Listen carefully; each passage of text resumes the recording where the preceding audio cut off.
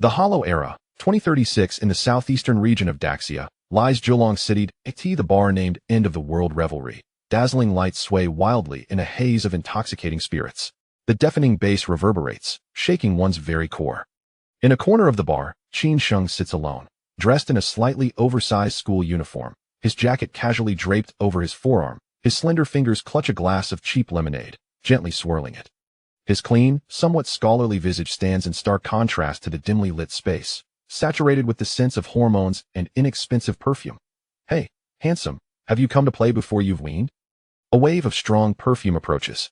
A voluptuous woman presses herself against him, her assets unabashedly on display. Just moments ago, she had been grinding against a blonde thug in the center of the dance floor. Now, she seems to have discovered fresh prey, drawing close to Qin Sheng. Qin Sheng remains silent, his gaze fixed on the ice cubes floating in his drink. Feeling shy, her body inches closer, soft curves nearly resting against his arm. "I adore boys like you, untouched and pure."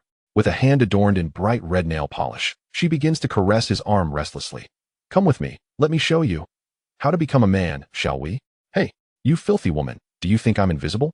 The blonde thug storms over, reaching to grab the woman's arm.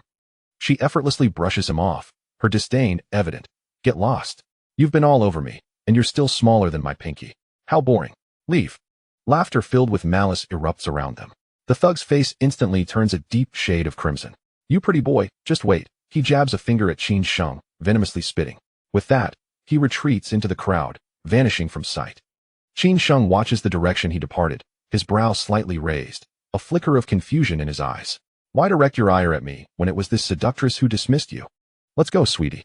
No one will disturb us now." The woman bites her luscious red lips, whispering into Qin Sheng's ear, "It's too noisy here. I'll take you somewhere quiet, to show you something exciting." Still, Qin Sheng remains mute. Like an unsuspecting prey, he allows her to lead him through the thrumming dance floor and down a dim, shadowy corridor, finally stopping at a heavy iron door in the back alley of the bar. Creak. The heavy iron door swings open, then slams shut.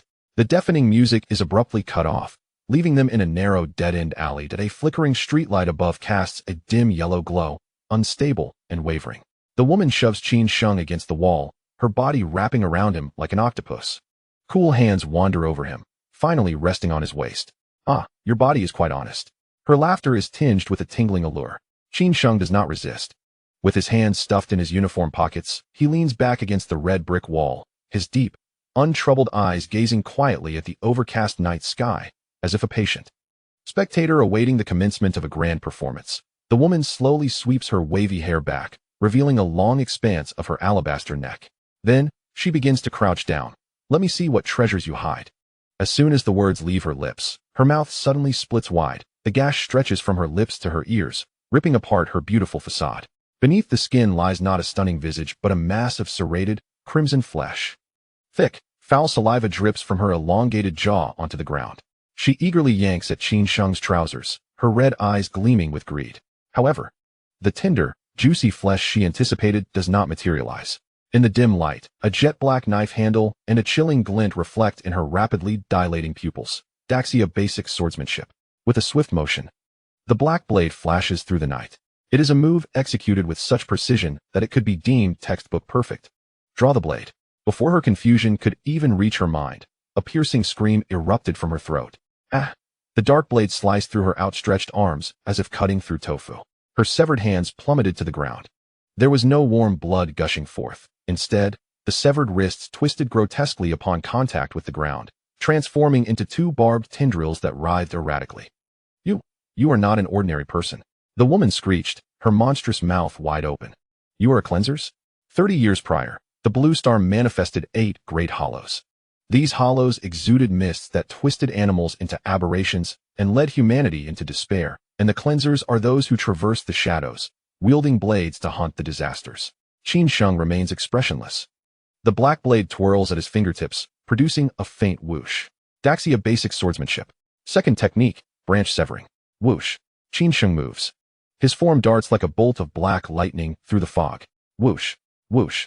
2 streaks of cold light intersect. Each strike precisely slices through bones and joints, ruthlessly and efficiently excising the very supports of her form. Before the woman's legs could even begin to morph into tendrils, they are cleanly severed at the knees. Thud! She collapses to the ground like a heap of rotten meat, writhing in agony, howling in despair.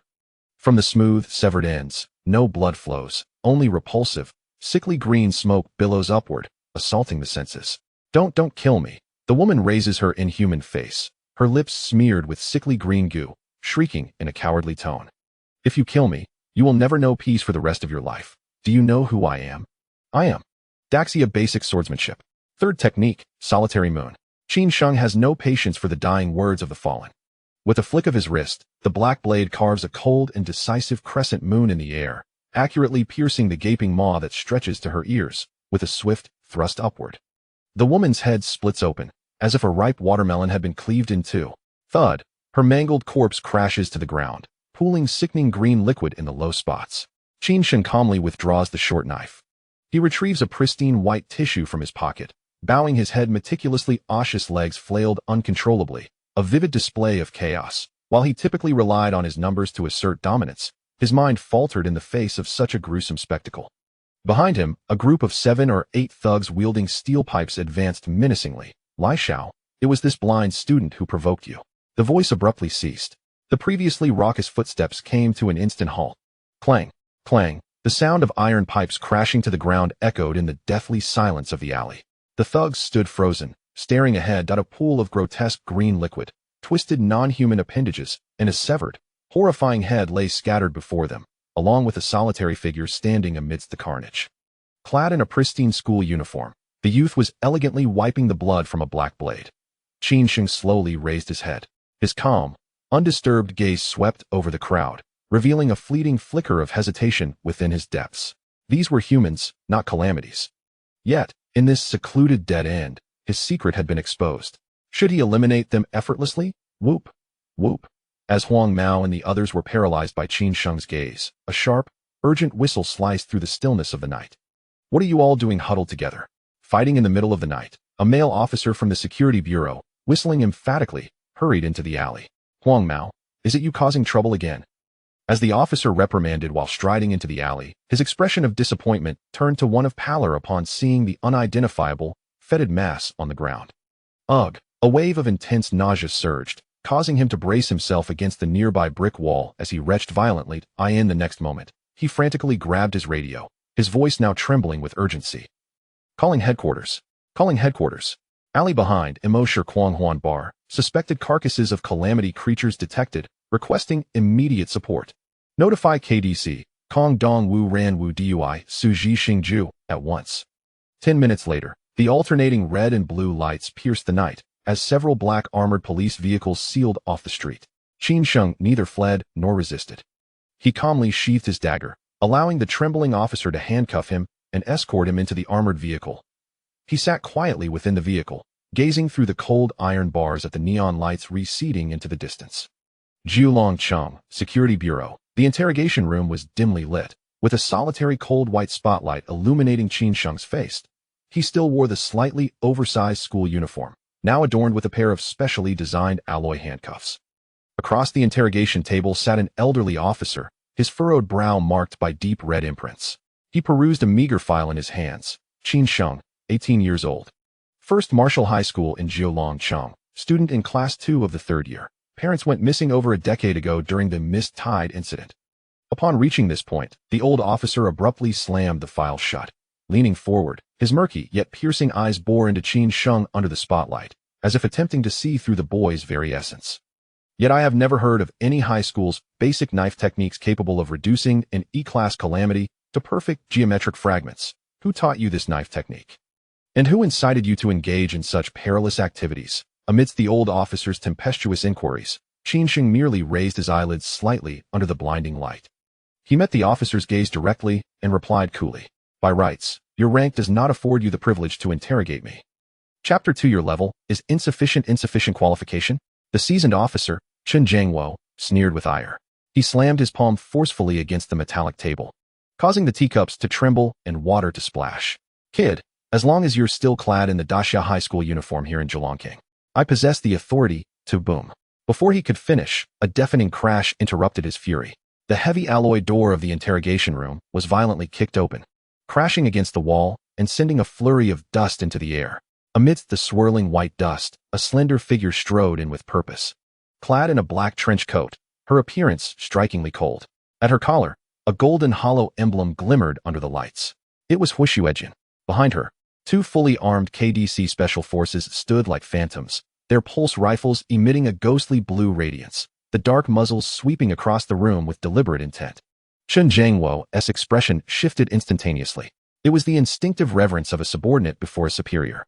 He sprang from his chair, standing at attention, saluting. Officer Hua, what brings you here personally? Huo Xuejin did not spare him a glance, her voice as frigid as ice. However, officer, this boy is suspected of illegal hunting of a disaster creature. Huo Xuejin slightly turned her head, her gaze sharp as a blade. Chen Zhangwo's remaining words were caught in his throat, cold sweat erupting on his forehead as he instinctively recoiled.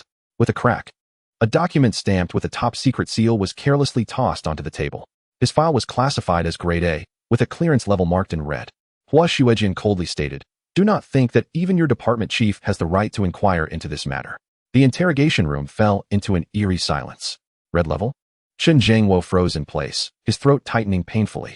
The red level indicated the highest level of military secrecy in Daxia. It meant utmost confidentiality and implied that anyone of his rank who dared to breach it would face fatal consequences. With palpable terror, he glanced at the boy seated in the interrogation chair. Qin Sheng remained quietly ensconced in the shadows, as if all that transpired around him was of no consequence to him. Yes, yes, Chen Zhangwo exclaimed, feeling as if a great weight had been lifted. Hastily gathering the documents on the table, not daring to look back, and retreating clumsily from the room. As he exited, special forces entered, swiftly cleaning the surfaces he had touched with meticulous care. Seizing the moment of transition, Qin Sheng slightly lowered his eyelids. Deep within his pupils, a faint crimson glow flickered. A semi-transparent panel, visible only to him, slowly unfurled within his field of vision. The domain of the martial god. Black Blade 09. Shall I retrieve the martial god projection? Enhances martial skills, requires the consumption of slaughter value. With a thought, Qin Sheng initiated the search. Searching. Projection number 113 retrieved. Daxia Basic Swordsmanship, Mastery Edition, consumes 20 slaughter value. Projection number 114 retrieved. Daxia Basic Swordsmanship, Perfect Edition, consumes 45 slaughter value. Projection number 121 retrieved. Daxia Basic Swordsmanship, Expansion Edition, load failed. Version mismatch, ding. Projection load complete. Initiate synchronization, synchronize. Thank you. Synchronization commencing, crackle. An imperceptible current surged through Qin Sheng's mind, rapidly coursing through his limbs. Thousands of sword swings, thousands of blocks, thousands of blood-soaked slashes. An overwhelming muscle memory was forcibly etched into his being in a fleeting moment. Scorching pain surged forth, followed by an exhilarating sense of power, as if he could sever anything in his path. Ding. Synchronization successful. Martial skill level. Daxia Basic Swordsmanship, perfect. Remaining slaughter value, 0. Martial God Body Tier 1 awaiting unlock, 65100. Qin Sheng slowly clenched his fist, the knuckles cracking softly. Opposite him, Huo Xuejin adjusted the glaring interrogation light. Instead of directing the light at Qin Sheng's face, she turned it towards herself, illuminating her slightly fatigued visage. She extracted a cigarette and lit it. The interrogation room was enveloped in silence as she watched the gray smoke coil and ascend in the beam of light. October 13th, last Monday. Huo Xuejin's voice was somewhat hoarse. Your benefactor, Qin Longfei, who is also my direct superior, fell into a coma while executing the Tianshan mission in the capital. His fate unknown. Upon mentioning that name, her fingers, which held the cigarette, trembled visibly. At the same time, you also fell into a coma and were hospitalized. The conclusion, 99 chance of brain death. Huo Xuejin abruptly lifted her head, her eyes ablaze, fixating intently on the boy before her. And yet, the esteemed 6th-tier martial artist, Qin Longfei, has perished, while you, the very next day, appeared unscathed, carrying your backpack to class. Qin Sheng sat in the shadows, his long fingers gently stroking the sleeve of his school uniform. Silence enveloped the room. Even more bizarre is this. Huo Xuejin slid her finger across the holographic panel. Buzz. In midair, a glaring crimson warning window instantly occupied her entire field of vision. I attempted to access your personal file, but the system issued the highest level of warning. All information prior to high school has been forcibly locked. Red level clearance, the Daxia military's utmost secret. An ash from her cigarette silently fell onto the metallic table. Huo Xuejin leaned forward, her hands pressed against the surface, her gaze almost piercing through Qin Sheng. Qin Sheng. Tell me, what truly transpired that day? Was it indeed a disaster that caused his demise? Faced with Hu Xuejian's oppressive gaze, Qin Sheng finally raised his head slowly. The eerie crimson glow in his eyes had long since receded into the depths, leaving behind only a profound darkness. Officer Hua, his voice was soft, calm, devoid of any tremor. Some answers bring with them a price of death. Since you hold him in such esteem, you must know that his greatest skill in life was keeping secrets. Hu Xuejian paused momentarily. However, one thing is certain. The boy leaned forward, his youthful face fully illuminated under the harsh light. A near-maniacal ferocity glinted in his eyes. The debt for Uncle Longfei's death shall be repaid in blood. With life for a life. A long silence ensued. In the interrogation room, only the faint sound of burning tobacco remained. The sharpness in Hu Xuejian's eyes gradually faded, replaced by weariness and sorrow. In this era, strength is the only truth. She produced a black metallic card from beneath the table, sliding it across to Qin Sheng. If you wish to legally hunt disaster creatures, first obtain a Tier 3 martial artist certification. Return to your Daxia High School and prepare diligently for next year's martial examination. She rose, donning her trench coat. In the meantime, if you encounter any trouble beyond your capacity, contact me. Meanwhile, in the Public Security Bureau's monitoring room. Are you kidding me? Old Chen shoved aside the stunned information officer, his voice booming as if to shatter the incandescent lights overhead. He pointed at the dismal data displayed on the screen, his eyes nearly bulging out. Zhulongking First Martial High School, Senior Year. Martial Examination Ranking, 1218th, last place. Vital Energy Value, 0.5. Note, average human vital energy value is 0.6. Comprehensive Evaluation, stance skills are superficial, physical fitness is extremely poor. Comprehension is lacking, practical experience is 0. It is advised to abandon martial arts and pursue liberal arts instead. Is the system malfunctioning? Old Chen fumed, slamming his palm on the table. Is this a pile of nonsense? Vital energy 0.5? He can't even stand firm in the most basic stance. The information officer gulped, utterly bewildered. It's displayed this way in Officer Chen's file. Nonsense. Pure nonsense. A vivid image flashed in Old Chen's mind. A pile of green, perfectly geometric pieces of flesh from the alley. That disaster was a demon of demolition. Last time, I brought along 7 or 8 capable hands to encircle the target. Yet they all managed to slip away. Lao Chun was so agitated he could barely contain himself, and as you witnessed in the surveillance footage, that young man dismembered the target with the finesse akin to slicing cold jellyfish. And now you tell me he ranks at the very bottom of the entire grade? Bang! The more Lao Chun pondered, the angrier he became, delivering a fierce kick to the nearby water dispenser, causing the water jug to jolt violently. If the last-place student can treat an E-grade catastrophe like a pig for slaughter, then what does that make me? Am I merely a piece of pork rib awaiting slaughter? The surrounding officers exchanged glances, none daring to speak. An inexplicable sense of absurdity enveloped them all. Either the world had gone mad, or the teachers at Julong Wugao were blind. Outside the gates of the Public Security Bureau, in the impenetrable darkness where the streetlights failed to reach, a man clad in tattered linen leaned languidly against a power pole. His eyes were wrapped in thick black bandages, and he clutched a polished green bamboo staff, resembling a blind fortune-teller from a bygone era beneath a bridge. At this moment, he tilted his head slightly, his ears twitching as if listening to the distant footsteps of Qin Sheng growing fainter. The only time Director Long Fei abused his power to secure someone's admission into the top martial arts school was for this little fellow. With such weak vitality and disordered steps, he appeared utterly unremarkable. Tap, tap, tap. The sound of high heels echoed as Hu Xuejian emerged from the doorway, her trench coat billowing, casting a cold glance at the blind man in the shadows. Stop your prattling, Hu Yuan. Keep an eye on him from the dark. Hu Xuejian's voice dripped with an unmistakable murderous intent. If he loses even a single hair, I will shove that broken bamboo staff down your throat and roast you like a skewer on an open flame. TSK, TSK, TSK, what a terrifying woman. Hu Yuan. The blind man shrank back slightly, feigning fear as he waved his bamboo staff.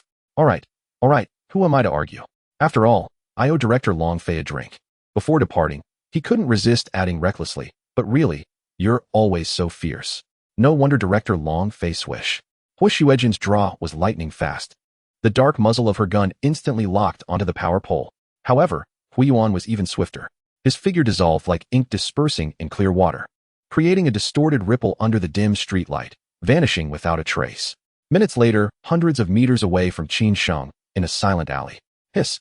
A barely audible sound cut through the air, as soft as the night breeze rustling through bamboo leaves. Hu Yuan stood quietly in the center of the alley. At his feet lay 5 grotesque creatures resembling monkeys, covered in dense compound eyes, sprawled in disarray. There were no screams or signs of struggle. Each creature bore a blood hole at its brow, instantaneously pierced by a blunt object. Dark green brain matter mixed with thick blood slowly oozed out.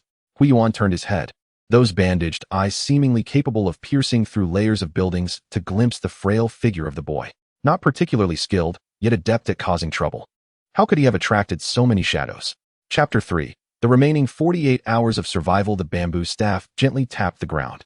The body seemed to be consumed by some invisible force, rapidly disintegrating into dust.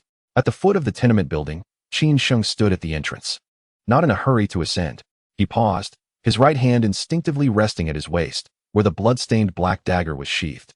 The sensation of being watched, akin to a venomous snake lurking in the darkness, only intensified as he left the Public Security Bureau. Lowering his gaze, he observed his elongated shadow cast by the streetlight and spoke softly. "Are you planning to reveal yourself after following me all this way?" The swaying shadows of the trees abruptly stilled. Qin Sheng remained poised at the boundary of light and darkness, his body slightly turned, right hand hovering over the dagger's hilt.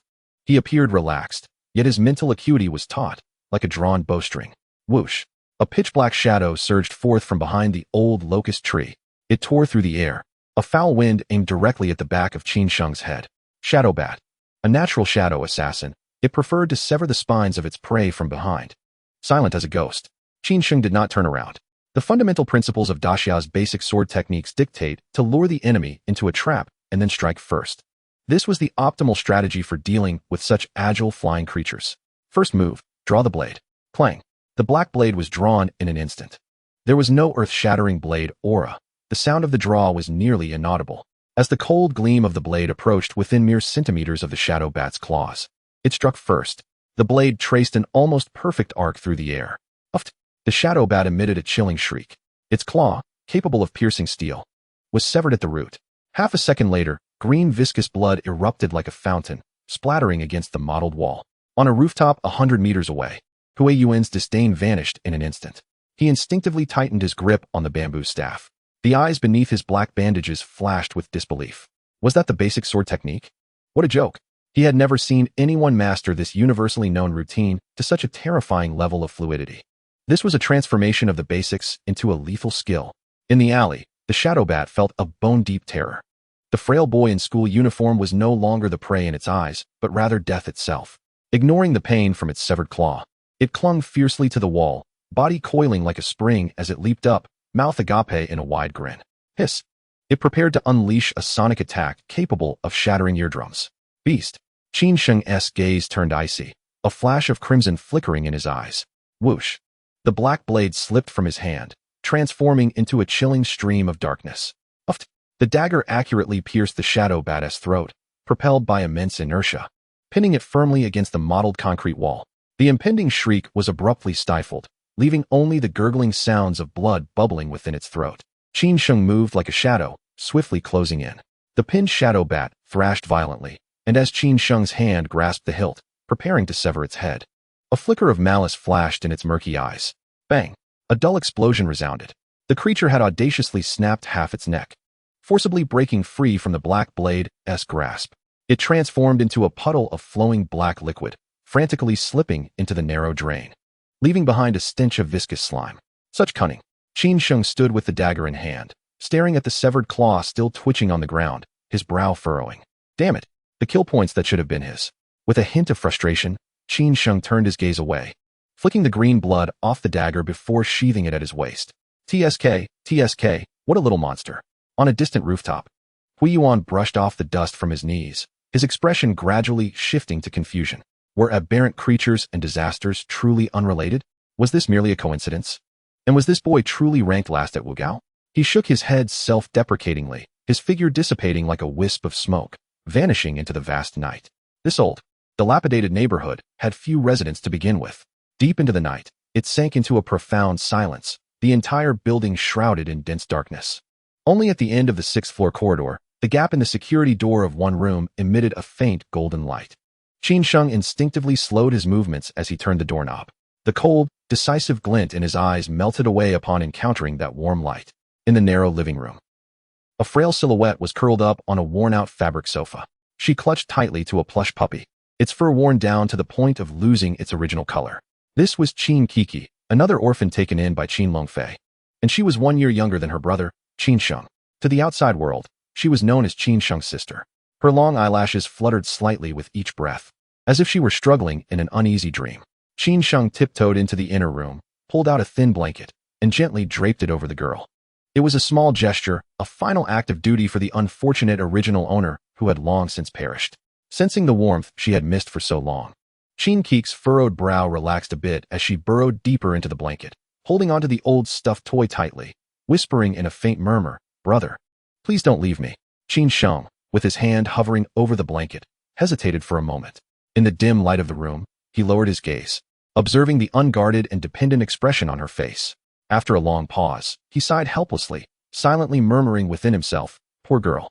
The true Qin Sheng, who would have protected you with his frail, yet gentle spirit, has long since passed away. He has left you in this predatory world." Straightening up slowly, he felt the impending collapse of his own battered body. The coldness and hostility belonging to a traveler from another realm surged within him once more. As for me, the temporary actor who has taken over this space, if I cannot gather enough killing points in the next few days, I fear I too must abandon you. There are no tender bonds here, only the stark reality of survival. Qin Sheng cast a deep glance at the sleeping girl before turning, without hesitation, and stepping into his own bedroom. The room was unlit, only the faint neon glow from outside casting a flickering outline of the youth. He tilted his head back, leaning against the door, and softly called into the depths of his consciousness, "Wushan Lingyu, Hebei 09. In an instant, a series of pale red characters flooded his vision, eventually crystallizing into a half-page document of garbled text. Project code, confidential level, A-class red. Note: this level of document is restricted to the highest decision-making committee and specific authorized personnel. Any unit is strictly forbidden from interrogating, detaining, or restricting the freedom of the project subject in any form. Related contact applications must be reported directly to the highest decision-making committee for approval. Violators will be prosecuted under Article 12, Clause 3 of the Hollow Special Control Regulations, treated as damaging a top strategic asset, with the authorization for the military unit of Daxia to immediately initiate on-site enforcement procedures. Project plan, gene setting, blood chi value 05 upper limit. Restriction status, damaged. Survival task, reshape the Wushan body. Task objective, unlock Wushan body level 1. Current progress, 65,100 killing points. Countdown, 48 hours 9 minutes 42 seconds. 2 days, failure punishment, death. Chapter 4, no time to play house. Qin Sheng stared at the screen filled with garbled text and the pulsating crimson countdown, his lips involuntarily twitching. He organized his chaotic thoughts, combining what Hui Xuejin said at the Public Security Bureau tonight. The truth had become glaringly obvious. The original owner was supposed to have perished at that time for reasons unknown, just like Qin Longfei. It was only due to the sudden crossing of my otherworldly soul that I took over this nearly collapsing body, which barely extended the deadline of death. However, this was merely a limited-time experience card, with the cost being the necessity to gather killing points before the countdown reaches 0 to reshape this damaged body. Since my crossing last Tuesday, I have wandered through the dark corners of Julong City every night, searching for disasters. Yet, these monsters, disguised in human skin, are cunning and elusive, making them difficult to encounter. After 5 days of effort, I had only accumulated 65 killing points. Recalling the fleeing shadow bat, Qin Sheng took a deep breath, attempting to suppress his anxiety. It was still not enough. If I cannot find a solitary disaster tomorrow, a resolute glint flashed in his eyes. On the day after tomorrow, I must find a way to sneak out of the city and hunt beasts in the wilderness. Finding disasters in the city is akin to searching for a needle in a haystack, while the wilderness beyond the city is a realm for otherworldly beasts. You cannot catch a tiger cub without entering the tiger's den. On Sunday morning, it was a special training day exclusively for elite students of Jiulong High School. The mist over Jiulong City had not yet dissipated, and the cool air was tinged with the earthy scent of damp soil. At the entrance of the community, Qin Sheng balanced on one foot against a rusted bicycle, his school uniform jacket casually unbuttoned, revealing a slightly thin white t-shirt underneath. His gaze pierced through the mist, landing on a peculiar figure across the street. This person was clad in a tattered linen shirt, their eyes covered by thick black fabric, gripping a car chess piece tightly, slamming it down onto a wooden chessboard with a resounding bang. The pieces jumped wildly, sending dust swirling into the air. "Kill! Old man, your horse moves too timidly, die!" The blind man shouted fiercely. Qin Sheng was intrigued by how this blind man, seemingly unable to see, appeared to possess an inner strength, with every move imbued with a fierce killing intent. Beside him stood a bamboo pole, and behind him sat a small stool with a coarse porcelain bowl atop it. Observing this scene, Qin Sheng couldn't help but shake his head, reflecting that even the blind were striving to live. He sighed softly, pulling a 1 yuan coin from his pocket and flicking it with his fingertips. The coin traced a precise parabolic arc through the air, landing stably into the bowl behind the blind man, strangely making no sound. "Brother, freshly steamed buns." A clear voice interrupted Qin Sheng's observation. Qin Kiki, with her hair tied in a neat high ponytail and cradling 2 steaming plastic bags, burst through the mist like a lively little deer. A sheen of sweat glistened on her forehead, and her eyes sparkled with starlight when she smiled. "Hurry, hurry. The antique is personally on duty this weekend. Being late could be fatal." The girl skillfully hopped onto the back seat, one hand wrapping around Qin Sheng's waist while the other had already unwrapped a bag. Shoving a plump, white bun toward his mouth. "Eat it while it's hot. It's your favorite, filled with preserved vegetables and shredded bamboo shoots." Qin Sheng, with his mouth full, mumbled in response and pushed off with his feet. The old bicycle creaked in protest under the weight, carrying the siblings as they swayed through the morning mist toward Julong High School. The girl wiggled her toes while diligently feeding her brother. The sunlight pierced through the clouds like countless golden swords, tearing apart the gray mist, illuminating their figures a little brighter. The outline of the bicycle vanished completely around the corner. Just a moment ago, the blind man, full of vigor, took advantage of his opponent's distracted contemplation and swiftly lifted the large bowl from the stool, slurping a mouthful of sweet tofu pudding. Slurp, slurp, spit. The blind man's expression changed drastically. 2 fingers pinched from his mouth, forcibly extracting a coin smeared with tofu pudding. "Boss, you dropped your money in my tofu pudding. I'm going to report you to the Public Security Bureau for foreign objects in your food. Get lost, you stinky blind man." The vendor yelled back without turning. "That was a gift from the handsome young man earlier. If you don't want it, give it back, and I can buy half a pound of beans." The blind man, clutching the coin, paused for a moment before starting to curse angrily. "I'm not blind." At the entrance of Julong High School, Qin Sheng had just locked his old bicycle in the shed when a roar echoed like a beast's growl. A bright yellow convertible sports car arrogantly blocked the pedestrian speed bump. The car shook violently with the roar of the engine, its exhaust spewing scorching waves of heat, causing passing students to cover their noses and evade. 2 familiar faces occupied the car. Zhao Lei, the grandson of the principal, and Zhang Kai, a local wealthy heir, are notorious figures at Julong High School, known for their privileged backgrounds. Surprisingly, neither of them is part of the elite class, yet they find themselves here on a Sunday. "Oh, is that not our class's top student in humanities, Qin Sheng?" Zhang Kai, gripping the steering wheel with one hand, revs the engine, producing a deafening roar. He removes his sunglasses, his gaze brazenly sweeping over Qin Kiki, who stands waiting nearby, his expression lewdly playful. "Kiki, how many times must I tell you? Laughing on the back of a bicycle cannot compare to sitting in my sports car and crying. Get in, and I'll let you experience the real thrill of acceleration, guaranteed to make you cry in rhythm. Isn't that better than being with this useless guy?" "Exactly. Following your good-for-nothing brother means even a decent breakfast is out of the question." Zhao Lei jeers, grabbing a basketball from the back seat and hurling it at Qin Sheng's head. Whoosh! The basketball hurtles through the air. In the past, the original owner would have stumbled or at least bowed his head to retrieve the ball, too intimidated to utter a sound. But now, Qin Sheng does not falter. He merely tilts his head slightly. Bang! The ball grazes his ear and crashes into the flower bed by the roadside, bouncing away. Qin Sheng halts momentarily. In the shattered fragments of the original owner's humiliating memories, these 2 faces are frequent tormentors.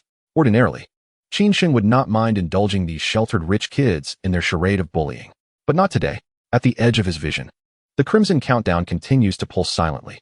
Every second that passes signifies the accelerated degradation of his genes. His mind is consumed with thoughts of where to find a solitary calamity and how to obtain that damned 35 points of kill value to ensure his survival.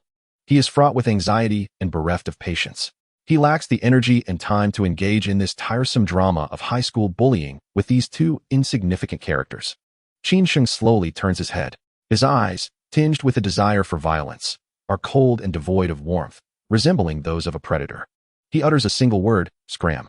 His voice is not loud, yet the atmosphere suddenly falls silent. The surrounding students gasp, eyes wide with disbelief. In the sports car, Zhang Kai's smug expression freezes instantly. Zhao Lei's smile also vanishes entirely. The once timid Qin Sheng, who could barely muster a response, has just regarded them with such disdain and commanded them to leave? The humiliation washes over them like a tidal wave. Are you looking for death? Zhang Kai's face contorts with rage, and he roars as he yanks out a dark gray air gun from the storage compartment beneath his seat. He shoves it into Zhao Lei's hands. Shoot him in the ass. I want to see how tough this loser really is. Zhao Lei, trembling as he grasps the gun, lowers his voice. Kai, this is right at the school gate. It'll be hard to explain to my grandpa if this gets out. Who cares? It's just a low-pressure air gun. It won't kill him. If anything happens, I'll take the blame. Zhang Kai's eyes blaze with fury, evidently incited by Qin Sheng's earlier contemptuous gaze. Medical expenses are on me. Just shoot. The onlookers scream in terror, scattering in every direction. Cornered, Zhao Lei grits his teeth. Aiming the gun directly at Qin Sheng's thigh, he pulls the trigger. Bang! A steel ball, glinting ominously, shoots forth. Qin Sheng, with his right hand concealed within the sleeve of his uniform, swiftly reacts. A dark shadow slices through the air, tracing a cold, arc ding. The sharp sound of metal colliding pierces the air. Zhang Kai and Zhao Lei barely have time to blink. Crack! The expensive tempered glass windshield of the sports car shatters, splintering into a web of white cracks. A steel ball lodges itself firmly at the center of the web, less than an inch from Zhang Kai's brow. Oh snap! Zhang Kai's scalp prickles, and he instinctively shrinks beneath the seat, yanking the steering wheel with a screech of protest. Didn't you say it was a low-pressure valve? Zhao Lei stares at the gaping hole, his face draining of color as he realizes something must have ricocheted back. What the hell? I told you to shoot at his leg, not wherever that went. Zhang Kai, distressed over the shattered windshield worth a small fortune, turns and slaps Zhao Lei hard across the face. That glass costs 6 figures. Are you going to pay for it with your life? Don't hit the face. You bastard. Don't go too far. The two, who were previously in cahoots, now devolve into a chaotic scuffle, drawing laughter from the onlooking students. Meanwhile, Qin Sheng pays them no mind, having mounted an old bicycle. He pedals vigorously, speeding away down the alley, entirely disinterested in the antics of these two clowns. The relentless countdown on his retina, marked as 48 hours, tightens around his nerves like a burning wire. He must locate his target and eliminate it before picking up his sister from school this afternoon. Time is of the essence. At the school gate, the security office is half-shuttered. The steam from a hot Longjing tea wafts in delicate tendrils of white mist. Principal Zhao Chongyan, cradling a chipped teacup, gazes quietly through the gap, observing the unfolding scene at the street corner. His once murky eyes suddenly sharpen, akin to an eagle's. In the fleeting moment when the steel ball ricocheted, he caught sight of a familiar dark hue amidst the shattered light. The black blade is indeed in his grasp. Zhao Chongyan murmurs softly, the sound swallowed by the bubbling tea kettle. He then sets down the teacup and opens an old student registry on the table. His rough fingertips gliding slowly over the inked entries. Qin Sheng. Vitality, 05. Recommendation, transferred to humanities. Reading the recommendation, Zhao Chongyan squints thoughtfully, gently closing the folder. The grinding sound of gears meshing fills the air, a harsh noise echoing through the daylight streets of Jiulong City. Qin Sheng pedals his bicycle furiously, a fire burning within him as he hunts for prey. Yet, calamities tend to lie dormant in the shadows during the day, leaving no trail to follow. Should he venture to other bars to fish for opportunities? It is only 9 in the morning, and the neon lights lack even the desire to flicker. Where would he find any quarry? Just as Qin Sheng's frustration mounts, his vision nearly clouded with crimson, he hears a frantic calling behind him. Qin Sheng. Qin Sheng. A lanky boy sprints towards him, clutching a handful of colorful flyers, breathless with exertion. Li Changsheng, a fellow student from Jiulong Wugao, Class 3, is another legend in his own right. If Qin Sheng is the undisputed last in rank, Li Changsheng is the one perpetually struggling in second to last place. Oddly enough, Li Changsheng's vitality stats have always been decent, yet when it comes to practical assessments, his scores are abysmal. The two have firmly held the last 2 ranks from their first year through to their senior year, never faltering. They are affectionately dubbed the Crouching Dragon and Phoenix Chick. Finally caught up to you, Li Changsheng exclaims, grabbing onto the back seat of Qin Sheng's bicycle, bending over as he gulps in air. He raises the crumpled flyer in his hand, his face breaking into a familiar grin of camaraderie. It's fate that we meet. Can you help me out by distributing a few of these? Once done, I'll treat you to synthetic steak at noon. Qin Sheng's gaze flits over the gaudy paper. The arena of true men, beast versus beast. Experience the primal thrill of bloodshed as you personally strangle exotic beasts. Every afternoon, there are 3 sessions of an underground blood plasma feast that one cannot afford to miss. A sudden flash of realization struck Qin Sheng as he fixated on the words slaughtering exotic beasts, his breath nearly ceasing. Indeed, He had traversed countless paths only to find this. A glimmer of hope amidst the darkness. With a loud crash, Qin Sheng tossed aside the bicycle with ease and grasped Li Changxing's shoulders with such force that it elicited a sharp intake of breath from him. "What on earth are you doing, Qin Sheng?" Li Changxing began, but his words faltered as he met Qin Sheng's gaze. The usual dullness in those eyes was now replaced with fervor. "Changsheng," Qin Sheng's voice trembled, filled with an overwhelming urge to embrace him and plant a fervent kiss on his oily face. It felt as if the heavens had sent a bodhisattva to save his wretched life. "You are truly my savior," Qin Sheng growled through clenched teeth. The sudden intensity of Qin Sheng's emotions startled Li Changxing, causing him to break into a cold sweat as he stammered, No, my friend, it's just a synthetic steak. There's no need to be this excited. Where's this place?" Qin Sheng yanked him back, speaking at a rapid-fire pace. "Do they need anyone? Are they hiring beast fighters? The kind that can personally slay exotic beasts?" Li Changxing was utterly taken aback. He stared at Qin Sheng as if he were a madman, then cautiously reached out to touch Qin Sheng's forehead. "You're not feverish," he remarked, bewildered. "I want to kill exotic beasts. Right now." Immediately, Qin Sheng asserted with unwavering conviction. Li Changxing, both enraged and amused, pushed Qin Sheng's hand away. "What are you talking about? With our martial arts levels, we always come in last. To fight beasts? You must be joking. You're just offering yourself as a buffet for them. I would do anything to personally slay an exotic beast. I would even serve them a massage," Qin Sheng exclaimed, seizing the bicycle and slapping the back seat with a fervor that exuded a relentless determination. "Get in. Lead the way."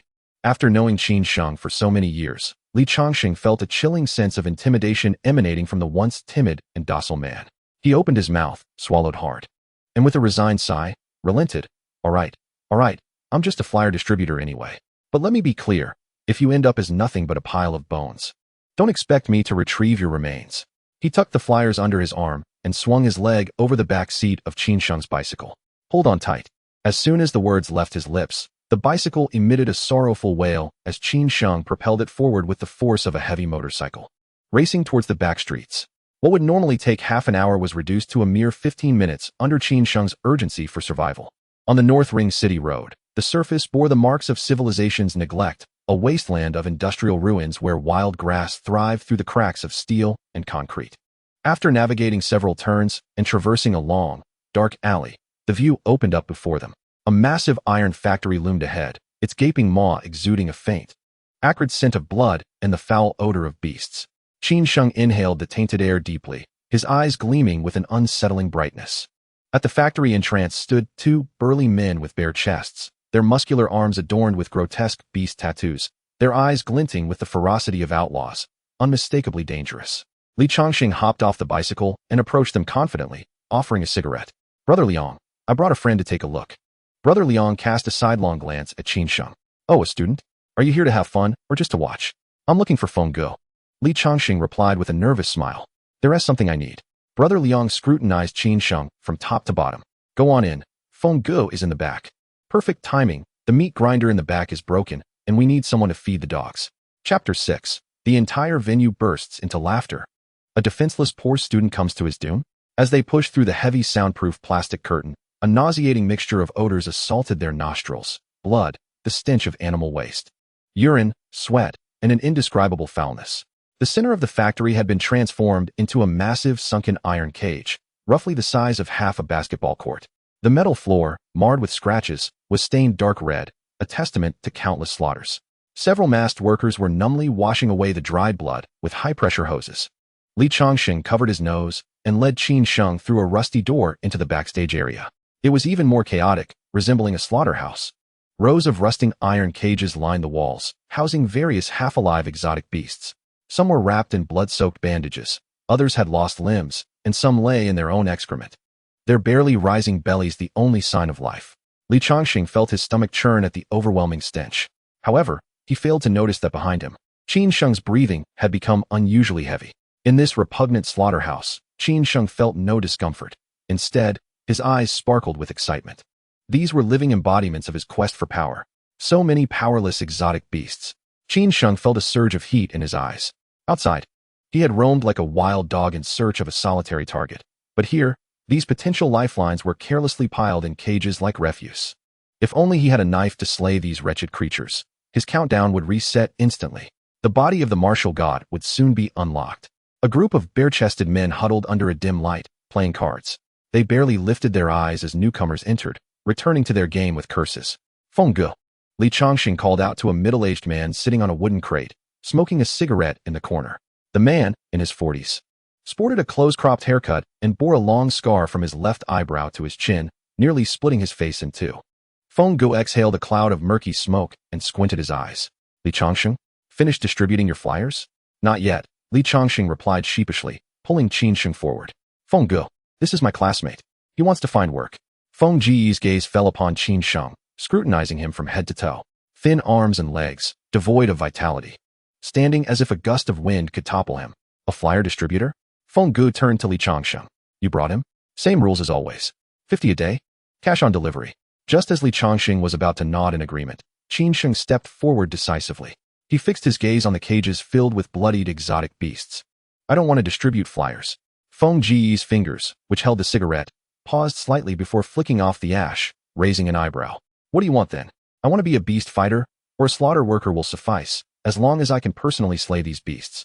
The urgency in the young man's voice stood out sharply against the cacophony of the backstage. Suddenly, the card players halted their game in unison. The entire backstage fell into a silence for a few seconds, followed by a chorus of laughter that nearly shook the metal roof. What did this kid just say? He wants to kill exotic beasts? He wants to be a slaughter worker? Has this tender-skinned student lost his mind? One bite from a beast, and he might explode. With that little frame, I could break 3 of his ribs with a single punch. And he wants to kill exotic beasts? He can't even handle a chicken. The group of bare-chested men laughed uproariously, nearly falling over each other. One particularly rotund man laughed so hard he was nearly in tears, pointing at Qin Sheng. Li Changxing's face turned crimson as he desperately tugged at Qin Sheng's sleeve. Are you out of your mind? Are you serious? Yet, Qin Sheng shrugged off Li Changxing's grip. He was utterly deaf to the surrounding jeers. Only the relentless ticking of the countdown on the system panel pierced his ears. Feng Ge did not laugh. He merely fixed his gaze upon Qin Sheng. Having witnessed countless desperados seeking their livelihood here, he was accustomed to seeing either despair or greed for money in their eyes. Yet, in this young boy's eyes burned a fervor so fierce it seemed he was ready to leap and tear at whatever stood before him. Such a gaze was utterly incongruous with that of a high school student. Are you serious? Feng Ge asked. Absolutely, Qin Sheng replied urgently, locking eyes with him. With a grind of his military boots, Feng Ge stubbed out his cigarette on a wooden crate and rose, towering over Qin Sheng by more than half a head. His presence exuded a palpable aura of lethal combat experience, pressing down on the boy like a tangible force. Do you know what Isho is? Feng Ge inquired. Yes. Then do you know how many people perish in that cage each month? No. Let me tell you.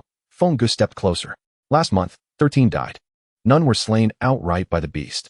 The Isho would tear them partially, leaving them writhing in pools of blood, and we had to deliver the final blow ourselves. He paused, recalling something grimly amusing. Among them was a student about your age, also skeletal and frail. He nearly killed a Isho himself. How? Qin Sheng asked. Feng Ge pointed to his throat. He jammed his thin bones into the creature's throat, almost choking the beast to death. Laughter erupted again, wild and unrestrained. Feng Ge stood less than a meter from Qin Sheng, towering and gazing down, searching for a flicker of retreat on the boy's face. Qin Sheng pondered briefly, seemingly considering tempering his resolve with a plausible excuse.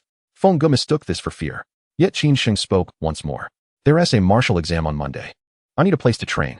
Train? Feng Ge was stunned, then laughed bitterly. An arrogant student like you. After all these years, you're the first. Fine. You want to train? I'll grant you that. Feng Ge strode toward the far corner where a massive iron cage was covered with a black waterproof tarp. With a swift motion, he tore it away. A pungent stench of blood assaulted their senses. Inside, a feline Isho, larger than a fully grown leopard, was panting violently. Its body was cloaked in gray-white fur, dark streaks faintly visible beneath congealed black blood. 2 ivory fangs, each as long as an adult's forearm, protruded from its bloodied, gaping maw, grotesque and menacing. The beast was grievously wounded, bearing 7 or 8 horrific slashes, the deepest cutting across its abdomen, revealing writhing dark red entrails. Its right hind leg was grotesquely twisted at an unnatural angle, bone shards piercing through flesh, completely broken. Bloodshot, dull yellow vertical pupils half opened, contracting sharply into narrow slits at the glare of light. A low, boiling roar emanated from its throat. A dying beast is the most perilous. for it has nothing left to lose but its bloodthirsty instinct to tear apart all living things before it joins them in death. Feng Guo's expression was impassive as he stared at the cage. The creature had fought for 40 minutes, endured more than a dozen slashes, and was only felled after its leg was shattered. Soon it would be dead and sent to the slaughterhouse. Turning slowly, he fixed Qin Sheng with a gaze as cold as if beholding a corpse. You want to train? This is it. He pointed at the cage. Go in. Deliver the final blow. Walk out alive, and I'll sign you up for the match. The card players nearby fell silent, their mocking faces replaced by complex expressions, some sympathetic, others scornful, and some openly pitying. Are you really letting him in? A burly man with a face like a butcher swallowed nervously. This beast's death thrashings aren't a joke. Even second-tier warriors have perished in there. That kid isn't delivering the final blow. He's becoming the beast's last meal. Feng Gu shot him a fierce glare, silencing him instantly. Open the cage, Feng Gu commanded coldly. The tall, lanky man entrusted with the keys hesitated, clutching a heavy bunch of iron keys. He looked at Feng Gu with a troubled expression. Feng Gu, if this kid dies in there, we'll have to go in ourselves to handle the mess. It's going to be a real pain. Feng Gu slowly turned his head, his lone wolf eyes piercing the tall man with chilling coldness. Have you spoken enough for today? His voice was low but carried an icy weight that sent the tall man shivering as if plunged into an ice pit. He dared not utter another word and scrambled toward the cage. The heavy iron gate creaked loudly as it was pulled open. The wounded saber-toothed cat twitched its broken leg violently. Its massive head turned with difficulty, the savage vertical pupils locking onto the slender figure at the entrance. Qin Sheng, you've lost your mind. Li Changshan clutched Qin Sheng's arm, his voice trembling. You're walking straight to your death. Let us go back. Forget the money. If you really need it, I'll give you everything I've earned these past days. Please don't do this. Qin Sheng did not look back. He gently raised his arm, effortlessly breaking free from Li Changshan's grasp. Wait outside. His voice was soft but resolute, leaving no room for argument. Li Changshan stood frozen. Qin Sheng stepped into the cage. With a clang, the iron door slammed shut and locked behind him. Li Changshan's eyes reddened in fury. Qin Sheng didn't even have a knife. Feng Gu hadn't given him one. Damn it. Li Changshan shouted at Feng Gu. What are you doing? Why not even give him a knife to defend himself? Feng Gu ignored him, expressionless as he struck a match, lit a cigarette, and stared at the cage. The men who had been playing cards all rose and gathered around the cage, holding their breath. Inside, man and beast stood less than 4 meters apart. The saber-toothed cat's blood bubbles inside its throat burst continuously, emitting agonizing wails, the death knell of a desperate creature. Its remaining front paws clawed frantically at the metal floor, producing piercing screeches as every muscle tensed to the utmost. Despite its spilled entrails, the beast's primal killing instinct drove it to shred the foolhardy human before it. Qin Sheng took a casual step forward, his body riddled with vulnerabilities. A sudden, blood-curdling roar erupted from the saber-toothed cat. In the next instant, it lunged like a bullet released from a gun barrel. Though dragging its broken leg, its speed was suffocatingly swift. Pale fangs whipped up a gust of bloodied wind, aiming straight for Qin Sheng's throat. Li Changshan closed his eyes in despair. A dull, heavy sound, the sickening noise of a sharp blade piercing flesh and bone, rang out. Then came the thunderous impact of a massive body hitting the ground. Silence fell. No cries, no struggle. Li Changshan trembled as he opened his eyes. The scene before him. Feng Gu and all the bloodthirsty men present caused their pupils to constrict sharply. Qin Sheng stood in the cage, slightly turned to one side. His right hand pressed firmly against the saber-toothed cat's massive head. In his grasp was a pitch-black dagger of unknown origin. The blade pierced precisely through the left eye of the saber-toothed cat, effortlessly shattering the tough skull, with the tip emerging from the back of its head, glistening with a mixture of crimson and ivory brain matter. The massive body of the saber-toothed cat collapsed silently at his feet, devoid of any life. The entire event transpired in less than 3 seconds, marked by an exquisite cleanliness and efficiency, akin to a fishmonger at the market dispatching a flopping carp with a swift strike. The cigarette but slipped from Feng Ji's lips, landing on his boot and leaving a dark mark. Outside the iron cage, a group of men stood with mouths agape, as if collectively throttled, unable to utter a single sound. With an expression as impassive as stone, Qin Sheng withdrew the black blade, bending down to meticulously wipe the blood from the blade using the still warm gray-white fur of the saber-toothed cat. The retina displayed cold data in a vivid scarlet. Successfully killed a first-tier exotic beast, saber-toothed cat. Gained 10 points of slaughter value. Worthless, Qin Sheng silently cursed. The dagger returned to its sheath with a soft click as he slowly raised his head. His gaze, colder than the black blade itself, swept over the petrified crowd outside the cage. Now, am I deemed worthy? Li Changsheng stood frozen, his mind blank. What had just transpired? That individual, once ranked lowest alongside him, with health points barely exceeding 1, had just dispatched an exotic beast with a single strike. When had he acquired a knife? Where had that obsidian dagger come from? Regrets flooded Li Changsheng as he recalled having closed his eyes. Upon reopening them, the saber-toothed cat lay lifeless at Qin Sheng's feet. In the stillness, Feng Gu was the first to break the silence, applauding. The scar on his face twisted grotesquely with his exaggerated grin, appearing even more terrifying than when he was expressionless. Yet, in his sinister eyes, a fervent glimmer of excitement sparkled. Excellent! Excellent! Excellent! Feng Gu exclaimed thrice, striding confidently to the iron cage and personally pulling open the heavy metallic gate. This sudden change in demeanor was a stark contrast to the ruthless demeanor he had displayed moments before. Little brother, what is your name? Qin. Brother Qin. Come. Let us converse. Feng Gu reached out to clasp his shoulder, but Qin Sheng subtly sidestepped, stepping out and smoothly sheathing the now clean black blade at his waist. Feng Ji's gaze lingered on the blade, a flicker of apprehension crossing his eyes, yet he refrained from asking further. In this line of work, who was without their share of secrets? As long as one possessed skill and could generate profit, they were considered a good brother. Brother Qin, your skills are remarkable. Feng Gu raised his thumb in admiration, truly impressive. The students of Jiulong Wugao are indeed deserving of their reputation.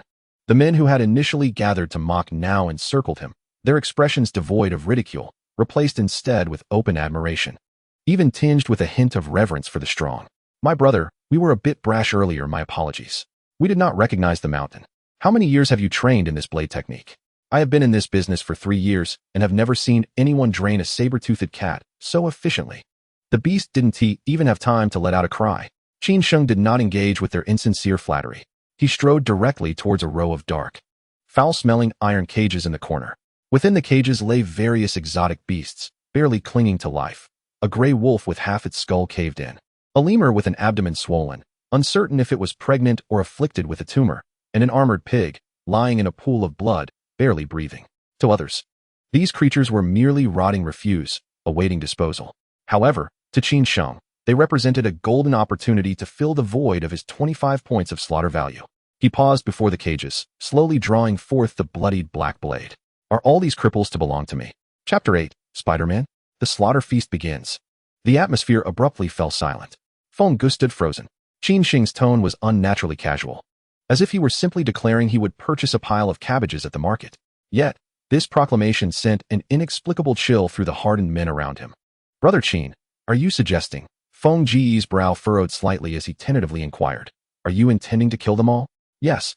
Feng Ji's face contorted, his expression reaching an extreme of peculiarity. Having worked in the underground beast-fighting arena for over a decade, he had encountered all manner of madmen, gamblers risking their lives for hefty rewards, warriors seeking fame through battle records. However, he had never met someone as young as Qin Sheng, who, despite his tender years, displayed such ruthless intent towards a group of helpless, old, sickly, and disabled exotic beasts. His eyes gleaming with an almost pathological hunger. Brother Qin, let us be honest here. Feng Gu regarded the young man before him with a mixture of fascination and concern, lowering his voice. Were you bullied at school, harboring a desire to vent your frustrations? If you seek an outlet, I have other methods. Qin Sheng glanced at him, offering no explanation. Vent. No, he simply had an overwhelming need for the life-saving 25 points of slaughter value. Yet, to these seasoned veterans, his icy silence resonated like that of a repressed psychopathic killer struggling to contain his instincts. Sensing Qin Sheng's silence, Feng Gu felt increasingly unnerved. He sighed, gesturing toward the cages. Brother, it's not that I'm stingy, but you really cannot kill these. Why not? They are meant to be sold. Feng Gu explained helplessly. Our Fierce Beast Arena not only features professional performances for the audience, but also provides immersive experiences for VIP clients. The wealthy second-generation heirs from the inner city seek the thrill of personally slaughtering exotic beasts. These half-dead cripples are perfect for them to practice on. If you were to dispatch them all now, what would I have left to satisfy those live ancestors? Qin Sheng remained silent. His gaze lowered as he assessed Feng Ji's gun holster and the muscular men surrounding them. He calculated coldly in his mind. These men appeared weak, yet they surely possessed some hidden means. Otherwise, they could not manage these exotic beasts. Moreover, time was still on his side. There was no need to be hasty. Feng Gu keenly detected the undercurrent of violence simmering in Qin Sheng's eyes, a chill creeping down his spine. This kid was dangerously obsessed. It seemed that if he couldn't kill, he might consider harming himself instead. Since these cannot be killed, Qin Sheng took a deep breath, forcing down the tumult within. Arrange for me to participate in the formal beast fight this afternoon. When is the soonest I can get into the ring? Feng Ge felt a wave of relief wash over him. As long as this living demon did not target the V's assets, he was all too eager to comply. His eyes brightened. There's a match at 2 o'clock this afternoon. I've been waiting for your word. Rubbing his hands together, his face transformed back into the shrewd and calculating demeanor of a businessman. However, Brother Qin, we need to discuss one thing in advance. Your identity. Feng Ge pointed at Qin Sheng's uniform, issued by the Great Xia Unified School System.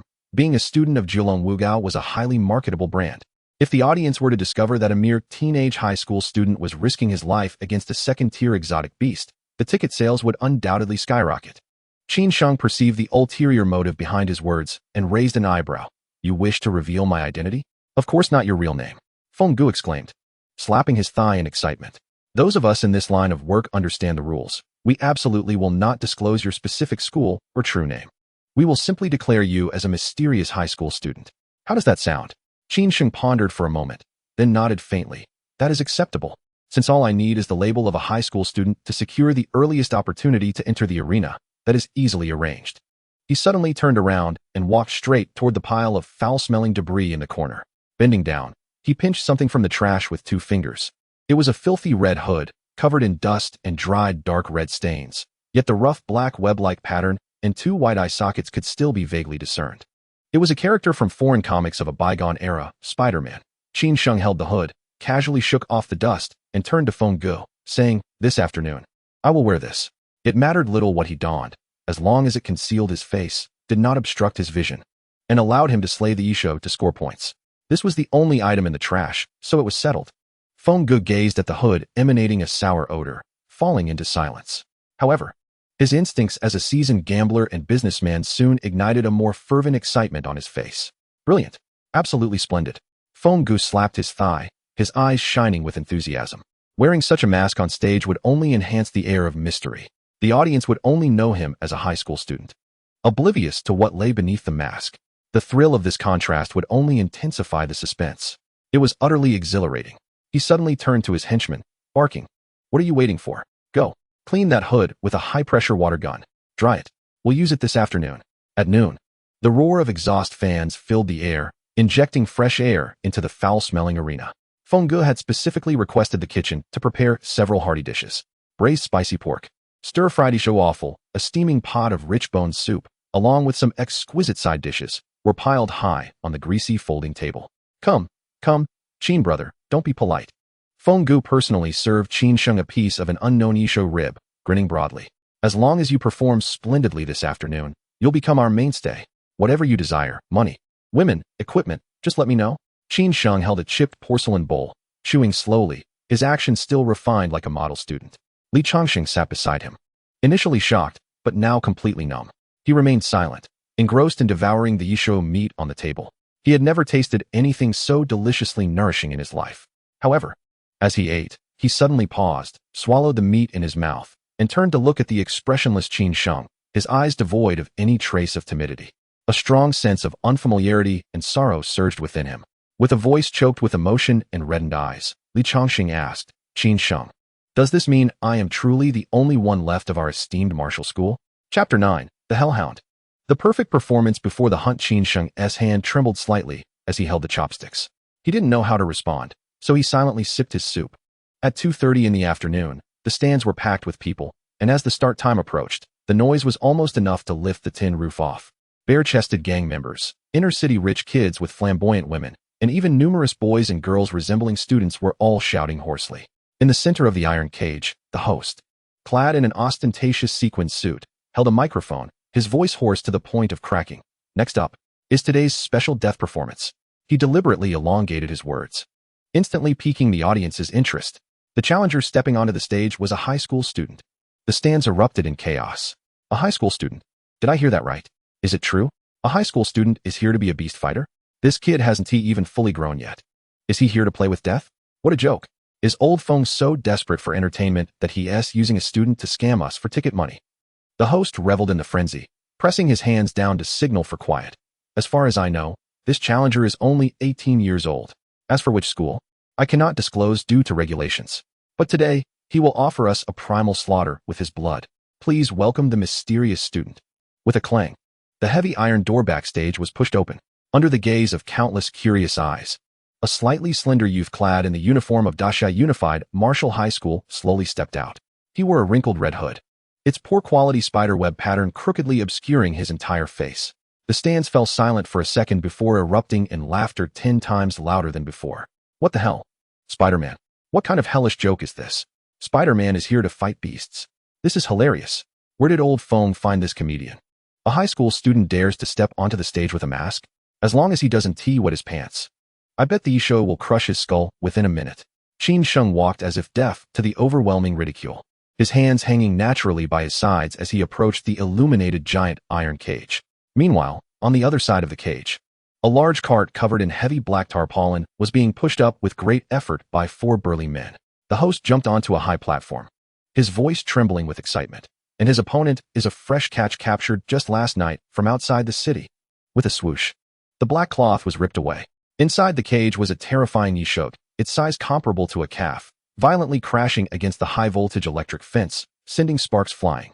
Its body was covered in gray and black spiky fur. Most horrifyingly, 3 enormous canine heads grotesquely jutted from its thick neck. 6 ferocious eyes stared hungrily at the audience. And 3 massive mouths opened simultaneously, viscous green drool dripping incessantly. 3-headed husky so variant, commonly known as 3-headed hellhound. This was a legitimate Tier 2 Yishuk. If all 3 heads went berserk and attacked simultaneously, the destructive power would be enough to make any Tier 2 martial artist's scalp tingle and flee in terror. The laughter from the stands abruptly ceased, replaced by a collective gasp of disbelief. What? A 3-headed mutated dog? Are they insane? Letting a student fight this? That high school student is doomed. He will definitely be torn to shreds. I bet he won last 30 seconds. Standing before the cage door, Qin Sheng calmly met the gaze of the 3 bloodshot eyes through the cold iron bars. The 3-headed dog became increasingly agitated, all 3 heads letting out deafening roars. The nauseating stench of decay assaulted the senses, and the sound vibrated painfully in the eardrums of the front-row spectators. At that moment, Feng Gu quietly leaned closer to Qin Sheng, lowering his voice. Qin brother, I'd like to discuss something with you. Qin Sheng tilted his head slightly. Feng Gu pointed to the frenzied gamblers waving cash in the stands, his eyes gleaming with enthusiasm. The audience pays to see something thrilling and exhilarating. If you just go up and slice it open in one go, while impressive, it would be too short to be satisfying. I want you to put on a show first. Struggle a bit, look a little desperate, and ideally, shed some blood. When the atmosphere is completely heated up and everyone thinks you're about to lose, that's when you strike back. This will maximize the entertainment value, and next time, the number of spectators will definitely double. He clenched his teeth, extending 2 fingers. The prize money, I'll double it for you. Beneath the mask, Qin Sheng's eyes narrowed slightly, a dangerous glimmer flashing within. After a few moments of contemplation, he nodded, his voice muffled beneath the mask. All right. Feng Gu was overjoyed, slapping the iron bars forcefully. Good brother, let us show these bastards a spectacle. With a clang, the gate of the cage rose with a thunderous sound. The 3-headed mutated canine unleashed a ferocious roar, its limbs exerting tremendous force.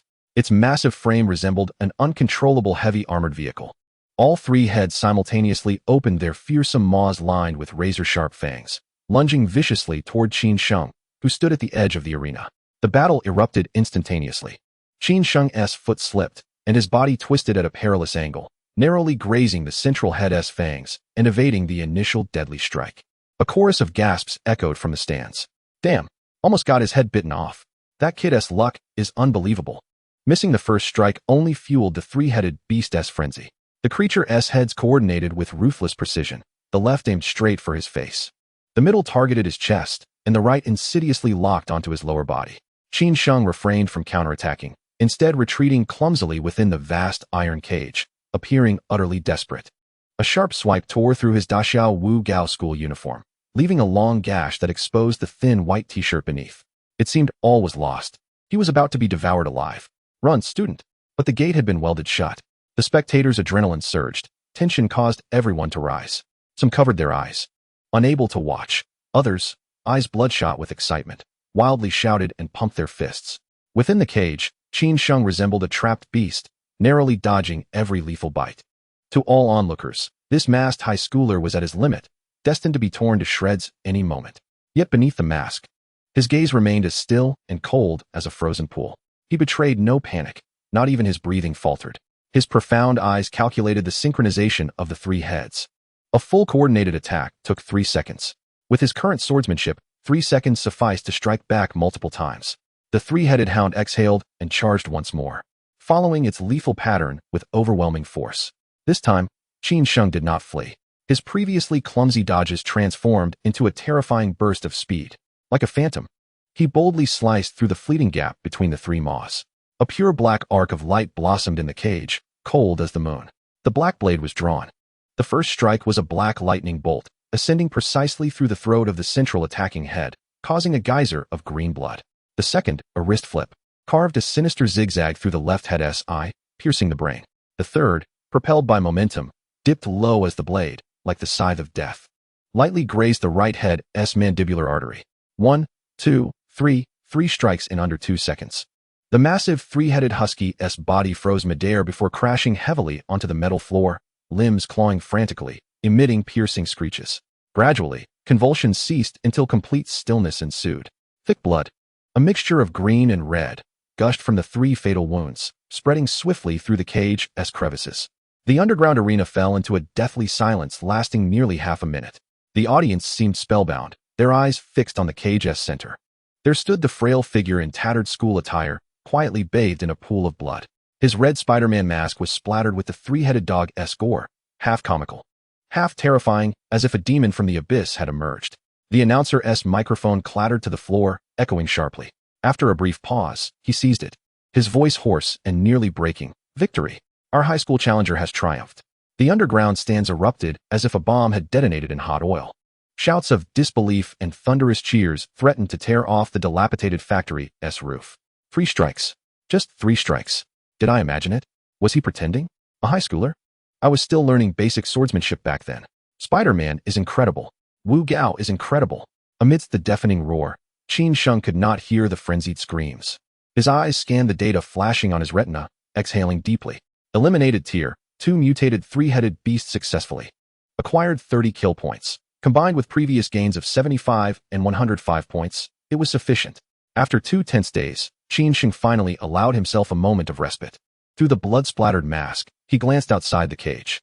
Feng Ge leaned desperately against the railing, clapping vigorously, veins bulging in his neck. In a shadowed corner, Li Changsheng watched with eyes that regarded him as a strange monster. Qin Sheng ignored them, turning toward the backstage area.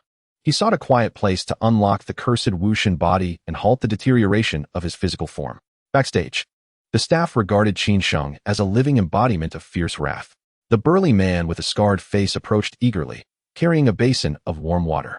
A tall, slender man offered a clean towel with both hands.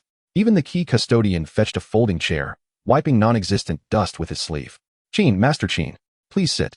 Use warm water to reduce the blood heat." Without ceremony, Qin Sheng removed the Spider-Man mask stained with the fetid green blood and tossed it aside, immediately collected for cleaning. Under the dim light, the stark contrast between his barely grown stubble and the ruthless slayer who had dispatched a tier, 2 beasts in 3 strokes left the men around him breathless. Taking the warm towel, Qin Sheng wiped the blood from his hands. Leaning back in the chair, his eyelids drooped as though resting. Yet his consciousness delved deep into the realm of perception.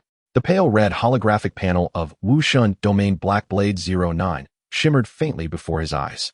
His gaze first landed on the survival task, at the bottom, yet the fleeting trace of relief on his face instantly froze. Survival task, reforge Wuxun body, objective, unlock, Wuxun body tier, 1, current progress, 65, 100 kill points. Why hasn't he yet unlocked? Why is the countdown still running? Qin Sheng sat upright abruptly, cold sweat soaking his back. He fixed his gaze on the blood-red text, his mind racing. He had clearly surpassed 100 points. So why was the system unresponsive? Forcing calm, he scanned the panel quickly. At last, beneath the progress bar, he noticed a faint gray note. Note: only spent kill points count toward task progress. Spent. His eyes widened as he grasped the cruel underlying logic of the damned system. It did not want him to merely accumulate 100 points in the account. He had to actually expend those 100 kill points. Damn! Qin Sheng could not restrain a profane exclamation that erupted within his mind. He felt deceived by this elaborate wordplay. A fleeting glance at his current status revealed: current martial arts, Daxia basic swordsmanship, perfect, Daxia basic agility, minor achievement. Since his arrival in this world, the only expenditure of his kill points had been the forced enhancement of his swordsmanship from major achievement to perfect, which had cost him 65 points. Thus, his true remodeling progress had remained stagnant at 65,100. Although he currently possessed an additional 40 kill points earned from slaying the saber-toothed tiger and the three-headed dog, he had yet to utilize them. It was imperative to expend them immediately. Qin Sheng fixated on the entry for Daxia basic agility, minor achievement. Just moments ago, while confined in the cage, he had sensed a certain sluggishness in his agility. Had he not anticipated the three-headed dog's patterns, he would have certainly succumbed to its lethal assault, relying solely on his minor achievement level of agility. Retrieve projection. Qin Sheng silently urged within. Retrieved. Daxia basic agility major achievement version requires 20 kill points. Retrieved. Daxia basic agility perfect version requires 30 kill points. Current balance insufficient. Observing his remaining balance of 40 points, he sighed. Synchronize. Major achievement agility. Ding. Synchronization successful. Current martial arts. Daxia basic agility, major achievement. Remaining kill points, 20. Exhaling as if emerging from the depths of water, Qin Sheng, drenched and gasping for breath, felt his leg muscles vibrating at a frequency imperceptible to ordinary beings, brimming with explosive potential. However, he had no time to relish this newfound strength. His gaze swiftly shifted to the lower section of the survival mission panel. As anticipated, the data had changed. Survival mission, remold the divine body of the martial god. Current progress, 85100. Countdown. Only 15 points remaining. Both swordsmanship and agility had ascended to remarkable heights. Yet the next upgrade would require a minimum of 30 points to commence. Tricked, and so close. Chapter 11. A stunning bet of 1 to 15. Just 15 points remaining. He was acutely aware that once the countdown concluded, he would face the agonizing dissolution of his genes. He likened his situation to that of a parched traveler in the desert, having spied an oasis, only to find the final stretch obstructed by treacherous quicksand. The maddening proximity to his goal stirred a tempest of rage within his heart, which ought to have remained composed. Qin brother? Qin brother? A cautious voice pulled Qin Sheng back from his turbulent thoughts. He abruptly opened his eyes.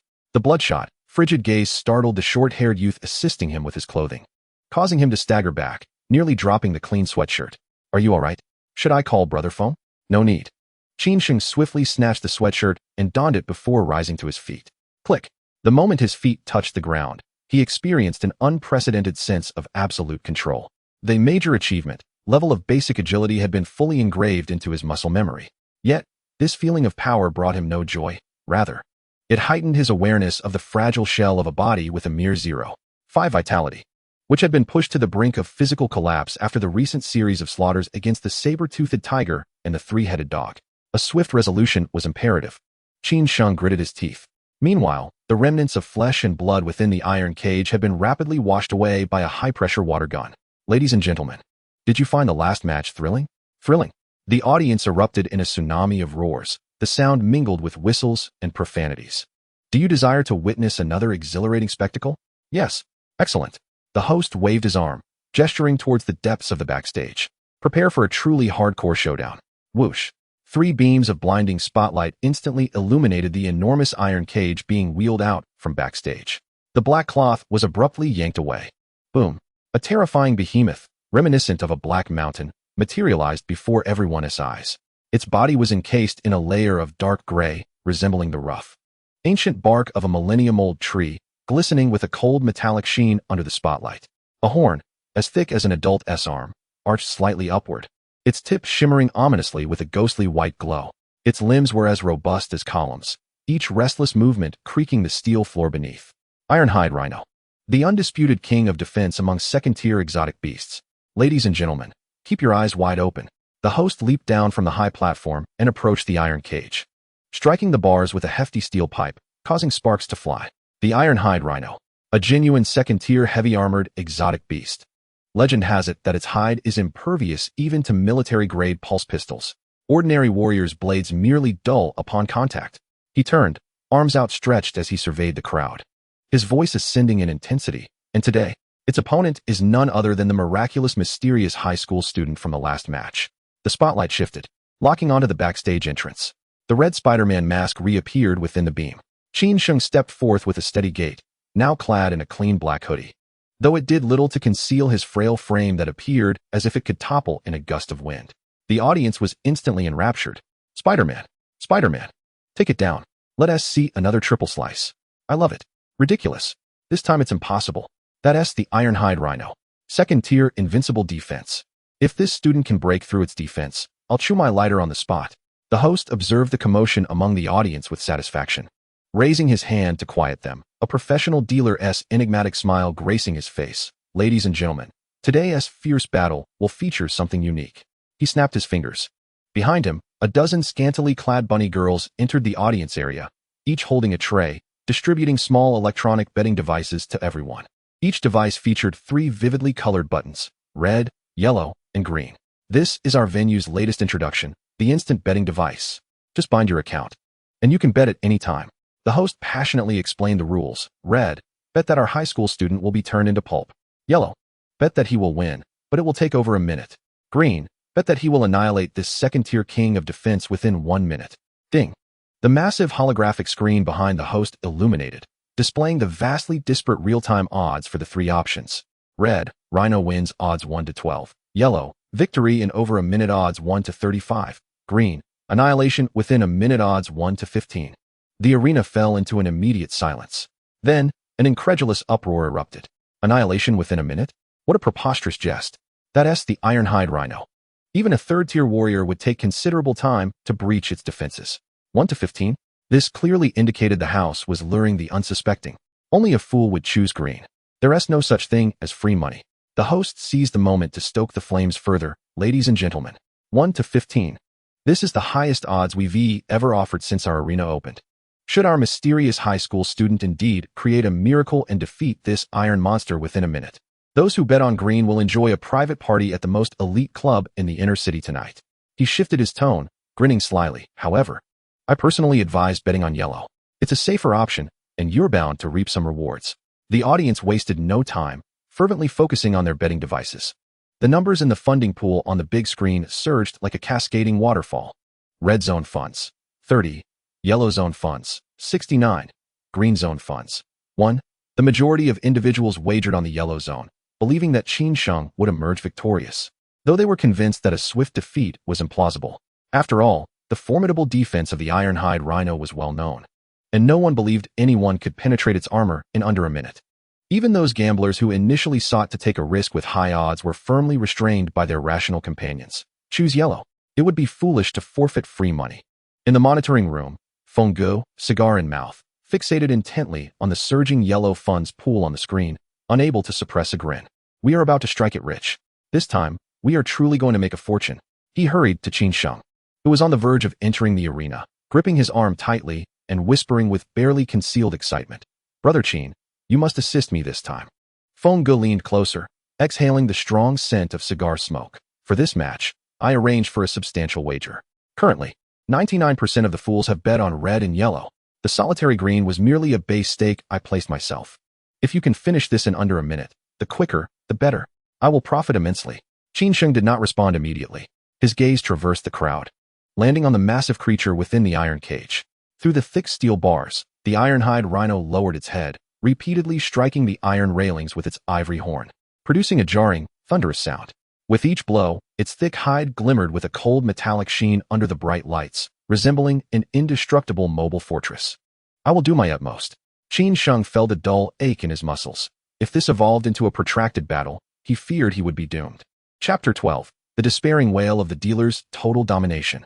Qin Sheng candidly admitted that he had reviewed the Ironhide Rhino's defensive mechanisms and concluded that a swift resolution was improbable. Surprisingly, Feng Gu exhibited an unexpected magnanimity.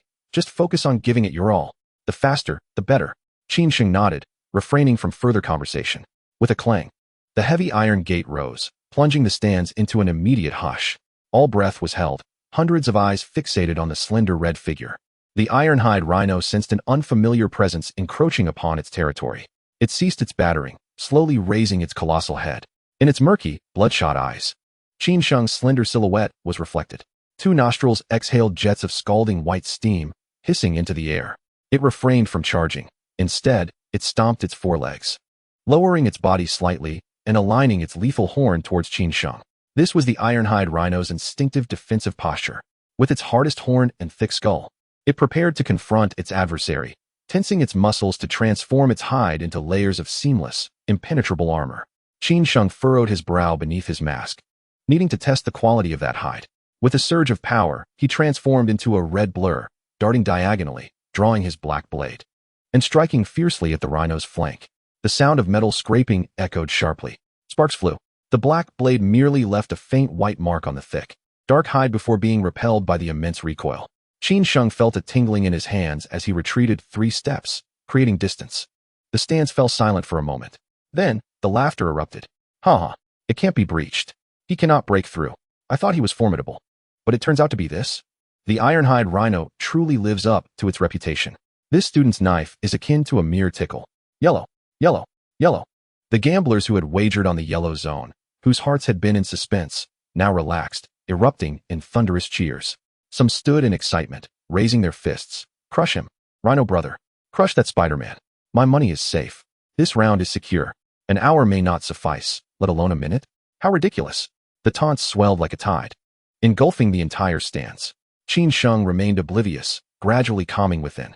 Indeed, in its normal state, the iron-hide rhino exhibited no vulnerabilities when facing direct confrontation. However, Qin Sheng's gaze shifted to the rhino's bloodshot, darting eyes, as its forelegs began to paw the ground with increasing urgency. Something was amiss. Very amiss. Boom. The ground shook violently. The iron-hide rhino, which should have steadfastly maintained its defensive stance, inexplicably lost its sanity. It roared in a frenzy, resembling an out-of-control heavy-duty truck, charging directly at Qin Sheng. Opportunity. As Qin Sheng had predicted, in its charging stance, with each heavy step, the rhino's jaw rose slightly due to the muscular tension, revealing a small yet critical soft spot, though that opening existed for but a moment. Boom, boom. The iron-hide rhino surged forward with frenzied strides. Simultaneously, Qin Sheng vanished into thin air. In the next instant, he hurled himself towards the deadly ivory horn poised to pierce through steel, sliding under the shadow of the rhino's massive jaw as the horn was mere inches from his head. With a swift motion, his black blade was drawn. There were no extraneous movements. Thud. The chilling sound of the blade piercing soft flesh resonated. The obsidian dagger accurately struck the palm-sized weak point. The blade penetrated effortlessly, driving straight into the central nervous system. The iron-hide rhino's enormous body, propelled by the force of its charge, could not halt its momentum. It crashed into the steel wall behind, shaking the entire factory. Boom. In its bloodshot, muddied eyes flashed a moment of confusion. Its massive frame did not collapse immediately. Its 4 sturdy legs trembled, struggling to remain upright, resembling a statue frozen in place. Motionless. Only the nostrils exhaled increasingly feeble puffs of steam. In the stands, the previously raucous gamblers found their smiles frozen in place. 1 second, 2 seconds, 3 seconds. The entire factory was as silent as a graveyard at night. Only the sound of Qin Sheng slowly withdrawing the black blade could be heard. Drip, drip. Green blood oozed from the rhino's jaw, splattering onto the metal floor with muted sounds. The large screen's red digital timer ticked down second by second. 0050 seconds. Rhino crashes into the wall. 0051 seconds. Qin Sheng withdraws the blade. 0052 seconds. 0053 seconds. 0054 seconds. The rhino remained standing. A flicker of hope reignited in the eyes of the gamblers, and some even began to whisper prayers. Please, do not fall. Please, do not fall. 0055 seconds. The rhino's forelegs began to buckle. 0056 seconds. Its massive frame tilted slightly. 0057 seconds. Boom. Like a mountain of flesh collapsing, the iron-hide rhino fell with a thunderous crash, raising clouds of dust, and did not stir again. The timer had just reached 0059 seconds. With a click, the thousands of spectators in the stands became as if petrified by a glance from Medusa. Some held up their freshly purchased beer bottles, oblivious as the liquid soaked their laps. Others gaped, yet no sound escaped their lips. Success in defeating the peak second-tier beast. The iron-hide rhino. Qin Sheng paid no attention to the system's notification. Rising to his feet, his gaze fell upon the lifeless body of the rhinoceros. It was far too fragile. Although his blade had delivered a fatal blow, the resistance encountered upon the dagger's entry was significantly less than the documented strength of the iron-skinned rhinoceros's skeletal structure. This creature, it seemed, was merely a facade of strength. its bones hollowed out by some potent substance. Qin Sheng lifted his eyes, peering through the thick iron bars. He could see Feng Gu frantically gesticulating in front of the monitor. The house always wins. Damn it. A voice erupted from the crowd, stark and anguished, cutting through the silence like a knife. Boom. The entire stand erupted in a cacophony akin to a nuclear explosion. 59 seconds. Just 1 second shy of a minute. Am I blind? That was an iron-skinned rhinoceros. One slash, another slash, and it's down. Is this some high school student? This must be the spirit of the Daxiao War, God possessing him. My money. I bet my entire fortune on yellow. Oh, I bet on red. I wagered $10 on red. $10? What are you screaming about? I wagered 50,000. Chapter 13. The activation of the martial deity's body. The beasts awaken. Shouts of despair, venomous curses, and the crashing sound of betting devices being smashed melded together, turning the factory floor into a chaotic marketplace. Many others buried their heads in their hands, staring at the slender figure within the iron cage. Shock. An overwhelming sense of shock and terror spread like a venomous snake through each heart. What manner of monster had emerged from the shadows? Backstage, Feng Gu took a long drag from his expensive cigar, exhaling a cloud of smoke. His subordinate stood by, dumbfounded. Is Feng Gu still human? Shut your filthy mouth. Feng Gu smacked the back of one subordinate's head, his eyes red with greed and madness. Who cares if he is human? He is my golden goose. A living cash cow. Hurry. While these gamblers are losing their minds, start selling them the next round of experience tickets and pills. As Qin Sheng stepped out, Li Changsheng rushed at him like a madman. His face flushed, veins bulging in his neck. He stammered with excitement. Qin Sheng, you have to tell me. Did an ancient monster possess you? Qin Sheng did not lift his eyelids, casting a cold glance at him, unresponsive. Feng Gu approached with a swagger, cigar in mouth. Brother, incredible, truly remarkable. Feng Gu raised his robust thumb. That slide kick you just executed was nothing short of miraculous. Even a deity would struggle to evade it. Qin Sheng, indifferent, quietly inquired, did you tamper with the match? Feng Ji's grin faltered for a moment, but his seasoned demeanor quickly returned to its usual guile. Brother, let's not speak of things best left unsaid. The goods from the outer city take time to arrive. Administering a little something to maintain their condition is perfectly reasonable, right? He patted Qin Sheng's frail shoulder and discreetly slipped a black, unnamed bank card into his hand. Don't dwell on the trivial. You risked your life. I provided the funds. It's a win-win for us both. If there's blame, it lies in your overwhelming strength. Go rest in the lounge. The audience experience segment is about to begin. You need not make an appearance. Qin Sheng regarded the black card in his hand, refraining from further inquiry, and turned toward the innermost passage. Outside the iron cage, the host bounded onto the stage like an exuberant monkey, utterly oblivious to the murderous glares of the gamblers. His face aglow, he raised the microphone and bellowed, "Ladies and gentlemen, was that instant kill exhilarating? Was it shocking? Refund. Damn it, refund. There's definitely something fishy going on. I'm reporting you." The host, his face as thick as a city wall, ignored the outcry and continued to shout hoarsely. Now, the thrilling beast fighting segment will momentarily conclude. Next, we present a special mid-show celebration. The same scantily clad bunny girls pushed carts filled with exquisite small vials into the audience. Dolly pills. The host picked up a vial, holding it high, the spotlight glinting off its surface. Purely natural essence from exotic beasts, combined with a dozen rare medicinal herbs, crafted using ancient methods. It replenishes vitality and strengthens bones. Did you all witness that?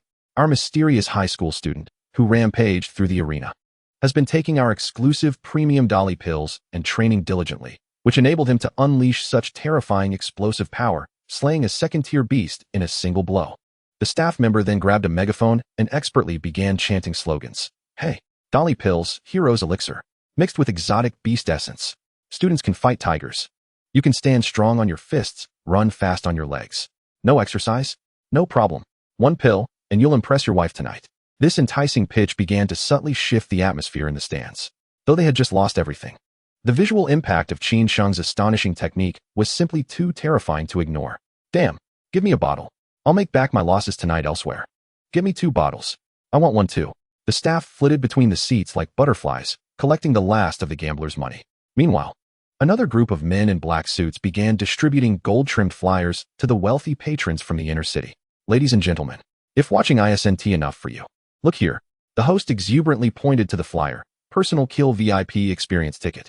Purchase a ticket, and you can personally slay a real beast. Absolutely safe throughout. If you long to experience the thrill of beheading like our Spider-Man just did, With blood spurting everywhere, spots are limited, so don't miss out. The flyer bore a blood-red inscription. You too can become a warrior who masters life and death. In the dimly lit lounge, Qin Sheng leaned against a tattered fabric sofa. System. Initiate search immediately. Qin Sheng roared internally. Search for ID 077 projection. Daxia basic body technique. Perfect edition. Cost. 30 points of killing value. Synchronization. Immediate synchronization. Boom. A surge of violent electricity coursed through him once more, but at that moment, it was the least of Qin Sheng's concerns. He fixated on the countdown displayed at the bottom of his vision. Synchronization successful. Martial arts realm. Daxia basic body technique. Perfect. Remaining killing value. 50 points. A chime, clear as a celestial melody, resonated in Qin Sheng's mind. Conditions met. Survival countdown. Forcibly terminated. Upon seeing the blood-red countdown vanish completely from his vision, Qin Sheng collapsed onto the sofa, greedily gulping in the air. He had survived. He had finally wrested his life back from the clutches of death. However, before he could catch his breath, a chilling sound echoed from deep within his body. Crackle, crackle. Qin Sheng looked down at his hands. The surface of his skin appeared unremarkable, yet he could distinctly hear the horrifying sound of something shattering deep within. It was the genetic shackles that had confined this body for 18 long years. In that moment, a force of unparalleled might shattered them into dust. The sensation was akin to a cataclysmic beast, slumbering in an unfathomable abyss, finally rousing its tyrannical vertical gaze. Martial God Body Level 1. Unlock successful. Gene limiter, completely crushed. Vitality surpassing gene limitation, reassessing. Current vitality, 05100. Qin Sheng slowly clenched his fist. Bang. Even a minuscule clenching of his fist produced a faint yet ominous sound of air being forcefully compressed. A vitality of 05 rendered him inferior even to an ordinary person. A shameful mark of disgrace from years of struggle in the mire and mockery. However, at 100, Qin Sheng's expression suddenly turned cold and arrogant. He distinctly recalled that the illustrious genius, Hua Yuntian, revered by the entire school and praised by the principal as an unparalleled talent of a century, possessed a vitality of merely 98. Now, that once invincible genius lay firmly beneath his feet. Ding! A fresh line of text slowly materialized, freezing the smile at the corner of Qin Sheng's mouth. Survival task updated. Reshape Martial God Body. Phase 2. Task objective. Unlock. Martial God Body Phase 2. 02000 slaughter points. Countdown. 720 hours 00 minutes 0 seconds. 30 days. Failure penalty. Total erasure. Observing the sudden leap to 2,000 points in the countdown, Qin Sheng's arrogance gradually subsided. A month. The system granted him merely a month of respite. Yet, unlike before, despair did not engulf him. He felt the surging vitality of 100 within him, like a river, and slowly rose from the sofa. A month, 2,000 points, was it? In the darkness, his cold, almost tangible gaze pierced through the door crack, fixating on the clamorous beast arena outside, reminiscent of a tyrannical king preparing to unleash a bloody feast. Then let the slaughter commence. Ding! The crisp sound of the system notification resonated for the third time. Martial God Body Level 1 Talent. Plunder, Golden Quality, activated. Chapter 14, Golden Talent Plunder. Detected plunderable martial technique. Martial technique name. Copper Skin Iron Bone Source. Second level mutated beast, Iron Skinned Rhino technique effect. Passive effect, substantial enhancement of skin toughness, muscle tissue, and bone density. Physical resistance, significantly improved resistance against cold weapon slashes and piercing attacks. Note, resistance to blunt weapon impacts is halved. Energy resistance. Certain resistance to low-tier energy attacks, such as low-tier martial artist's vitality release, low-level pulse weapons. Special defect. Synchronized increase in bone density results in a 15 decrease in agility and a 20 decrease in flexibility. Consume 50 slaughter points to plunder. Current remaining slaughter points, 50. Qin Sheng furrowed his brow slightly. Copper Skin Iron Bones. This was precisely the reason that Rhino could dominate the second tier. With 3 layers of defensive measures, skin, flesh, and bone, each increasingly formidable, it was as tough as a turtle shell. Even agile third-level beasts were powerless against it. If not for that black-hearted fellow, Feng Gu, administering drugs to the Rhino, today's battle would never have concluded in 59 seconds. In fact, whether he could win was debatable. His gaze lingered on the red warning about the 15 agility reduction for 2 seconds, just 10 minutes prior. If he had attempted to endure such a reduction with a vitality of 05, it would have been tantamount to seeking death. But now, his vitality had surged to a terrifying 100, coupled with a perfect level, foundational body technique. This slight speed reduction was utterly insignificant before the overwhelming base of strength and velocity. On the contrary, this tortoiseshell was exactly what he urgently needed. Following the path of a swordsman, he possessed high attack power but a fragile physique, to hunt greater and stronger beasts to fill the abyss of 2,000 slaughter points. He must enhance his margin for error. Survival granted him the opportunity to strike. With a thought, Qin Sheng issued the final command. Ding! Consumed 50 slaughter points. Plunder successful. Qin Sheng raised his right hand, twisting his wrist. The surface of his skin appeared unchanged, still bearing the pallid hue of youth. Yet, he could distinctly sense an invisible layer of liquid metal armor quietly nestled beneath that thin epidermis. Approaching a rusty iron table, he casually grasped a low-quality folding knife used for peeling fruit, pressing the blade against his palm. With force. No break. Again, with greater force. Crack. The inferior steel blade shattered under the immense counterforce, flying past his cheek and embedding itself into the wall behind him. Yet, his palm remained unmarked. Devoid of even the faintest white impression. A surge of fervent delight erupted in Qin Sheng's eyes. Merely the defensive green quality had transformed an ordinary knife into scrap metal. With this body, he could boldly engage in higher-tier slaughter arenas. He inhaled the humid air deeply, allowing his consciousness to delve back into the depths of the panel. Martial God, Domain Black Blade 09. Host, Qin Sheng Vitality, 100 Realm. Peak Mortal Body Martial Techniques. Dixia Basic Sword Technique. Perfect. Dixia Basic Body Technique. Perfect. Copper Skin Iron Bones. Perfect Green. Martial God Body Level 1 Talent. Plunder. Current remaining slaughter points. 0. Martial God Body Phase 2 awaiting unlock. 652000. Qin Sheng coldly mulled over the figure of 2,000 in his heart. Bang. A low, mournful roar of a beast echoed. Following that was the sound of a specially designed air gun firing with a metallic twang. Bang. Bang. Bang. Accompanied by the anguished and furious cries of the beast, the air gunfire reverberated incessantly in the corridor. Qin Sheng frowned slightly. His freshly heightened senses were extraordinarily acute. He instinctively stood up and stealthily approached the tightly shut iron door. Just as he cracked it open, a slender black figure squeezed through the gap, nearly colliding into Qin Sheng's embrace. Clang! Click! Li Chongqing swiftly locked the door behind him, his movements fluid and seamless. Leaning against the rusted door, he gasped for breath. Qin Sheng silently observed him. What are you doing? Shoo! Li Chongqing urgently pressed a finger to his lips, listening intently with his ear against the door. After confirming the outside was temporarily quiet, he slumped down. We need to hide quickly, or we'll definitely be in trouble again. What happened? What else could it be? Zhang Kai has gone mad.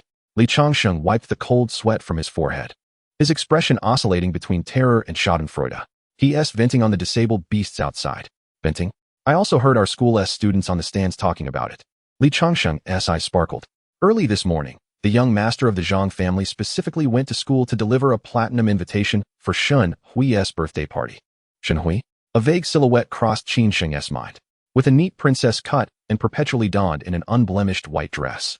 She was the icy school flower of Jiulong Wugao, and also a classmate of his sister, Qin Kiki. She had visited their home several times, always politely addressing him as Qin Xingguo. However, in the meek and timid memories of the original owner, he never dared to meet her piercing gaze. Qin Sheng held no interest in such melodramatic campus gossip, a flicker of impatience flashing in his eyes. Get to the point. The crux of the matter is that this fool is looking for a place to assert his presence after being humiliated by Shen Hui. Li Chongqing curled his lip in disdain and pointed toward the door. Just moments ago, outside, he and a few lackeys had been firing a pneumatic gun recklessly. The crippled Isho locked in cages were already on the brink of death, and the live targets he used screamed miserably under the assault. Those young masters from the inner city were utterly ruthless. It was estimated that several beasts were about to expire. Qin Sheng's pupils suddenly contracted sharply. Those were not mere Isho, they were his very life. The means by which he intended to replenish the damned 2,000-point countdown of killing value. What was Zhang Kai doing? Wasting his remaining lifespan, using a pneumatic gun. Qin Sheng's voice instantly dropped to an icy tone. How many did they kill? Don't know exactly. But Zhang Kai's pneumatic gun is loaded with armor-piercing steel pellets, aimed precisely at the beast's wounds. That's downright perverse. Outside, the crackle of the pneumatic gun and the weak, agonized cries of the Isho faintly echoed again. Qin Sheng's murderous intent grew heavier, and he sneered in fury. These bastards. He would find an opportunity to kill them all. Li Chongqing was cursing vigorously when his peripheral vision caught the bloodthirsty smile curling on Qin Sheng's face. He shuddered all over and instinctively swallowed hard. Damn, Qin Sheng, Why are you smiling? It's nothing. The murderous ferocity in Qin Sheng's eyes gradually faded into the depths of his gaze, restoring his expression to one as indifferent as still water. He casually grabbed a rag and methodically wiped the sweat from his body. The atmosphere in the room was oppressively suffocating. Li Changxing rubbed his hands and swallowed nervously. Qin Sheng's smile had given him an eerie chill. The familiar face before him bore a temperament utterly unlike the Wang he once knew. To relieve the stifling tension, he forced a dry laugh and awkwardly changed the subject. These spoiled brats from the inner city can't get girls, so they take it out on half-dead each other. How shameful. He slumped his shoulders and muttered with a dim gaze. Hey, someone like she, a goddess walking on clouds. What kind of person could possibly be worthy of her? Surely someone at Hui Yintian's caliber, right? Top of the school, with a family fortune that could crush people. He rambled on. For guys like us, wallowing in the mud, just finding a woman who doesn't despise us would be a miracle. As long as she is not ugly, I'm fine. Even if she is a little ugly, I'd accept it. Qin Sheng showed no interest in this topic. He closed his eyes, leaned back on the sofa, and rested. Seeing this, Li Changxing wisely shut his mouth. Suddenly, chaotic footsteps approached from outside, mingled with Zhang Kai's characteristically arrogant voice. Brother Feng, next time there is something fun, be sure to inform me first. Absolutely, young Master Zhang. I'll keep the best goods reserved for you, came the obsequious reply from Brother Feng. After the commotion outside finally subsided, there was a knock on the door. Brother Qin, how is your rest? Brother Feng's voice resumed its hypocritical underworld tone. Li Changxing hastily rose and cracked the door open. Brother Feng stood in the dim corridor, flashing a friendly smile and beckoning. Changxing, come out for a moment.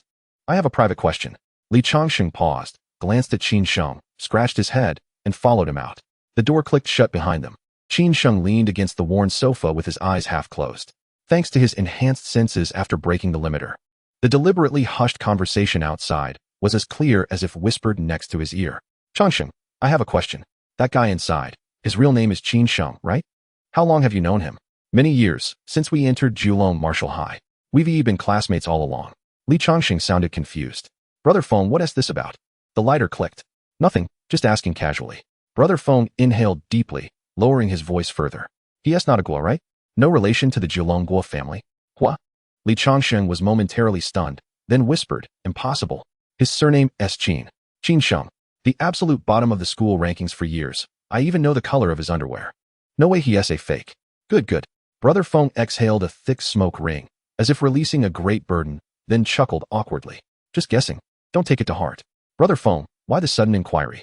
Li Changxing's gossip spirit ignited. You mean Hui Yan, right? You know Hui Yan too? Of course. Who in Julong Martial High doesn't he? Top of the school. The Wu family's eldest son. A true prodigy. His martial talent is insane. I heard his vital energy is almost breaking 10. Yes. Brother Feng's voice grew thoughtful, tinged with reverence and fear typical of the underground towards true nobility. That Wu genius is indeed a remarkable figure. I was worried the young masters were here to train. But since he is not, Brother Feng's tone instantly turned colder by 3 degrees. In the shadowy room, Qin Sheng listened to Brother Feng's presumptuous speculation with involuntary disdain. Vital energy breaking 10? Hui Yan? Ridiculous. All right, you can go in. Outside, Brother Feng laughed and said, don't disturb Brother Qin's rest. There is one final grand spectacle coming up. Let him prepare. When Qin Sheng emerged from the dim corridor into the glaring spotlight, the entire stands erupted. Spider-Man! Spider-Man! Spider-Man! The deafening roar crashed over him like a tsunami as hundreds of spectators rose in unison, their fanaticism grotesquely twisted. Qin Sheng halted. Beneath his mask, his brows furrowed. Something was amiss. Last round, he had just decimated these gamblers, leaving them penniless. By all logic, he should be the public enemy. The despised target these bloodthirsty gamblers wished to devour alive. Why then were they now screaming hoarsely in his support? His gaze flashed like lightning, swiftly sweeping toward the massive holographic screen at the front of the stands. Now he understood. Final battle live odds. Red, Yiso victory odds 1 to 85, betting ratio 2, green. Challenger victory odds 1 to 11, betting ratio 98. Qin Sheng surveyed the surroundings and sighed helplessly. So it was like this. These suckers, having been fleeced before, had become cunning. The previous performances convinced them Qin Sheng would win. Though the 11 to 1 odds were pitifully low, they were sure bets. Small gains are better than total loss. However, precisely because nearly everyone bet on Qin Sheng, if the house wanted a clean sweep, there was only one way. The challenger must perish. No wonder Brother Feng tried to probe his true identity earlier. If he truly bore the surname All, even with Brother Feng's courage, he wouldn't dare set such a deadly trap, because they all assumed he was a penniless student without backing or influence. Therefore, for the house to claim all the winnings, today, he must die on stage. Spider-Man, crush those beasts over there. I've staked my entire dowry on you. You must win. In the stands, over 90% of the gamblers screamed themselves hoarse cheering for Qin Sheng. Yet beneath the mask, his slightly reddened eyes betrayed no emotion, only a bone-chilling coldness. Since the house had laid a trap where death was inevitable, the next combatant could not possibly be a mere sacrificial lamb. Qin Sheng stared coldly at the end of the iron cage. The glaring progress bar at the retinal base flickered silently. Regardless of what tricks Feng Gu intended to play or what monstrosity emerged in his eyes, it was merely a high-level experience pack that could enhance his kill count. A thunderous rumble echoed as a massive custom-heavy container slowly opened in the center of the cage. Blinding spotlights flooded inside. Upon glimpsing the scene within, even Qin Sheng, whose heart was as still as water, felt his deep-set pupils narrow slightly. Inside the container was a monkey, but it certainly did not belong to the realm of ordinary understanding. Its entire body was covered in dark golden fur resembling steel needles, and its robust physique was comparable to that of a strong adult human. At that moment, it was incongruously sunk into an opulent leather single sofa, with a human-like elegance. Its right paw delicately held a thick premium cigar, slowly bringing it to its mouth. What is this? Chapter 16. Is it a human or a monkey? Red wine, cigars, and a grand sofa. After taking a deep puff, the furry creature exhaled perfect smoke rings from its thunderous mouth, looking utterly intoxicated. Its left paw held a goblet, half filled with a viscous scarlet liquid that could either be top-tier red wine or blood. It lounged with its legs crossed, lazily sprawled on the sofa, casting a dismissive glance at the frenzied humans outside the cage, as if they were mere refuse. That posture, that gaze, resembled not a wild beast trapped in a cage, but rather a haughty king seated on a throne, relishing a ludicrous circus. The audience initially fell into a stunned silence, only to erupt moments later in uproarious laughter and derision. What the hell? This monkey even smokes cigars and holds red wine. Is this some circus creature come to life? I'm dying of laughter. What is this beast trying to portray as high society? Spider-Man, go in and smash its teeth. Let us see if it can still act like this. An avalanche of curses surged toward the iron cage. Yet the dark golden monkey remained composed on the sofa, slowly turning its head, its emotionless amber eyes scanning the distorted faces in the audience. Finally, its gaze crossed the 10-meter distance, locking onto Qin Sheng with unwavering intensity. Then, in a display of audacity that left all in disbelief, the monkey slowly raised its right paw, extending the finger holding the cigar, and brazenly beckoned Qin Sheng forward. The meaning was unmistakable. You, come here. The audience erupted once more. What the hell? This beast dares to provoke. Kill it. Beneath his mask, Qin Sheng's eyes narrowed slightly. So this was the dealer's trump card. It appeared to be a particularly troublesome creature. However, the only emotion Qin Sheng felt at that moment was not fear, but rather irritation at having his scoring rhythm interrupted. He had to pick up Cuckoo from school before 6 in the afternoon. He had no patience for wasting time watching a beast put on airs. Die. Bang. The floor beneath him erupted with a terrifying blast, creating a visible dent. It was a 100-point health burst, unleashed without reservation. Clang. The black blade unsheathed. Qin Sheng's figure instantly crossed the 10-meter distance. The blade tore through the air, aiming directly for the monkey's throat. This strike was so swift that even the external surveillance cameras could only capture a fleeting shadow. There were no fancy feints. It was pure, brutal violence. However, swish. The sharp black blade passed cleanly through the monkey's neck. Qin Sheng's wrist did not register the sensation of cutting flesh, instead feeling an eerie void of slicing through air. No resistance. No muffled sound. No blood gushing forth. The monkey's robust form suddenly transformed into a cloud of dark golden smoke at the moment of contact. Qin Sheng's decisive blow merely severed the air. In the next second, the smoke swirled, and the monkey's figure rematerialized on the opposite side of the sofa, still languidly seated there. The cigar at its fingertips continued to burn, and the red wine in the goblet showed not even a ripple. It held the wine glass, quietly regarding Qin Sheng with its amber eyes, filled with unabashed mockery, as if to ask, "Is that all?" A heavy tension instantly enveloped the entire audience. What had just transpired? How did the monkey turn to smoke when struck? This is an extraordinary ability. Someone gasped in shock. This is an awakened extraordinary beast. It must be at least tier 3. Are you out of your mind? A tier 3 beast. To capture it alive, The Daxiao City Defense Force would need to deploy a fully armed elite team. How could it possibly appear in this underground beast arena? Panic spread throughout the audience.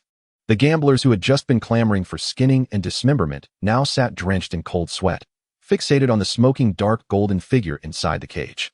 In the backstage monitoring room, Feng Gu quietly observed the screen showing Qin Sheng's failed strike. He flicked the ash from his cigar, his tone laced with a mix of mockery and regret. Indeed, a rare talent. Too bad this monkey has taken a liking to him. The subordinates beside him watched the screen, afraid to breathe. They understood what the appearance of this phantom monkey sent by the mysterious Hu Yi signified. Anyone targeted by it was doomed to become a slowly toyed with corpse. Inside the iron cage, Qin Sheng stood with his blade. The gravity of the moment reflected in his eyes beneath the mask. This is extraordinary power. Is it truly capable of rendering physical attacks completely ineffective? He exhaled slowly, releasing a breath of frustration. In the next instant, his figure surged once again. Daxiao basic sword technique perfected. Daxiao basic movement technique perfected. The two martial arts, pushed to the limits of the system, activated simultaneously. Qin Sheng's form transformed into a vortex of black destruction, countless afterimages flashing wildly. The black blade poured down like a torrential storm, aimed at the monkey on the sofa. 1 strike, 10 strikes, 100 strikes. Each blow was precise and ruthless. Each aimed for a vital point. Each strike faster, colder, and more resolute than the last. He felt neither panic nor desperation. At that moment, Qin Sheng resembled a soulless machine of slaughter, conducting a brutal exhaustive test. He wielded the blade, coldly probing the cooldown limits of this bizarre ability, triggering mechanisms, and identifying gaps in its corporeal form. He did not believe that a mere Tier 3 beast could possess an invincible frame without flaws. In the end, Qin Sheng's mind began to overclock, preemptively calculating the spatial coordinates of the smoke coalescing, and at the moment the monkey was set to reappear, he struck fiercely. Yet, it was utterly ineffective. The monkey remained seated on the leather sofa, not having moved an inch. Its body dissolved into elusive smoke at the very instant Qin Sheng's blade approached, only to re-solidify in the blink of an eye. In the audience, despair washed over everyone as they slumped in their seats. They watched the slender black figure within the cage, swinging the blade with such speed that it seemed to leave behind afterimages. Meanwhile, the monkey toyed with them like a deity playing with infants, transforming into ghostly smoke time and again, rendering the blades capable of severing steel into mere jokes. Despair shattered all psychological defenses. How on earth do you fight this? Physical immunity means you can't even touch it. It's simply impossible to win. It's over, it's all over. Chapter 17, Tier 3 Phantom Monkey. A death send-off. On the genuine leather sofa, the dark golden monkey's eyes glinted with a growing mockery, reminiscent of a cat playing with a mouse. It relished this moment, this exhilarating sense of superiority, observing its prey struggling futilely, unable to touch even a single hair of its tormentor. Yet, Qin Sheng remained indifferent. He waited, biding his time for the perfect opportunity to strike, one that would strip the monkey of all its pride in a decisive blow. Time trickled away, and after an indeterminate period, Qin Sheng's rhythm of attack began to slow inevitably. His breaths, filtered through the cheap Spider-Man mask, grew heavier, sweat cascading down his chin. His stamina, seemingly drained in this one-sided struggle, was waning. The trajectory of his strikes became erratic, revealing larger and larger openings. From the stands, cries of despair and curses erupted. Spider-Man can't hold on any longer. His strength is spent. It's over, all over. In the backstage monitoring room, a loud crash resounded as Li Changsheng, like a frenzied bull, kicked open the locked iron door, his eyes ablaze with fury. Brother Feng, I don't care if you're setting up a slaughter, but you cannot take my brother's life. His chest heaved violently, bloodshot eyes glaring. Brother Feng, entrenched in a spacious leather chair, merely shook his head with indifference. Changsheng, in this predatory world, some matters are beyond our control. You're talking nonsense. Li Changsheng had completely lost his composure, lunging forward to seize Brother Feng by the collar, pulling him out of the chair.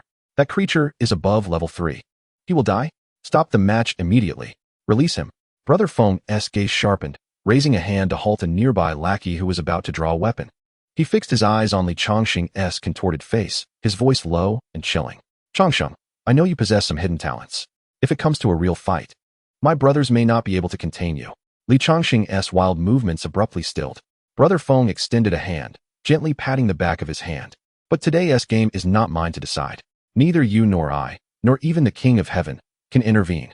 Leaning closer, Brother Feng exhaled a puff of smoke into his ear. Do not forget, like me, you have family in Zhulongking. The word family struck Li Changsheng like a heavy blow, shattering his resolve. He stood frozen in place, his once ferocious eyes losing focus, his fingers gradually loosening their grip on Brother Feng's collar. Slowly, he turned to gaze through the bulletproof glass at the increasingly sluggish figure of Qin Sheng, whose desperation was palpable. Inside the arena, Qin Sheng finally revealed a critical flaw in his offense. With all his might, he swung his blade but struck nothing, losing balance with the force of his momentum, exposing his unguarded back. On the sofa, the monkey's amber eyes suddenly ignited with a bloodthirsty glint, a predator relishing its exhausted prey. In the next moment, a dark golden blur streaked through the air, moving at a speed too swift for the naked eye to perceive. In the blink of an eye, the monkey was behind Qin Sheng, who hadn't even had time to recover his defense, his arms ensnared by iron-like, furry claws. Such speed, such terrifying physical strength. Qin Sheng's heart raced as he prepared to break free. Suddenly, a thick, dark golden tail, like a deadly serpent, lashed out from behind the monkey, snapping around Qin Sheng's wrist like a vice, forcing him to release his grip on the blade. In that instant, Qin Sheng swiftly turned his head, his right leg arcing backward with a thunderous force, his toe striking the descending blade's hilt. The deadly weapon soared through the air, tracing a lethal arc toward the monkey's face. Everything unfolded in a heartbeat. Yet the monkey reacted with uncanny swiftness, tilting its head at an impossible angle, narrowly evading the fatal blow. A few strands of dark golden fur were severed, drifting through the air. The black blade, still infused with momentum, soared upward, clanging against the high-voltage power grid, sending sparks flying. The weapon was disarmed. Rather than pounce on its prey, the monkey nimbly leapt backward, landing gracefully on the leather sofa. Its face, adorned with dark golden fur, broke into a sinister grin, revealing sharp teeth like interwoven bones. Then, before the hundreds of astonished gazes, a mocking arc froze on its face. It was laughing. The stands fell into a suffocating silence, the very air seeming to be sucked away. An eerie sensation crushing down. All sounds were swallowed by the grotesque, anthropomorphized grin of the beast, which seemed to mock humanity. The monkey's derisive laughter echoed. The world had gone mad. Without a weapon, how could Spider-Man fight? He was done for. Some, unable to bear the impending carnage, covered their eyes. In this dead silence, the monkey elegantly lifted a glass of crimson liquid, slowly tilting it. The viscous red liquid flowed down the stem of the glass, dripping onto the filthy steel floor, splattering like little blood-red flowers. Was this a sacrificial offering? An homage to a soon-to-be disemboweled plaything? The arena was utterly silent. Everyone understood the significance of that gesture. It was a farewell to the dying opponent. After pouring the last drop, the monkey crushed the glass in its grip. Then, taking a deep drag from the cigar pinched between its fingers, its cheeks bulged, as if containing a vast wind tunnel. A thick cloud of milky smoke erupted from its mouth. Within mere seconds, the terrifying mist roiled like a tsunami, engulfing Qin Sheng's frail form, filling the colossal steel arena. To the spectators, all was a blinding white. Their vision was obliterated. They could only hear the unsettling sounds of a brutal struggle within the swirling fog. Thud, thud, thud. Each sound grew heavier, more brutal, hammering against the hearts of the audience. What was happening inside? They could see nothing. Who was being beaten? A seasoned underground gambler suddenly shrieked. I remember. It was this monkey. Just last month, it released this blinding white smoke and skinned a second-tier warrior from the capital alive. Gasps of despair rippled through the crowd. In the monitoring room, Brother Feng sighed at the blank screen, waving his hand dismissively. In the corner, a quick-witted lackey seized a black body bag, expertly moving towards the exit, ready to collect the remains. The moment this phantom monkey unleashed its blinding smoke, it signified the climax of the brutal game. This fleeting Spider-Man would soon become an unrecognizable mass of flesh. Before the bulletproof glass, Li Changsheng's fists were clenched tightly, his fingertips digging deep into his palms. Qin Sheng halted his movements, standing silently in place, observing the corpse that moved solely by nerve reflexes. As the blinding smoke gradually dissipated, he beheld the mangled monkey, dragging a trail of blood, making its slow way toward the central leather sofa. That was its throne. Even in death, it wished to perish upon it. At the moment its claws were about to graze the edge of the sofa, the last vestige of life within it extinguished completely.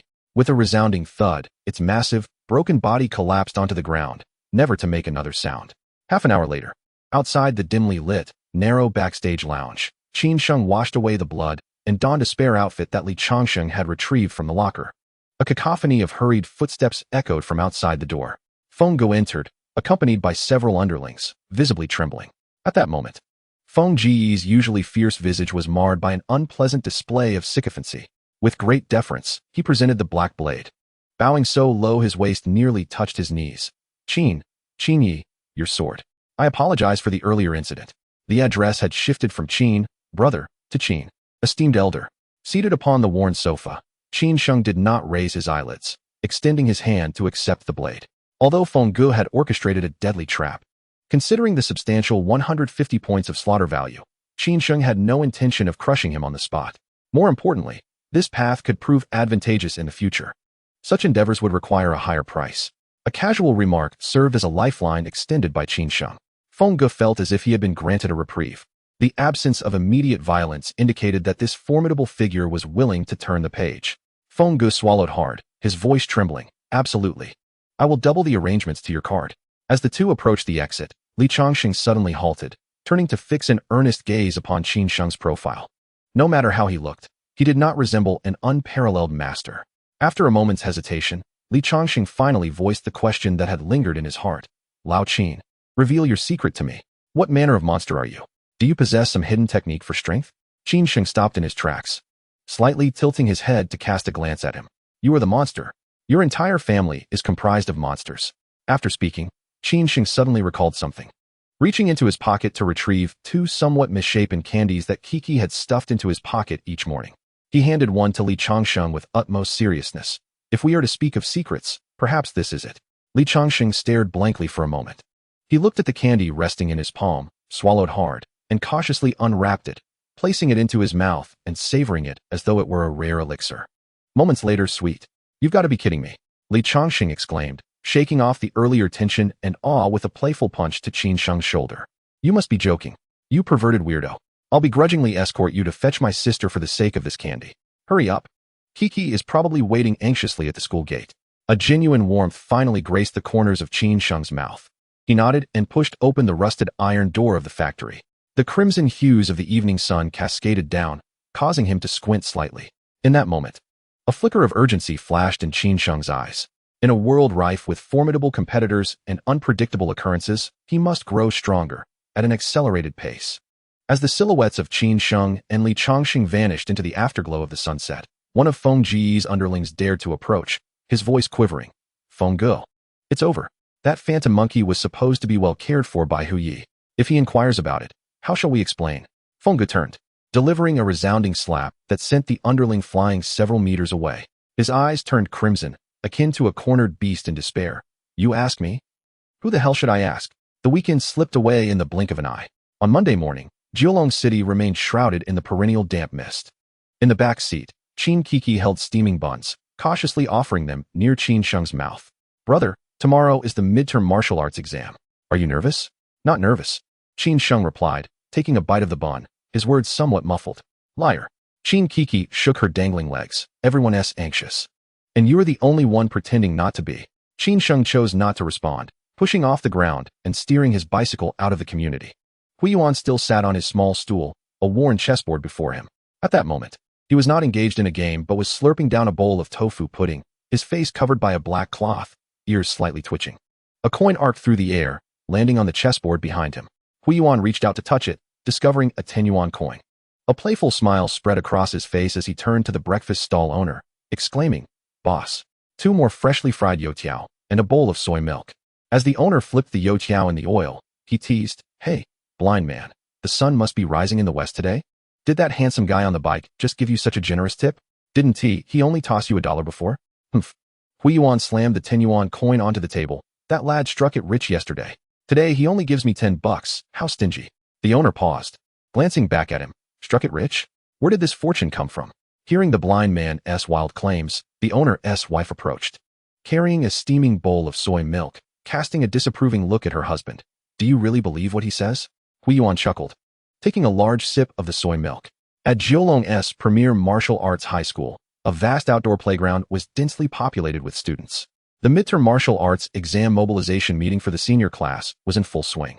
On the podium, Principal Zhao Chongyan, clad in a crisp Zhongshan suit with neatly combed hair and a warm smile, addressed the students. Tomorrow's midterm martial arts exam is your first gateway to the true path of martial arts. It is the ultimate test of your 3 years of relentless practice. His voice resonated across the playground, rhythmic and full of passion. I know that among you. Some may possess lesser talents or have started late, but that is of no consequence. The path of martial arts values perseverance. What matters is having the courage to draw your sword. Just as the principal reached the climax of his speech, someone in the back row of Class 2, Grade 3, could not stifle a laugh. This triggered a chain reaction, and more eyes turned toward the end of the line, where two incongruous figures stood side by side. One was as thin as a stick, idly picking at his nails. The other, slightly sturdier, bore a lifeless expression akin to a fish out of water. They were Li Changsheng and Qin Sheng. Wolg Fengchu, someone whispered, uttering the famous nickname that echoed throughout the senior class, eliciting a wave of suppressed laughter.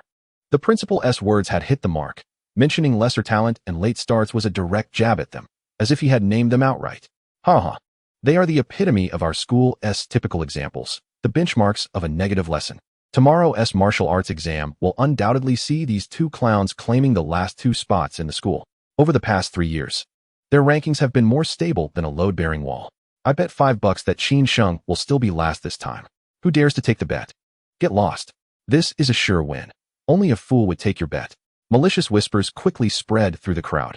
However, the topic of conversation soon shifted from these two misfits to the most sensational gossip circulating in Jiulong City today. Hey, forget about those two losers. Have you heard? Yesterday, an astonishing piece of news emerged from the underground beast fighting arena. Nonsense, right? Deaths occur there daily. What constitutes a significant event? I assure you, it is no exaggeration. My cousin was present at the scene yesterday. He claimed to have witnessed a high school student, approximately our size, barehandedly slay a third-order mutated creature. A third-order mutated creature? Are you still asleep? Where would a third-order beast come from in the inner city? It is true. It was a monkey capable of exhibiting supernatural abilities. It even smoked cigars and drank red wine like a human. Yet, it was ultimately subdued by that high school student. The crowd around them gasped in shock. Which high school warrior is this? So extraordinary. I do not know. I have heard he wore a Spider-Man mask throughout the ordeal. A Spider-Man mask? What kind of oddball is that? Oddball. That individual is a hidden master of unparalleled skill. I am seriously suspicious that he is our very own Hui Yuntian. That makes sense. Among all the high schools in Jiulong City, who else besides him, a prodigy with blood vitality nearing record-breaking levels, possesses such monstrous abilities? It must be Hui Yuntian. Only he could bare-handedly crush a third-order beast. Chapter 21. Dare to use my sister as a bargaining chip? That is not certain. Perhaps it is a hidden genius from another school. The discussions on the playground buzzed with excitement. Some gazed in awe, others expressed envious skepticism. Yet all attention was captivated by the seemingly out-of-nowhere Spider-Man. At the end of the line, Li Changsheng lowered his head, unable to resist casting furtive glances at the figure beside him. Qin Sheng stood with his hands in his pockets, expressionless, as if the surrounding clamor had no bearing on him. Li Changsheng felt as though hundreds of cats were simultaneously clawing at his insides. Damn it! These fools are still speculating about Hui Yuntian.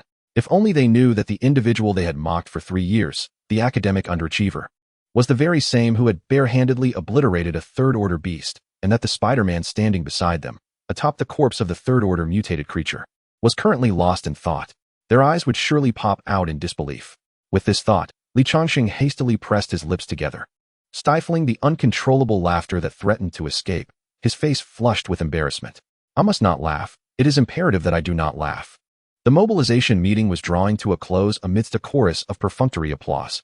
Just as the classes prepared to line up for departure, Zhao Chongyan, seated at the podium, suddenly tapped the microphone and added, Qin Sheng and Li Changsheng from Class 2 of the senior year, please come to my office after dismissal.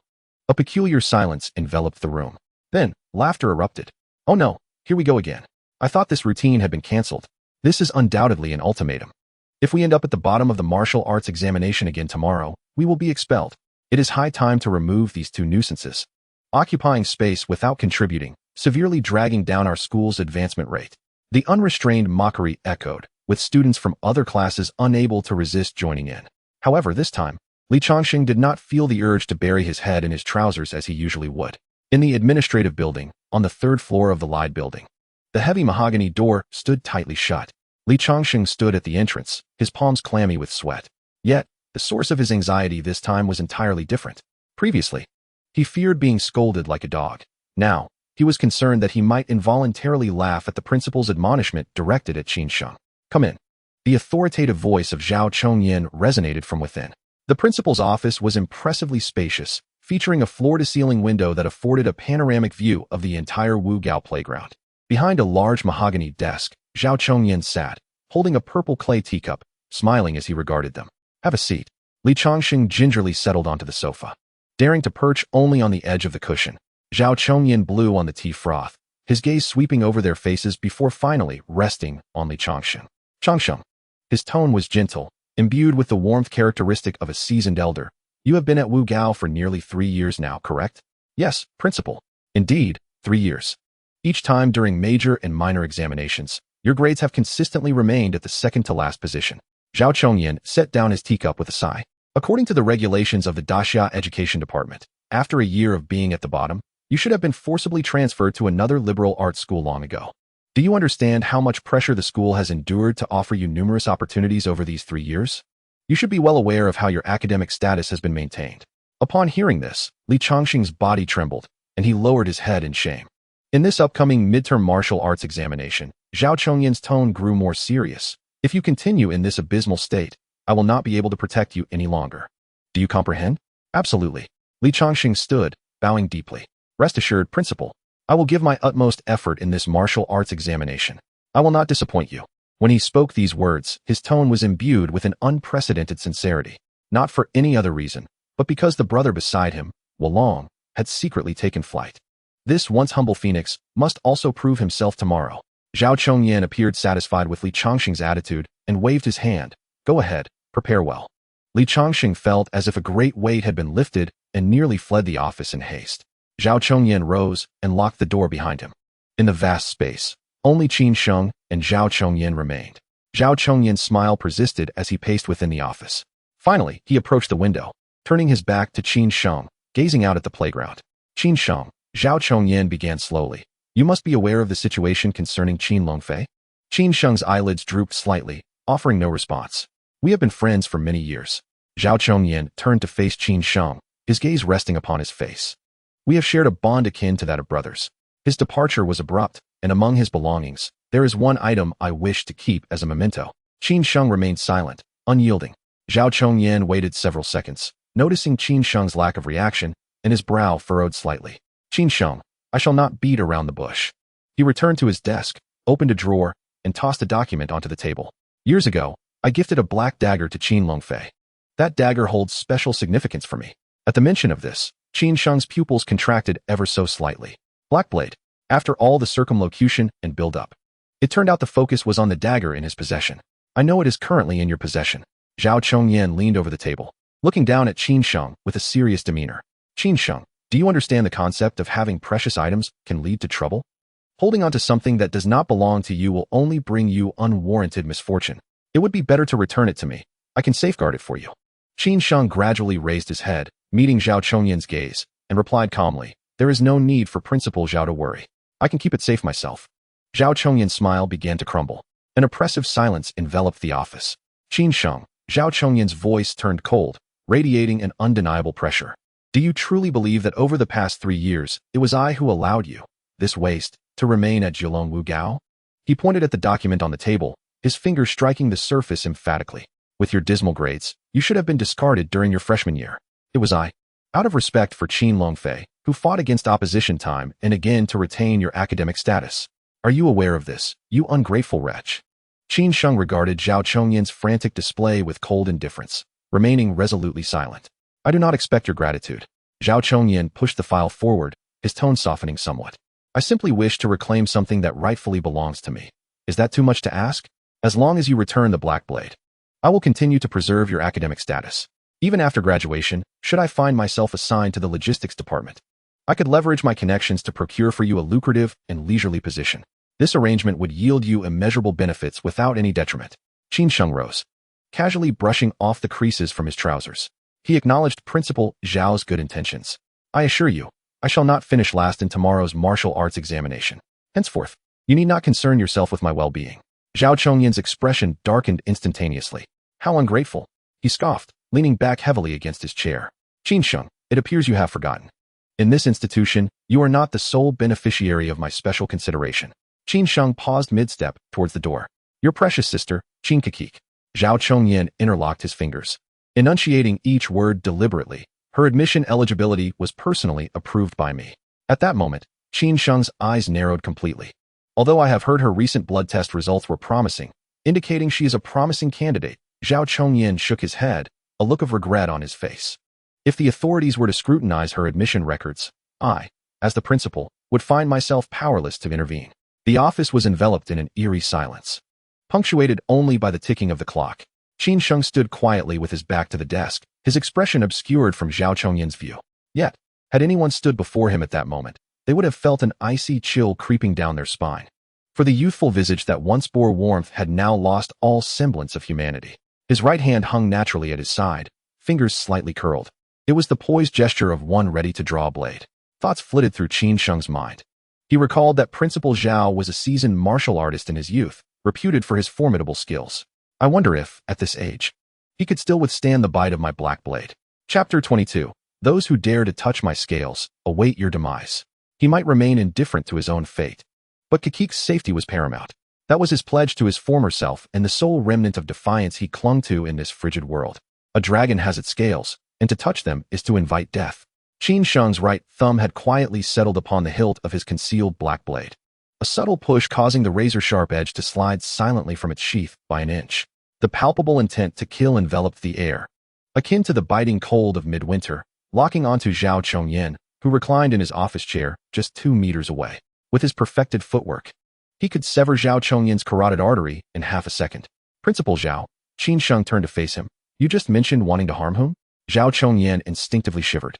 For reasons unbeknownst to him, upon meeting Qin Sheng's gaze, a chill ran through him, raising the hairs on his body. A mere illusion. It must be an illusion. How could a worthless individual with a blood level of 0.5 instill fear in a seasoned martial artist like him? Zhao Chongyin suppressed the strange dread rising in his chest, his expression darkening as he prepared to slam his fist on the desk. Just as the muscles in Qin Sheng's legs tensed, ready to spring into action, a thunderous crash reverberated through the office. The heavy redwood door was violently kicked open from the outside. The 200-plus-pound door detached from its frame, crashing to the floor in front of the desk, sending a cloud of dust billowing into the air. In this unexpected upheaval, Qin Sheng's tensed muscles relaxed instantaneously, and the black blade that had been drawn an inch was silently returned to its sheath. The murderous intent dissipated as if it had never existed. Through the haze of dust, a familiar figure strode in, Hua Xuejin. Qin Sheng was momentarily stunned. What brought her to school? At that moment, Zhao Chongyin, seated behind the desk, was visibly shaken by the chaotic entrance. When he discerned the visitor's identity and the insignia on her collar, his face turned ashen. Hua Xuejin stepped over the shattered door. Her sharp eyes scanned the room before finally resting on Qin Sheng. Her gaze sharpened, clearly surprised to find him here. The door was locked, and no response came from knocking. Hua Xuejin cast a cold glance at Zhao Chongyin, her tone devoid of any remorse for the damaged door. Principal Zhao, I have an urgent matter to discuss with you. I hope you don't mind. No, not at all. Of course, I don't mind. Zhao Chongyin sprang from his chair like a spring, dashing around the desk, bowing repeatedly. Officer Hua, your presence is an honor. That door should have been replaced long ago. You kicked it well indeed. Hua Xuejin turned her head, giving Qin Sheng a slight nod. Zhao Chongyin, perceptive as he was, felt his heart race. Could it be that this young man is acquainted with the higher-ups of KDC? He swiftly turned to Qin Sheng, his expression morphing into that of a benevolent elder who is disappointed yet caring. Ahem, Qin Sheng, I was merely joking earlier to ignite your fighting spirit. You mustn't take it to heart. He approached, feigning camaraderie, patting Qin Sheng's shoulder. For tomorrow's martial arts examination, do your best and strive for an excellent result. Go now. Practice diligently in class. Very well, Qin Sheng replied placidly. He then nodded to Hua Xuejin and exited the office. As he crossed the remnants of the door frame, he caught sight of several students peering around the corner, their expressions a mix of shock and curiosity. Ignoring them, he descended the stairs. Today, Zhao Chongyin was fortunate to have his life spared by Hua Xuejin's unexpected intervention. However, the debt incurred by using Qin Kikik as leverage had already been inscribed in the ledger of life and death. After the martial arts examination, on a moonless night, he would return to collect what was owed. Downstairs, under the shade of a tree, Li Changsheng, who had not wandered far, spotted Qin Sheng's figure and immediately rushed over, grabbing his shoulder. What the heck? Li Changsheng's eyes sparkled, his voice trembling with excitement. Old Qin, what was that colossal noise upstairs? I heard a bang. Did you really kick the principal's desk? Qin Sheng glanced at him. The door was kicked in, but it wasn't me. It wasn't you? Li Changxing's face lit up with gossip. Who was it then? Did the principal lose his mind? Qin Sheng ignored him and continued walking. Li Changxing trailed behind like an inseparable shadow, incessantly chattering. Say, if Xiao the Bald found out about your performance in the Beast Arena yesterday, would he wet himself in fright? Silence. Li Changxing chuckled, sensing the cue to quiet down.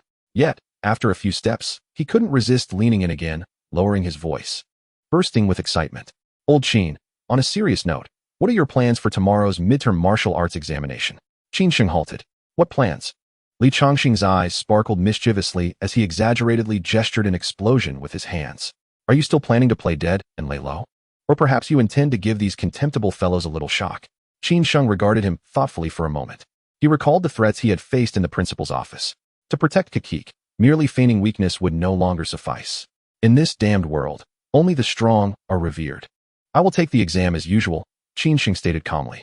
What does taking the exam as usual mean? Qin Sheng's gaze shifted towards the academic building ahead. It means I won't be finishing last. Li Changxing blinked in surprise, then nodded furiously, grinning like a fox that had stolen a chicken. All right. As long as you don't finish last. But old Qin, you must control your strength a bit. Don't accidentally smash the testing device. If you inadvertently snatch the top spot from Hou Yuntian, it would be quite the embarrassment for the principal. Ha ha ha. At noon, in the cafeteria, the sun slanted through the glass, casting patches of light upon the oil-stained dining table. The cafeteria buzzed with lively chatter, the aroma of dishes mingling with the scent of youthful perspiration. Li Changxing held a stainless steel tray, gazing at the towering mound of braised synthetic meat. A large bowl of fresh stew from exotic beasts, and 4 generously sized braised pork knuckles, accompanied by 3 bottles of premium energy drinks that he usually dared not even glance at. His eyes nearly rolled into the soup bowl. What auspicious day was it for Lao Qin to treat them to such a feast, out of the blue, without any festival in sight? Li Changxing swallowed hard, his chopsticks suspended in midair, utterly awestruck by this lavish spread that reeked of money. Qin Sheng, with a stoic expression, picked up a piece of oily braised meat and took a large bite, saying, I made a little profit yesterday. Consider this a treat. A little profit? Li Changxing exclaimed, gesturing towards the oversized pork knuckles, flecks of saliva flying as he spoke. In the 3 years we've known each other, when have you ever indulged in such rich fare? Come clean. How much did Feng Gu pay you yesterday? Tens of thousands? Qin Sheng ignored him, taking a sip of the meat broth. Savoring the nourishment that coursed through him, Li Changxing chuckled, seeing Qin Sheng's silence as an invitation to indulge. He swung his chopsticks with fervor, then abandoned them to grab a knuckle with his hands, devouring it while mumbling incoherently. Thanks, Lao Qin. This meat is unbelievably delicious. I've never tasted anything like it in my life. You should be thanking me, Qin Sheng replied quietly, observing his friend with a greasy mouth. Feeling indebted for the path Li Changxing had paved for him yesterday amidst his urgent needs, Li Changxing paused, grinning like a fool, and playfully punched Qin Sheng's shoulder, resuming his feast without uttering a word. Just as the 2 brothers were relishing their meal, a classmate with whom they had minimal interaction approached their table, running slightly. He glanced at the spread before them, his eyes widening in surprise before he donned a phony smile. Oh, enjoying yourselves, are you? Qin Sheng, Li Changxing. Zhang Xiao is inviting you to the VIP room 208 on the 2nd floor. He has some important matters to discuss with you, so hurry over. Qin Sheng didn't even lift his eyelids, continuing to pick at the meat on the bones. Li Changxing, his mouth stuffed, struggled to swallow before glancing at the blonde-haired boy, his brow furrowing. Zhang Xiao. Which Zhang Xiao? Zhang Kai. Chapter 23, The Gathering of Stars. Qin Sheng placed the last piece of meat into his mouth and coldly uttered, not interested. The blonde boy's smile instantly faltered, usually riding on Zhang Kai's coattails. He felt his countenance darken as he retorted, Qin Sheng, don't overstep. This is a personal request from Zhang Xiao. You must, before he could finish.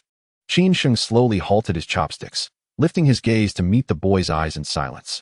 Just a glance. The blonde boy's voice trailed off, as an inexplicable chill coursed through him. Get lost. Qin Sheng averted his gaze. The blonde boy, feeling as if he had been granted a reprieve, hurriedly retreated, not daring to utter a single harsh word. On the 2nd floor, in the VIP room, Zhang Kai lounged in his chair, his leg crossed, with an extravagant feast laid out before him. After waiting for what felt like an eternity without anyone arriving, dissatisfaction etched on his face. Finally, the door opened, and the perspiring blonde boy rushed in. Where are they? Zhang Kai's brow furrowed. Zhang Xiao, the boy stammered. Qin Sheng said he was not available. What? Zhang Kai shot upright, seizing a wine glass from the table and smashing it to the ground, shards scattering everywhere. Not available. I extend him kindness, and he dares to refuse me? Zhao Lei, seated nearby, quickly poured a cup of tea and offered it to him. Calm down, Kai Gu. If that useless fool doesn't want to come, let it be. We can enjoy ourselves. This bastard must have taken the wrong medicine these days. Zhang Kai slammed his palm on the armrest of the sofa in frustration. Whenever I called him before, he came running like a loyal dog. What has gotten into him? Zhao Lei's eyes shifted as he suggested. If you really like Qin Kiki, why not just go to her directly? Why waste time on that useless Qin Sheng? Are you out of your mind? Zhang Kai snapped, loosening his tie with irritation. Yesterday, that wretched Shen Hui humiliated me in front of so many people. If I went to invite Qin Kiki directly today, she would undoubtedly reject me. Besides, that prickly Qin Kiki always protects Qin Sheng like a hedgehog.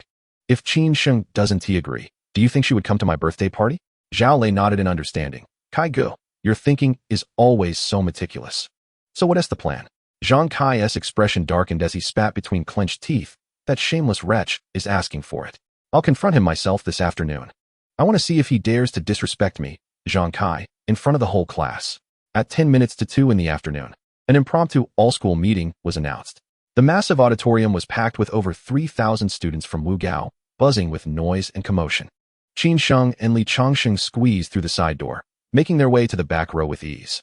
Just as Qin Sheng reached the third-to-last row, a voice with an unmistakable authoritative tone called out from the side. Qin Sheng, come here, sit here. Zhang Kai lounged in a central seat in the front row, surrounded by a gaggle of sycophants, pointing to a deliberately vacant seat beside him while looking down at Qin Sheng. However, Qin Sheng did not pause for even a moment. Nor did he spare him a glance, striding confidently past him. Li Changsheng followed closely behind, stifling his laughter as he swaggered past Zhang Kai. Zhang Kai's face flushed in angry crimson as astonished glances from fellow students were cast his way. He sprang to his feet, lowering his voice to a growl. Qin Sheng, I'm calling you, are you deaf? Qin Sheng remained unfazed, calmly taking a seat in the last row. A few classmates exchanged glances, unable to contain their whispers. Wow, Qin Sheng is really showing some attitude today. He actually dared to ignore Zhang Kai in public. Zhang Kai stood in the aisle, caught in a limbo of indecision, his face twitching as he clenched his fists, the sound of his knuckles cracking echoing in the air. Damn it, that shameless dog. Zhao Lei quickly leaned in, whispering. Kai Gu, don't get angry in front of everyone. How about we write a note and pass it to him to test the waters? Zhang Kai, his face dark and brooding, tore a page from his notebook, hastily scrawled a few lines, folded it roughly, and viciously handed it to the person behind him. Pass this to Qin Sheng in the last row. The note was passed through the crowd. Li Changsheng, quick on the uptake, snatched it from Qin Sheng's hands before he could read it, and read aloud. Qin Sheng, I'm having my birthday party tonight. Bring Kiki along, if you agree. Today's issues will be forgotten, and I'll protect you at Wugao from now on. Qin Sheng extended his hand, snatching the note from Li Changsheng, ripping it in half with a swift motion, and tossing the pieces onto the dusty aisle. Lao Qin, do you think Zhang Kai was rejected by Shen Hui and now wants to pursue Kiki? Li Changsheng's big mouth acted like a loudspeaker. As soon as the words left his lips, several attentive girls in front turned their heads, their eyes gleaming with gossip. In less than 2 minutes, the rumor spread like wildfire from the back row to the front. When the news reached Zhang Kai's ears, the story had morphed into one of him confessing his feelings to Shen Hui, only to be rejected and weeping bitterly, subsequently turning to seek Qin Kiki as a substitute. Zhang Kai's face turned a ghastly green, and smoke seemed to rise from his head. Bang! He slammed his fist onto the armrest of his chair, producing a dull thud that drew the attention of those around him. I will kill him. I will definitely ruin this scoundrel today. Zhang Kai trembled with rage. Zhao Lei firmly grasped his shoulder, urging, calm down, brother Kai. Listen to me. I have insider information. In a moment, the blood vitality values will be retested. Zhang Kai paused, bewildered.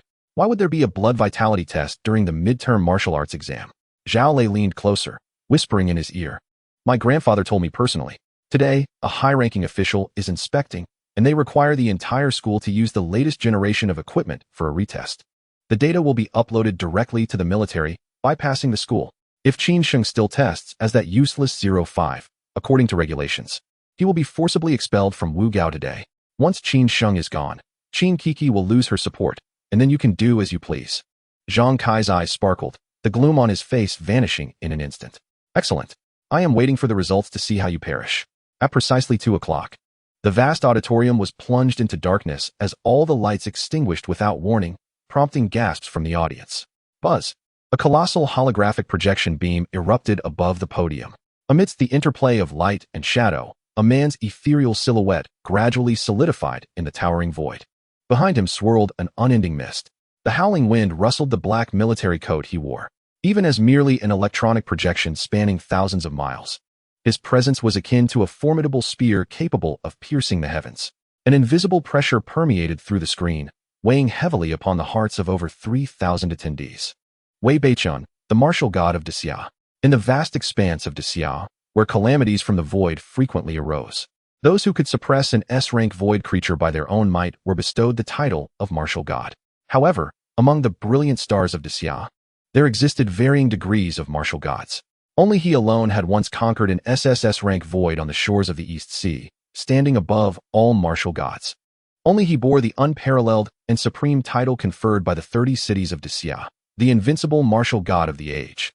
His might was etched upon the countless corpses of foreign races. No one dared to utter a word of doubt.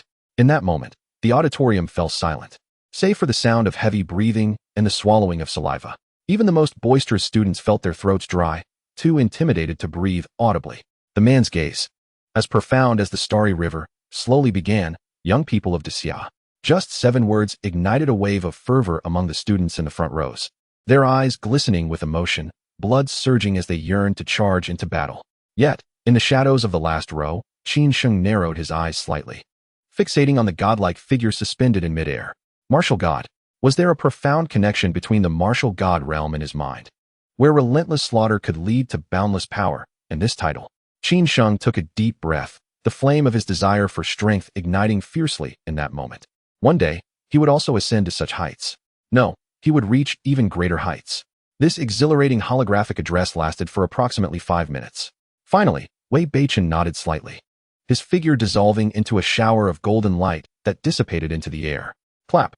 The auditorium lights flickered back to life. Countless students remained entranced, caught in the throes of shock and filled with fervor and aspirations. It was only when Principal Zhao Chongyan wiped the cold sweat from his brow and hurried to the microphone that order was restored. Students, just now, that was the highest commander of the military, delivering a pre-exam mobilization for all of Dixia Wugao.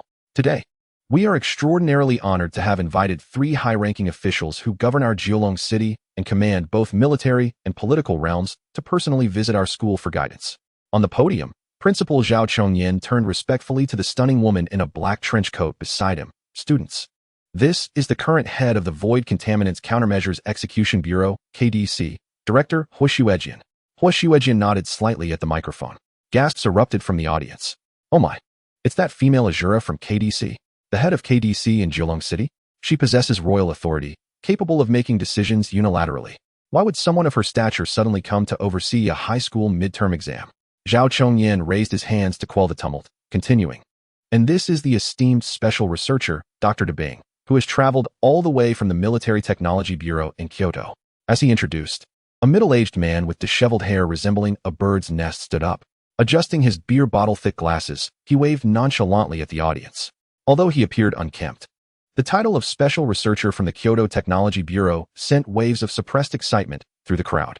Zhao Chongyan swallowed hard, about to introduce the man in military attire seated in the center. However, the man raised his hand, interrupting him. Zhao Chongyan promptly closed his mouth, handing the microphone to Hua Xuejian. I won't say much. My voice carries the iron will of the military command. The specifications for this midterm martial arts exam at Jiulong Wugao have officially been elevated to the Unified Special Selection Martial Exam of the Dixia Battle Zone. All grades are included. Past records are irrelevant. Only your current true combat strength matters. The sole condition for advancing in the first round of real combat is to rank in the top 50 of the school's blood vitality retest, with a blood vitality exceeding 40. As soon as the words left her lips, a burly sophomore stood up, face full of indignation. Director Hua, since you say only true combat strength matters, why impose a strict threshold of 40 for blood vitality? Real combat relies on martial skills and battle experience. Give us another year, and we can also boost our vitality with supplements. A chorus of agreement echoed from the crowd.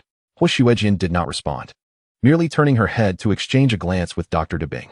Understanding, he stood up, placing a silver briefcase on the table. Click. The lid popped open. Nestled within the black shockproof foam lay 3 spiral-shaped vials. Blood vitality can indeed be forcibly enhanced through postnatal supplements. Dr. Debing pushed his reflective glasses up, his voice resonating throughout the auditorium. However, the military has set the red line threshold of 40 not to hinder you, but because of this. He carefully picked up one of the emerald green test tubes, raising it high for all to see. The victor of this special martial exam will receive the series-level ability Awakening Agent issued exceptionally by the highest commander of the Dasiam military. Boom. The once silent auditorium erupted at these words. What? Series-level ability agent? This is insane. If one can truly awaken a series-level ability, it's a genuine step to the heavens.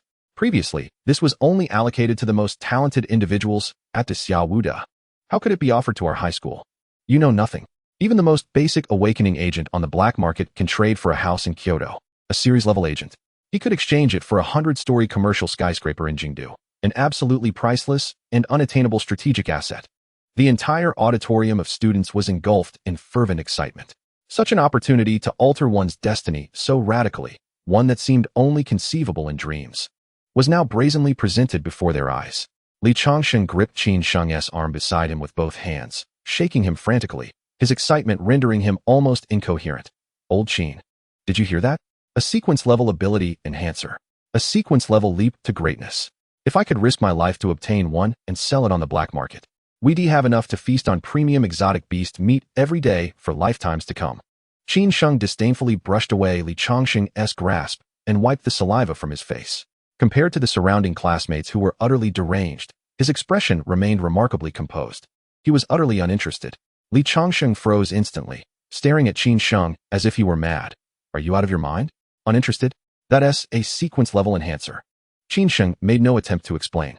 He understood all too well that no matter how advanced the ability enhancer, there was a significant chance of awakening failure. Moreover, the strength of the awakened power was intrinsically linked to the user's genetic makeup and physical resilience. Too many uncontrollable variables were at play. Such nebulous, luck-dependent things could hardly compare to the martial god realm within him, which only required continuous slaughter to push his martial skills to the utmost limit. Yet Qin Sheng's penetrating gaze swept past the bustling crowd ahead and rested upon a familiar figure in the upper second district, a ponytailed silhouette. That was his sister, Qin Kiki. If he could casually snatch one for her to try, it wouldn't be impossible. Qin Sheng pondered silently. At that moment, in the front row, Zhang Kai and Zhao Lei overheard Li Changsheng's raucous shouting from the back and turned around. Zhao Lei burst out laughing, deliberately raising his voice to ensure everyone nearby could hear him clearly. Kaiji, look at those two idiots behind. These so-called sleeping dragons and crouching tigers are drooling over sequence-level enhancers too. Zhang Kai cast a mocking sideways glance at Qin Sheng and Li Changsheng. Oh? The two bottom dwellers want to compete in the special martial exam? Didn't Officer Hu just say the minimum vitality threshold is 40? You two are trash. One always a 0. 5. The other forever second to last. Even if you drained every drop of your blood together, would you reach 20? Ha. A group of sycophants nearby immediately joined in with boisterous laughter. Kaiji, that's harsh. Zhao Lei feigned a sigh and sneered sarcastically. What if Qin Sheng really gets lucky and awakens a sequence-level ability that's just a daydream? In his dream, he'd be invincible. Ha. Qin Sheng paid no heed to their meaningless taunts. Li Changsheng turned to glare at the youth who utterly disregarded Zhang Kai as human. To be honest, sometimes he doubted whether what he saw yesterday in the beast arena was a hallucination, his lifelong downtrodden friend suddenly transforming into a ruthless, peerless warrior. Laugh all you want. Li Changsheng sneered inwardly, but soon you fools will be the ones crying. On stage, Dr. Dabing pounded the microphone firmly. Silence. The reason for the 40 vitality threshold is that if your vitality falls below 40, your physical strength is insufficient. Forcibly injecting a sequence-level ability enhancer risks your genetic structure collapsing violently, with a 50% mortality rate due to instant bodily rupture. This is the military's way of protecting the weak among you. Now, the entire school will begin the vitality remeasurement immediately. Everyone follow your instructor's commands and line up by class for testing. The empty spaces on both sides of the auditorium had been curtained off with heavy military green drapes by the armed forces. Dozens of sleek, silver-black, capsule-shaped scanning pods, emblazoned with the Daxiao military insignia, stood in neat rows. Unlike the school's outdated devices, there were no large screens displaying data nor real-time voice broadcasts. Each person merely entered a pod, where a cold, ghostly blue high-frequency scanning beam swept from head to toe. Upon completion, they exited through a side door. All data encrypted and transmitted directly to the military's backend database. The palpable tension of the unknown gripped every student's nerves to their limits. Officer, how did I do? Can you give me a hint? A boy who had just exited a pod anxiously asked. Silence. Don't ask questions, you shouldn't. Return and wait for the final notice, an armed officer curtly replied. The line advanced slowly amidst the tense atmosphere. In the high 3 Class 2 queue, Qin Sheng and Li Changsheng remained steadfastly near the rear. Not far ahead, Zhang Kai, flushed with excitement and spittle flying, boasted to his sycophants about having taken a high-grade vitality supplement a few days prior. This time, he was confident his vitality would surpass 50 and secure a top 50 rank. Eyes closed, he reveled in the adulation from his followers, as if he had already obtained that sequence-level enhancer and become a dominator in the region. Suddenly, the noisy crowd parted, creating a corridor. Shen Hui walked gracefully forward. Her signature sleek princess cut framed her pale cheeks, her raven-black hair exuding a pure, almost icy elegance. Her delicate, finely chiseled oval face featured a straight, refined nose and naturally tinted, moist lips. Zhang Kai's eyes gleamed sharply. He thought Shen Hui had finally come to her senses and was returning to him. After all, throughout the entire Wu Gao, who but the aloof Hui Yuntian could refuse the invitation of Zhang Xiao? Hastily smoothing his slightly disheveled collar and donning what he believed to be a charming smile, he stepped forward to intercept her. Xiao Hui, you finally. Excuse me. Please. Shen Hui disregarded him entirely, brushing past Zhang Kai without a glance. His smile froze, rigid as frozen pork, under countless gazes.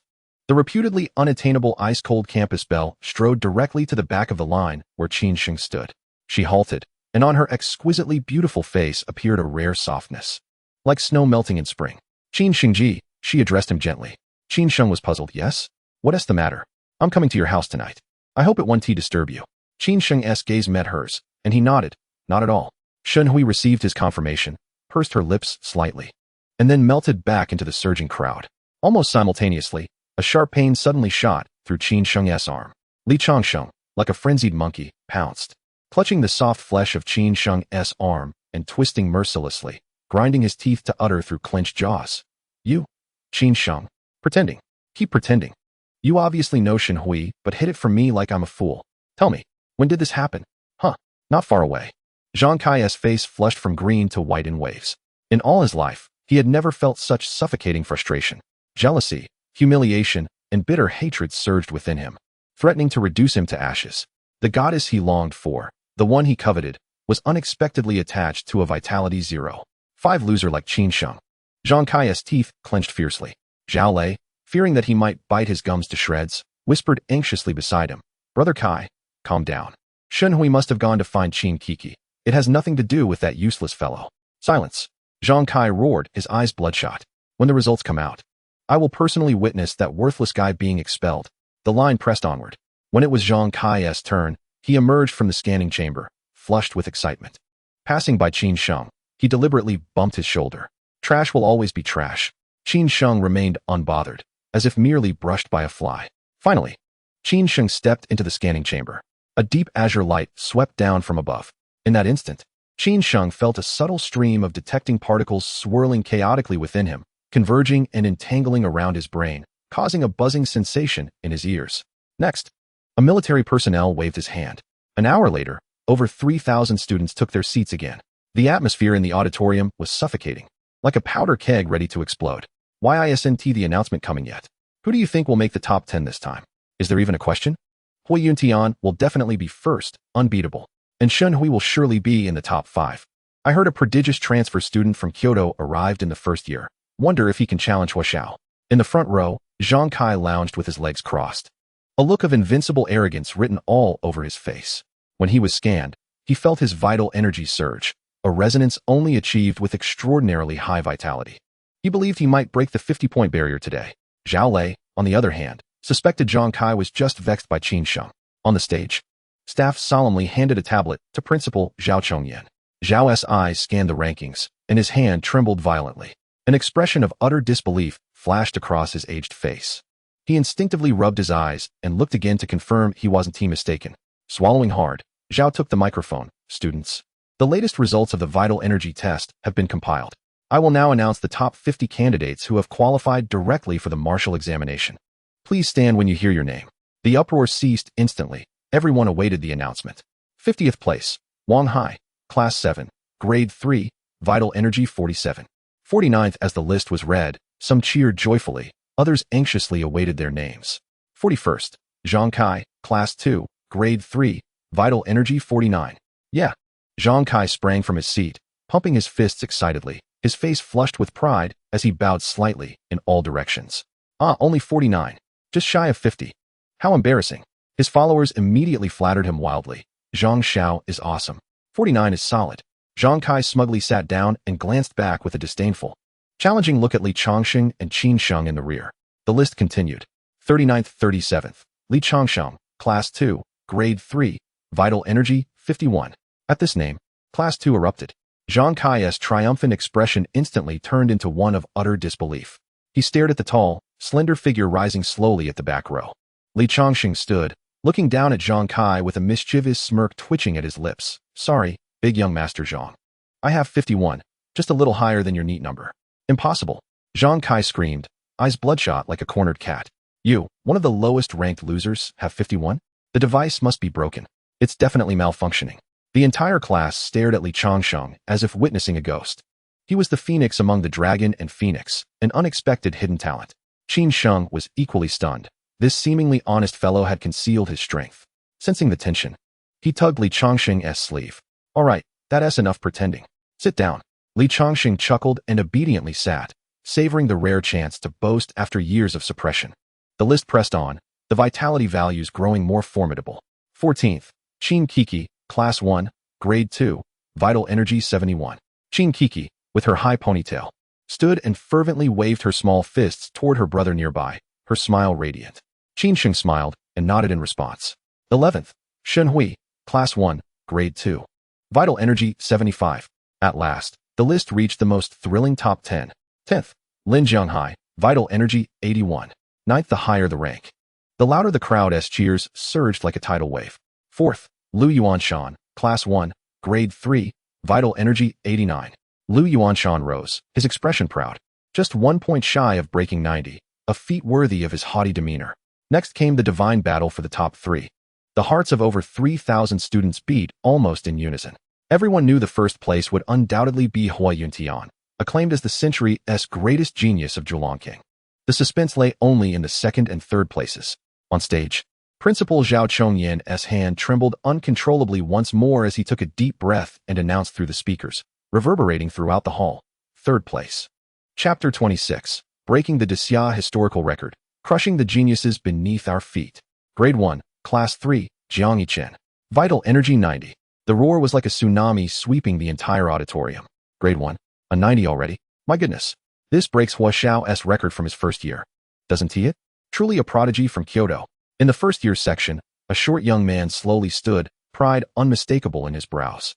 Amid the shock of the crowd, he turned calmly, a faint smile gracing his lips, placing his right hand over his left chest, and performing an elegant aristocratic salute in all directions. If only I could place third, I'd put on an even better show, sighed Li Chongsheng from the back row. In the very center of the front row sat Hua Yuntian, unperturbed. 90. That number might have caused a stir in my first year, he mused. But I have long since ascended to loftier peaks. A mere first-year record is but a faded milestone at the foot of the mountain to me. A genius? Huh. So-called genius is merely my threshold. Sweating, Zhao Chongyan continued reading. Second place. He swallowed hard, his voice tinged with a strange tone. Second place. Hua Yuntian, Class 1. Grade 3, Vital Energy 98. After a brief silence, the entire hall erupted with an intensity tenfold greater than before. What? Did I hear correctly? Hua Xiao is second? Then who is first? 98 can only be second? Does our school hide monsters? Hua Yuntian's perpetually impassive face shattered in that moment. He abruptly lifted his head, glaring fiercely at Principal Zhao Chongyan on stage, his pupils contracting violently. The armrests of his chair cracked under his crushing grip. Impossible. 98. This is the pinnacle of noble bloodline, the optimal martial path, the most comprehensive supplements, plus my sweat from ceaseless training.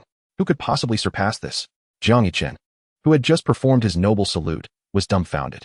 Beside him, Shen Hui also showed a rare expression of astonishment. All eyes converged like spotlights on the principal. Zhao Chongyan stared at the tablet in his hand, unable to believe the data before him. He reluctantly brought the microphone close to his lips and announced a name that would undoubtedly be etched into the annals of Julong Wugao's history. This time, the ranking for the Qi and blood test is #1 in the entire school. Class 2 of the 3rd year. Qin Sheng. Qi and blood value 100. Breaking the highest record in Jiulong Wugao's history. No, it should be the highest value recorded in all of Daxia's martial arts academies. The clamor abruptly vanished. At that moment, even the sound of a pin dropping to the floor was distinctly audible. In the auditorium of over 3,000 people, it seemed as if the button to halt time had been pressed. Everyone's mind went blank in that instant. Qin Sheng? The Qin Sheng from Class 2 of the 3rd year? The one who, for 3 years, had been a laughingstock with a qi and blood value of merely 0.5. Considered an unparalleled waste by both teachers and students? A qi and blood value of 100? Surpassing that so-called genius, Huo Yuntian, by a full 0.2. Thud. In the front row, Zhang Kai's legs buckled, and he slid off his chair, landing unceremoniously on the ground. His usual arrogant face was now as pale as a sheet, as if he had been dealt a staggering blow. No, this is impossible. Zhao Lei, sitting beside him, gaped like a fool, not even noticing the drool escaping his mouth. Huo Yuntian clenched his teeth tightly, blood vessels in his eyes bursting in an instant. His self-esteem, once exalted and revered by many, had been utterly shattered by this figure who had always been regarded as a mere jester. Old Qin, you secretly evolved without bringing me along. Li Changsheng howled in his heart. Amidst the myriad of astonished gazes akin to those witnessing a ghost, Qin Sheng remained calm, leaning back in his chair. His abyss-like eyes gazed steadily ahead, devoid of ecstasy or pride, completely indifferent to the shattered expressions surrounding him. Breaking the historical record and overshadowing the school's talents was merely the fulfillment of his promise. Fake. Finally, a shrill scream akin to a pig being slaughtered pierced the suffocating silence. Zhang Kai sprang up from the ground like a madman, pointing towards the back where Qin Sheng sat, and screamed hysterically, cheating. He must have cheated. A waste with a qi and blood value of 0.5 suddenly becomes 100? Do you think we are fools? He must have consumed illegal blood-boosting drugs from the black market. Those kinds of drugs that overdraw life force. At that moment, Zhang Kai resembled a rabid dog driven to a dead end. If Qin Sheng was indeed first, all his previous mockery would become the nails that pinned him to the pillar of shame. Investigate him. Conduct a thorough investigation on Qin Sheng. I want to verify the machine. Expose this waste disguise. This outcry stirred up a tempest. The elite students who could not accept being trampled by a waste began to join in the uproar. Yes. Retest. We refuse to accept this. He cannot be first. His blood composition must be examined. He must have taken drugs. The clamor surged like a tide, almost threatening to tear the auditorium's roof off. On stage, Principal Zhao Chongyan feigned ignorance, tacitly acknowledging the students' protest. According to his original plan, Qin Sheng should have been receiving an expulsion notice by now. What tricks had Qin Sheng played? He was utterly baffled. If they could indeed prove that the boy had used prohibited substances, it would be easily resolved. However, just as the tumult reached its peak, the middle-aged man with a flat haircut, who had remained silent throughout, finally made a move. He merely raised his right hand, pinching his thumb and middle finger together, and then, snap, a crisp sound reverberated, followed by a thunderous roar that exploded in everyone's ears. Over 3,000 people, including those self-proclaimed geniuses in the front row, collectively felt their heads buzz, their vision darkening. A few physically weaker individuals faltered, collapsing onto the floor. Hua Shui frowned slightly, turning her head to glare at the man with dissatisfaction. Next time, if he was going to speak, he should give a heads up first. The man, appearing somewhat simple-minded, smiled and slowly stood up. His piercing gaze swept across the crowd, making everyone feel as if a great mountain was pressing down on their chests, leaving them breathless.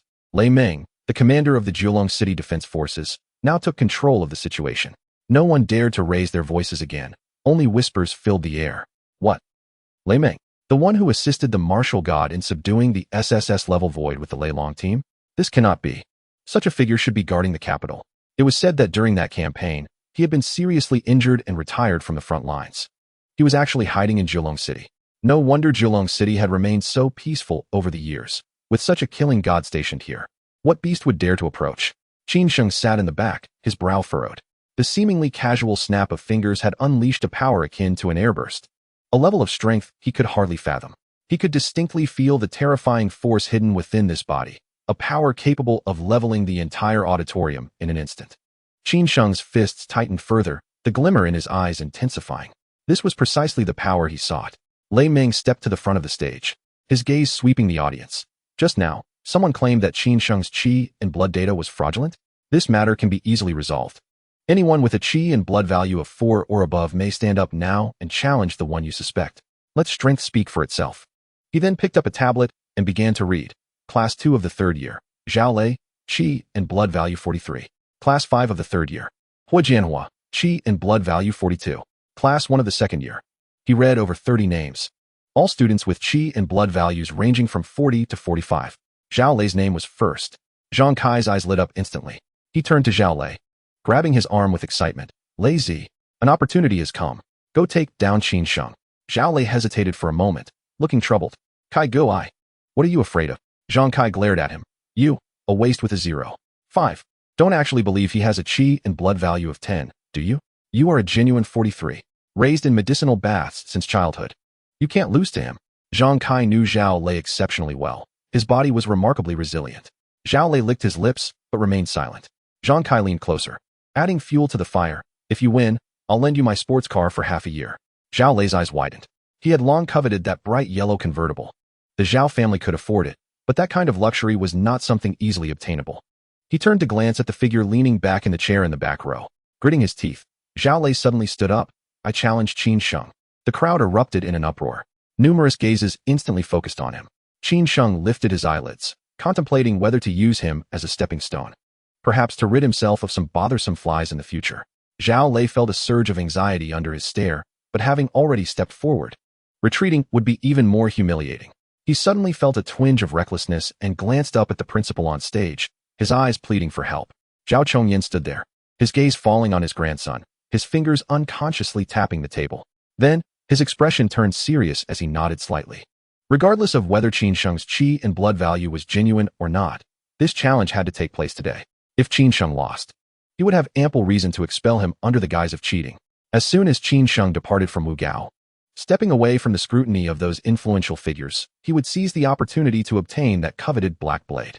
It was an essential possession he must acquire, and for it, he would sacrifice anyone, including his own grandson. Zhao Lei noticed the principal's nod and felt a glimmer of assurance in his heart. He took a deep breath and strode towards the aisle, shedding his outer coat and tossing it to a nearby classmate. A gasp echoed around him as Zhao Lei revealed a physique of impressive musculature. His well-defined pectorals, solid abdomen, and extraordinarily robust arms starkly contrasted with the image of a mere follower who usually trailed behind Zhang Kai, indulging in idle pleasures. Wow, Zhao Lei's physique is astonishing, someone exclaimed, astonished by the sudden revelation. After all, he belonged to the Zhao family, and despite any casual demeanor, their wealth was undeniable.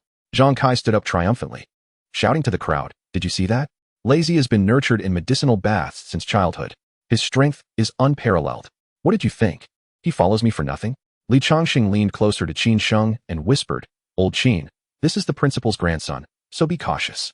Qin Sheng cast a sidelong glance at him and tossed his school uniform jacket onto Li's thin frame, which stood in stark contrast to Zhao Lei's muscular stature. A chuckle escaped the crowd, noting the significant disparity in their physiques. Clearly, he must be cheating. His body rivals those top scorers from Wengao. Qin Sheng's slight frame could be sent flying by a single punch from Zhao Lei. Ignoring the murmurs, Qin Sheng continued down the aisle, each step deliberate and steady, almost excessively so. In the center of the playground, Lei Ming had already inscribed a large circle on the ground with his foot. This is the boundary. Anyone who steps outside loses. Those who cannot resist, lose. He glanced at both participants, stating, before we commence, I must confirm. Anyone willing to concede? Qin Sheng gestured subtly towards Zhao Lei. Zhao Lei swallowed hard, cursing under his breath. Lei Ming nodded and stepped aside, raising his voice to the crowd of over 3,000. Now, everyone, form your lines. Supporters of Zhao Lei, stand to the left. Supporters of Qin Sheng, stand to the right. The crowd began to shift, and soon the left side was densely packed with people, including several teachers. Go Zhao Lei, defeat Qin Sheng. Expose that cheater for what he is. Beat him to a pulp. No one wanted to admit that they could be outdone by someone who had previously been the subject of their ridicule.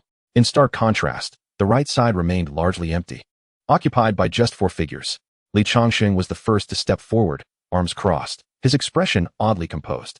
Qin Kiki followed, her face pale and eyes reddened with tears. She was unconcerned with her brother's strength. Her sole focus was on ensuring he remained unharmed, both physically and mentally. Clenching her fists tightly, she refrained from intervening, knowing it would only embarrass him further. Shun Hui stood beside Qin Kiki, gently squeezing her arm to help her relax. Unexpectedly, a figure stepped towards the right side, Jiang Yichen. the first-year prodigy who had transferred from Jingdu, with an impressive vitality of 90. With his hands in his pockets, he ambled over to sit beside Li Changsheng, casually giving a thumbs up to the astonished onlookers without offering any further explanation. A dozen others remained stationary. Hui Yuntian stood at the front, flanked by Lu Yuanshan and several others. Hui Xiao, aren't you going to choose a side? Someone inquired. Hui Yuntian remained silent, his eyes tumultuous with complex emotions. From the crowd on the left, Zhang Kai emerged, grinning arrogantly. He shouted at the sparse gathering on the right, Li Changsheng, just you few. Is that enough for a game of mahjong? Oh wait, the four of you are just enough for a table. Li Changxing remained unresponsive. Qin Kiki tightened her grip on Shun Hui's arm, her voice trembling. Sister Shun, why is my brother being so reckless this time? Shun Hui softly patted her hand. Do not worry. Your brother must have his own considerations. Yet, even she was filled with concern. Everyone knew Qin Sheng's past abilities. Could it be that he was hiding his true strength? It seemed implausible, as she had witnessed his timidity for years, unless he had somehow transformed into a master actor. Li Changsheng leaned in, mischievously winking. Kiki, do not fear. Your brother has reached a new level of understanding. He is far stronger than you think. Qin Kiki paused, bewildered. A new level of understanding? What does that mean? Li Changxing smiled mysteriously. You will see soon enough. Chapter 28. No more pretense. Time for the truth. In less than 10 seconds, in absolute domination, the match began. Zhao Lei roared, and a surge of energy coursed through him. He spread his feet apart and sank into a stance, his forearms bulging with muscles akin to coiling dragons. The surface of his skin turning a faint shade of red at an observable rate. This was the Zhao family's unique martial arts. A gasp rippled through the crowd as some recognized the technique, exclaiming in astonishment. It was said that mastering this skill could grant one true resilience. Zhang Kai, reveling in the spectacle, puffed out his chest. Lazy has been nurtured in medicinal baths since childhood. His strength is deeply rooted. The martial arts style was particularly formidable in head-to-head confrontations, and with Qin Sheng's spindly frame, he would not withstand a single blow. In the stands, Lei Ming glanced at Zhao Zhongyan. Principal, is this one of your Zhao family members? He seems to possess genuine skill. Zhao Zhongyan nodded slightly, maintaining a composed facade while concealing a hint of pride. This rascal usually followed Zhang Kai around causing trouble, but fortunately, he had not neglected his ancestral martial arts. With such strength, he was indeed impressive among his peers. His gaze then shifted to Qin Sheng, who stood quietly in the ring, seemingly unresponsive, making it difficult to gauge his depth. Zhao Zhongyan pinched the bridge of his nose. The martial arts style emphasized defense and was not reliant on agility. He found it hard to believe that Qin Sheng could breach Zhao Lei's defenses without weapons. If he could not break the defense, it would be a one-sided domination. Qin Sheng, Zhang Kai bellowed, mocking him, stop pretending to be profound. If you're scared, just kneel down and admit defeat. Li Changxing joined in the jeering, old Qin. Stop putting on an act. At this, Qin Sheng finally moved. He disregarded Zhao Lei and turned to look outside the circle, where Qin Kiki stood, her eyes red and brimming with tears. Upon noticing her brother's gaze, she quickly sniffed and forced a smile, whispering, go, brother. Qin Sheng felt a pang of sorrow. His sister was clearly frightened. He could not delay any longer. It was time for a swift resolution. He nodded towards Qin Kiki, his voice calm. Do not worry. This time, there will be no pretense. The truth will be revealed. Zhang Kai paused for half a second, nearly bursting into laughter. Reveal the truth? What can a useless person like you reveal? Perhaps a pancake. The last word caught in Zhang Kai's throat as Qin Sheng's figure suddenly vanished from sight. Zhao Lei's pupils dilated instantly. He did not even catch a glimpse of his shadow. The next moment, a resounding thud echoed through the air. Zhao Lei felt an immense force collide with him, causing his feet to stumble back uncontrollably. Before he could regain his balance, Qin Sheng was upon him. His right arm bent, elbow striking like a heavy battering ram directly into Zhao Lei's sternum. With a loud thud, Zhao Lei lost his footing entirely, crashing to the ground.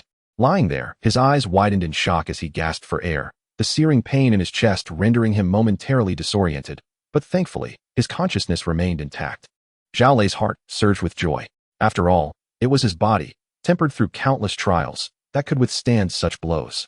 He barely had time to think. Instinctively, his arms braced against the ground, and with a surge of strength from his core, he attempted to flip himself upright. However, just as his back arched, a large hand descended from above, forcefully covering his entire face. Without any flourish, that hand seized his head and ruthlessly slammed it down towards the ground. Given his resilience, Qin Sheng unleashed all his might in this strike. Bang! Zhao Lei's skull crashed heavily against the plastic surface.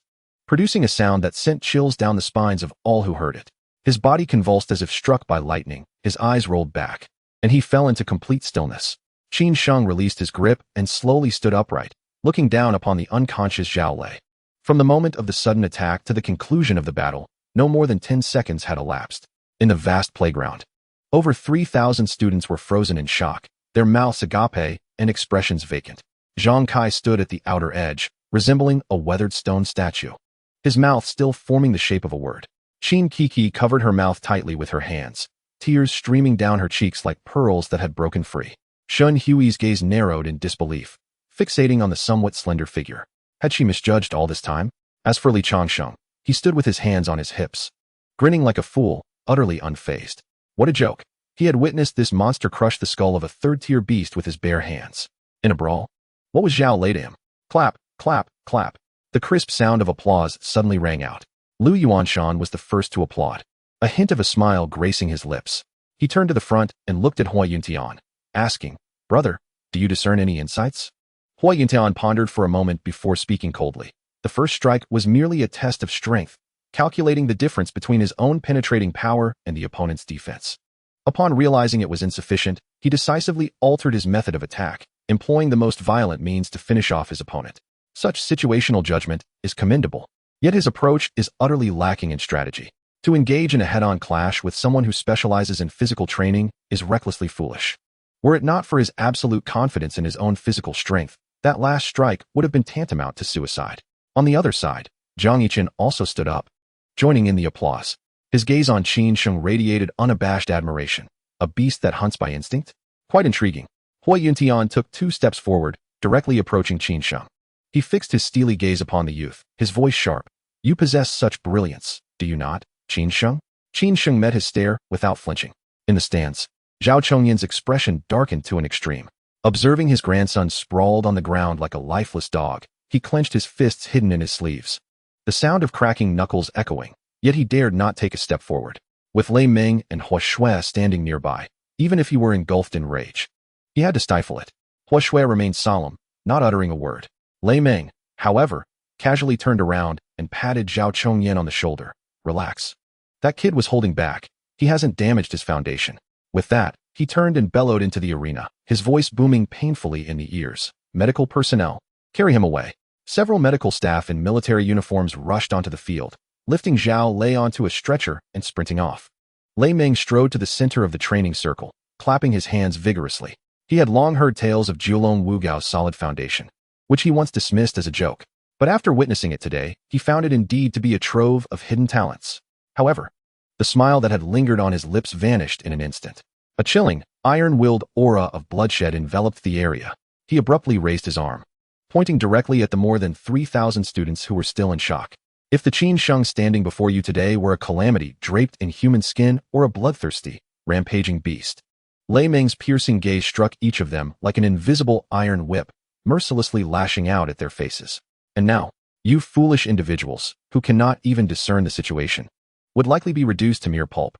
He stepped forward, each word crashing down upon the hearts of the crowd, crushing all remnants of hope and arrogance. "This is the first lesson in practical combat I impart to you. Judgment. Relying on hearsay and subjective conjecture to gauge your opponent. What is the outcome?" Lei Ming pointed back at the direction from which Zhao Lei had been taken away. "The one being carried out is your fate." A profound silence enveloped the arena. No one dared to provoke misfortune at that moment. "I shall ask you one last time.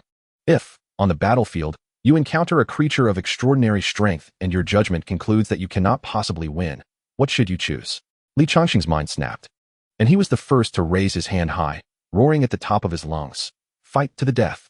The moment those 4 words escaped his lips, the surrounding students, who had just regained a semblance of fervor, were ignited, shouting in unison, "Fight to the death. We will not yield. Better to stand and die than to kneel and live." The cacophony of over 3,000 voices reverberated, deafening in its intensity.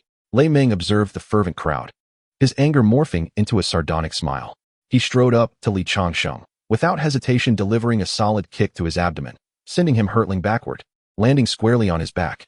Chapter 29. The Birthday Night of the Ice Mountain Heiress. Lei Ming withdrew his foot, casting a contemptuous glance over the crowd. "Fight to the death? Nonsense. Remember, if you encounter a superior opponent in the wilderness, run. Run as fast as you can. Do not remain to become fodder for beasts. His military boots struck the wooden floor with a resounding thud, echoing like a bell. But if it is a team, absolute obedience to the captain's command. Henceforth, if any of you becomes a captain, keep your eyes sharp. Your intellect determines the life and death of the entire team. If you are a team member, whether to fight or flee, heed the captain's orders. Even if there is a pit of fire ahead, if the captain commands you to jump, you must leap with your eyes wide open. Do you understand? Over 3,000 students were stirred by the iron-willed fervor, shouting in unison. Understood. Lei Ming nodded with satisfaction. He slowly turned his gaze towards Qin Sheng, his voice imbued with undeniable authority. Now, who dares to challenge the supremacy of Qin Sheng? The strongest in the school? No one responded. Zhang Kai, who had previously boasted about testing the machine, now cowered in a corner, muttering under his breath, "What a useless waste, Zhao Lei." With a sweeping gesture, Lei Ming commanded, "The top 50 selected, bring your most suitable weapons. Tomorrow, there will be a new assessment. Today's session is concluded. Dismissed." The crowd erupted, a buzz of discussion akin to a disturbed beehive. Qin Sheng, with one hand in his pocket, navigated against the tide of people. Keek's petite figure emerged from the throng, exclaiming, "Brother, you scared me to death just now." The murderous intent that had once surged in Qin Sheng's eyes softened instantly. His hand, which had been poised in midair, paused momentarily before gently resting on the top of the girl's head, ruffling her hair. "It's all right." Li Changsheng, rubbing his backside, approached with a grin, his teeth bared in a wide smile. "Kiki, I told you. Your brother has achieved enlightenment. He is truly a monster now." Qin Kiki blinked, her expression one of confusion, clearly unable to comprehend his nonsensical ramblings. Shenhui stood quietly in the background, her eyes, ordinarily cold and distant, rarely shimmering now with a subtle, inquisitive light. "Qin Shengji," she murmured softly, her crimson lips parting gently. "See you tonight." Qin Sheng offered a slight nod in response. At that moment, Jiang Yichen, hands tucked casually into his pockets, strode lazily past Qin Sheng. As they brushed shoulders, the prodigious transfer student from Jingxing turned his head slightly and called out enigmatically, "Brother, you'll have to work harder." Without waiting for a reply, he vanished into the crowd. Qin Sheng's brow arched in mild surprise. To his knowledge, they shared no connection. A genius who had just transferred from Jingdu days ago? He dismissed the thought, uninterested even in learning the newcomer's name. As long as he didn't obstruct his path, he cared little about which river dragon the man hailed from. The road home was riddled with potholes, stretching endlessly under the dim streetlights. Behind him, Kiki clung tightly, warm tears gradually soaking through his back. If Uncle Longfei could see you today, the center of all attention, how proud he would be. The girl's voice choked with emotion, soon scattered by the whistling wind. Qin Sheng opened his mouth to offer comforting words, but found the hazy glow of the street lamps around him suffused with an indistinct mist. He raised a hand and wiped his eyes vigorously, realizing that the deepest, most profound attachment lingering within his being had already transformed into these warm tears brimming in his gaze. Below the old apartment block, Qin Sheng parked the car and gently wiped the tears and mucus from Kiki's face with the edge of his sleeve. "Don't cry, everything will be fine," he said earnestly. "I promise." Kiki sniffled and smiled through her tears. "Yes, by the way, Shenhui Jia will come over for dinner later. We don't have enough food at home, so please buy some more." Qin Sheng nodded and turned toward the corner vegetable market, passing a familiar utility pole. His steps unconsciously faltered. It stood empty, no small stool, no worn wooden chessboard. The blind man shrouded in black cloth had vanished. Perhaps he had moved on to eke out a living elsewhere, or maybe misfortune had befallen him. In an era where human lives were as insignificant as grass, who cared about whom? Qin Sheng's gaze swept the surroundings until it landed on a dilapidated bin not far off. Its fully blackened windows shimmered eerily beneath the streetlight's glow, exuding an inexplicable sense of foreboding.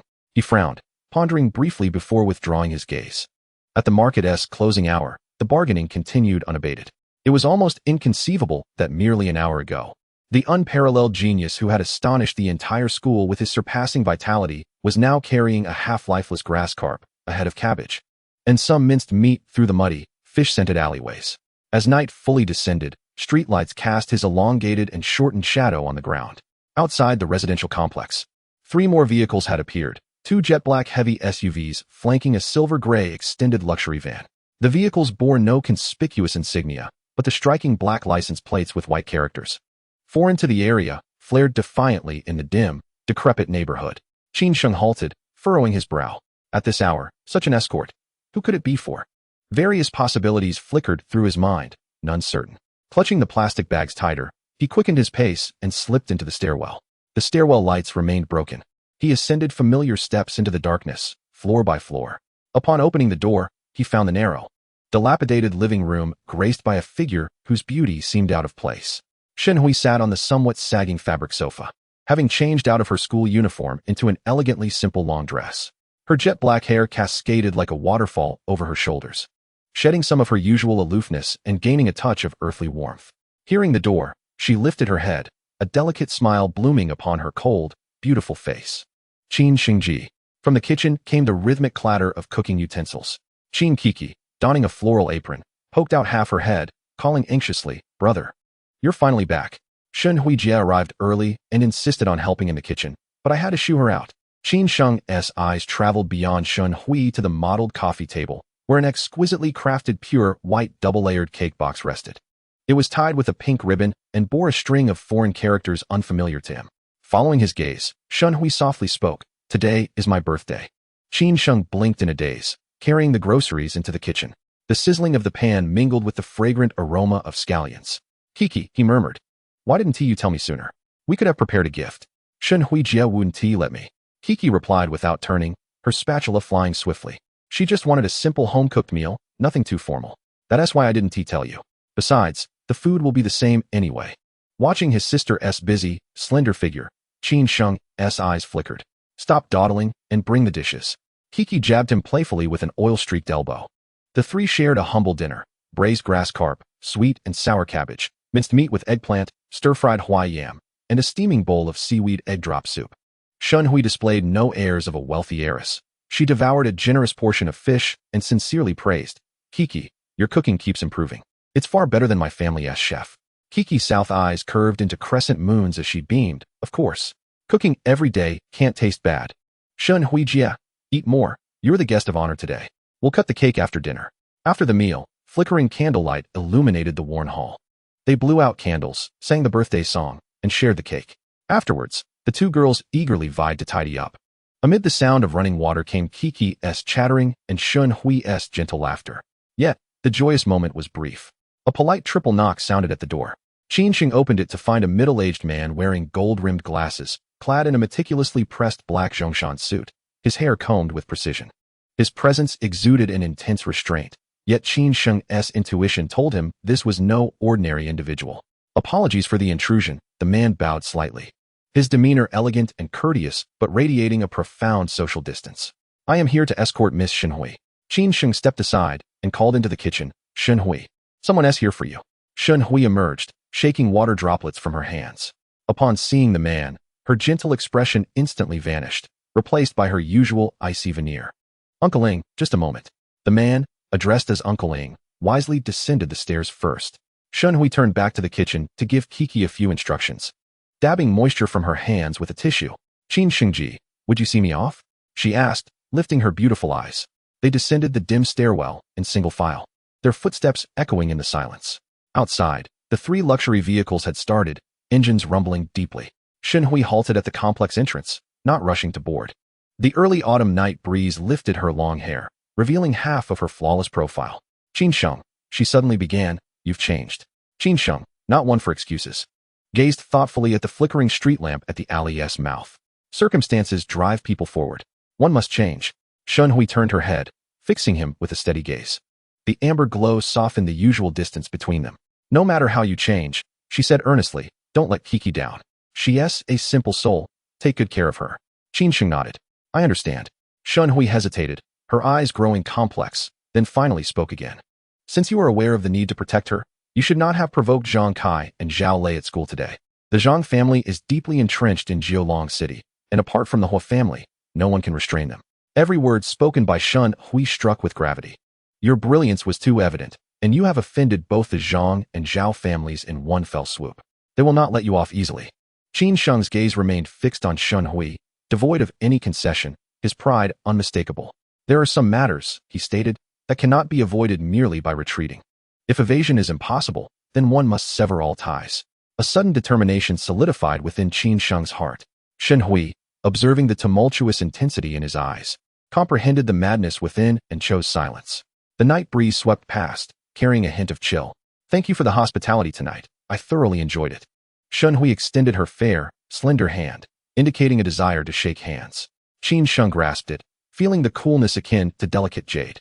In his mind, he recalled the roughened hands of his sister, Qin Kiki, worn from years of household chores, with calluses forming on her knuckles. Useless as he was, he had allowed this foolish girl to endure far too many hardships. Shunhui withdrew her hand and turned to enter the silver-gray stretch limousine. As the door closed, the convoy gradually exited the dilapidated alley. Inside the vehicle, amidst the opulent leather seats, Shunhui rested her chin on her hand, silently gazing at the rapidly retreating, desolate streets. Uncle Ling glanced at her through the rearview mirror. His lips moved, but he swallowed his words. Uncle Ling, please speak plainly. Shunhui did not turn around. Uncle Ling tightened his grip on the steering wheel. Miss, will you not make an appearance at the Zhang family's banquet? The master specifically instructed that today is Zhang Kai's coming-of-age ceremony. You must attend. I will not go. Her response was decisive, leaving no room for negotiation. After a few moments of silence, Uncle Ling suggested, shall I have the convoy circle the inner city a few more times? Delay the time? Shunhui's gaze remained fixed on the endless night outside. Her mind was filled with the image of that youth beneath the streetlight, his rebellious eyes. There is no need. She coldly uttered 3 words. Uncle Ling sighed inwardly and ceased speaking. The silver-gray limousine accelerated, departing in the opposite direction of the Zhang family's banquet. Qin Sheng returned to the 6th floor. Qin Kiki was busy wiping the table with a cloth when she suddenly paused, lifting her head. Brother, you stood downstairs for quite some time. What did Sister Shunhui talk to you about? Qin Sheng walked over to his sister. Nothing. Just reminded me to take care of you. Qin Kiki was momentarily taken aback, then lowered her head to continue wiping the table. Her voice muffled. I don't need you to take care of me. I can manage on my own. I know, but you are my sister. Who else should I care for? Qin Kiki fell silent, carrying a basin of water into the kitchen. Outside the window, the dilapidated frame emitted a faint creaking sound. Qin Sheng rose and approached the window, gazing into the distance illuminated by neon lights. His gaze then dropped, landing on a pitch-black van parked across the road. Lurking in the dim glow of the street lamp like a concealed beast, his brow furrowed, recalling the chilling sensation of being watched while downstairs. This was no mere illusion. Someone was undoubtedly observing him, and not just one individual. This imminent sense of danger pierced through him like a thorn, rendering Qin Sheng restless. Having accepted this life, he must tread forward step by step, regardless of what lies ahead, be it man, ghost, beast, or demon. Those who obstruct him shall be eliminated without mercy. A thought crossed Qin Sheng's mind, and the panel unfolded. Wushin Lingyu Haish 09. Current remaining kill value, 150 points. His gaze fell upon the martial arts section. Daxia Basic Swordsmanship, perfect. Daxia Basic Body Technique, perfect. Copper Skin Iron Bones, green, perfect. These 2 words signified that this commonly known national basic sword technique had been mastered to the absolute limit of a mortal. No further progress could be made. However, Qin Sheng's brow slightly furrowed. He recalled the first time he injected kill value in the interrogation room of the Public Security Bureau, where a line of gray garbled text had flashed deep within the system. Detected projection number 121, Daxia Basic Swordsmanship Expansion version. Loading failed, version mismatch. Initially, he thought it was because this 05 blood and chi body could not withstand it. Yet now, Qin Sheng's gaze slowly descended to the very last line of blood-red text. Wushin Body First Stage unlocked. Wushin Body Second Stage awaiting unlock. 152000. The gene limiter had collapsed. Why should the limitations of mortals confine the Wushin body? Shouldn't the so-called expansion version reveal its true form now? Qin Sheng's heart raced. He took a deep breath, concentrating his thoughts on the Daxia Basic Swordsmanship section. Commencing the search, the panel flickered. Almost immediately, the characters twisted and reformed. Ding. Detected host bloodline compatibility. Limiter has been released. Detected projection no. 121. Daxia Basic Swordsmanship Expansion version. Initial Realm Wei Family Liaoyang/entry version. Consumes 50 kill points. Chapter 31. Night Fishing for Pure High School Boys? Prerequisite. Wushin Body First Stage unlocked. Achieved. Would you like to synchronize? Without a trace of hesitation, a fervent light ignited in Qin Sheng's eyes. Synchronize. Boom. Qin Sheng's consciousness plunged into an endless sea of awareness. Before him, an extraordinarily imposing phantom materialized from thin air. Its visage obscured, it was adorned with wild black hair. Billowing in the searing wind, the phantom slowly raised its right hand. In the palm rested a terrifying long blade, forged from the essence of dark abyssal lava. The blade was engulfed in an everlasting black-red inferno, scorching the surrounding void into a twisted collapse. In the next instant, the phantom descended without embellishment, cleaving from above. The extreme simplicity was even more straightforward than the basic sword technique. Yet, as the blade fell, the heavens and earth were forcibly cleaved apart. The trajectory of the blade tore a horrifying rift through the boundless darkness. Black-red catastrophe flames surged forth from the crevice, transforming into a blinding sun that incinerated everything in its path, instantaneously vaporizing all matter. That was the annihilating light that severed all darkness. In reality, Qin Sheng stood like a statue, frozen before the window. He tightly shut his eyes, his eyeballs quivering violently beneath his eyelids, veins on his forehead bulging. It was unbearably hot. Every cell in this corporeal vessel, every drop of blood, resonated under the overwhelming burden. This was the violent imprint etched deepest within his genes. It was the absolute legacy of the foremost martial god family of Daxia. Qin Sheng gritted his teeth, a strong metallic taste of blood filling his throat. Yet he refrained from uttering a single cry of pain. He allowed the searing flame, nearly incinerating his internal organs, to rampage through his meridians. It felt as if he had endured a century. Ding. Synchronization successful. Remaining kill value, 100 points. Martial Arts Realm. Initial Realm Wei Family Liang/Entry. Martial Arts Description. The Wei family's inherited ultimate techniques initial stance. Utilizing blood and qi as fuel, igniting a blade that can scorch rivers and boil seas. The blade's reach inflicts burning damage upon all living beings. Hiss. Qin Sheng opened his eyes, slowly exhaling a visible plume of scalding white mist. He lowered his gaze to his right hand. On the pale back of his hand, a crimson vein flickered, appearing for less than a second before vanishing entirely within flesh. Crack, crack, crack. Qin Sheng gradually clenched his right fist. He could distinctly feel a surge of immensely destructive power in the depths of his heart. It was like a spark lying dormant in the abyss. With but a single thought, he could incinerate this wretched world. This Wei family Liang/, merely at the entry level, consumed 50 kill points. If the deduction continues, Qin Sheng's focus is concentrated on the section labeled Initial Realm Wei Shili Yangzhan.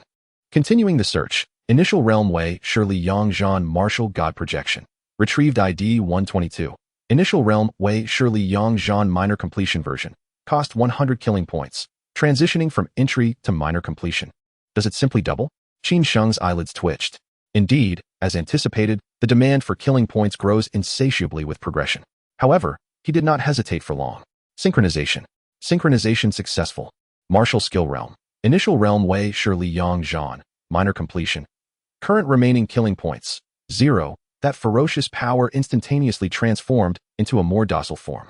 It resembled an ancient fierce beast that had just been tamed, now obediently lying in wait, ready to break free at the owner's command and feast upon its prey.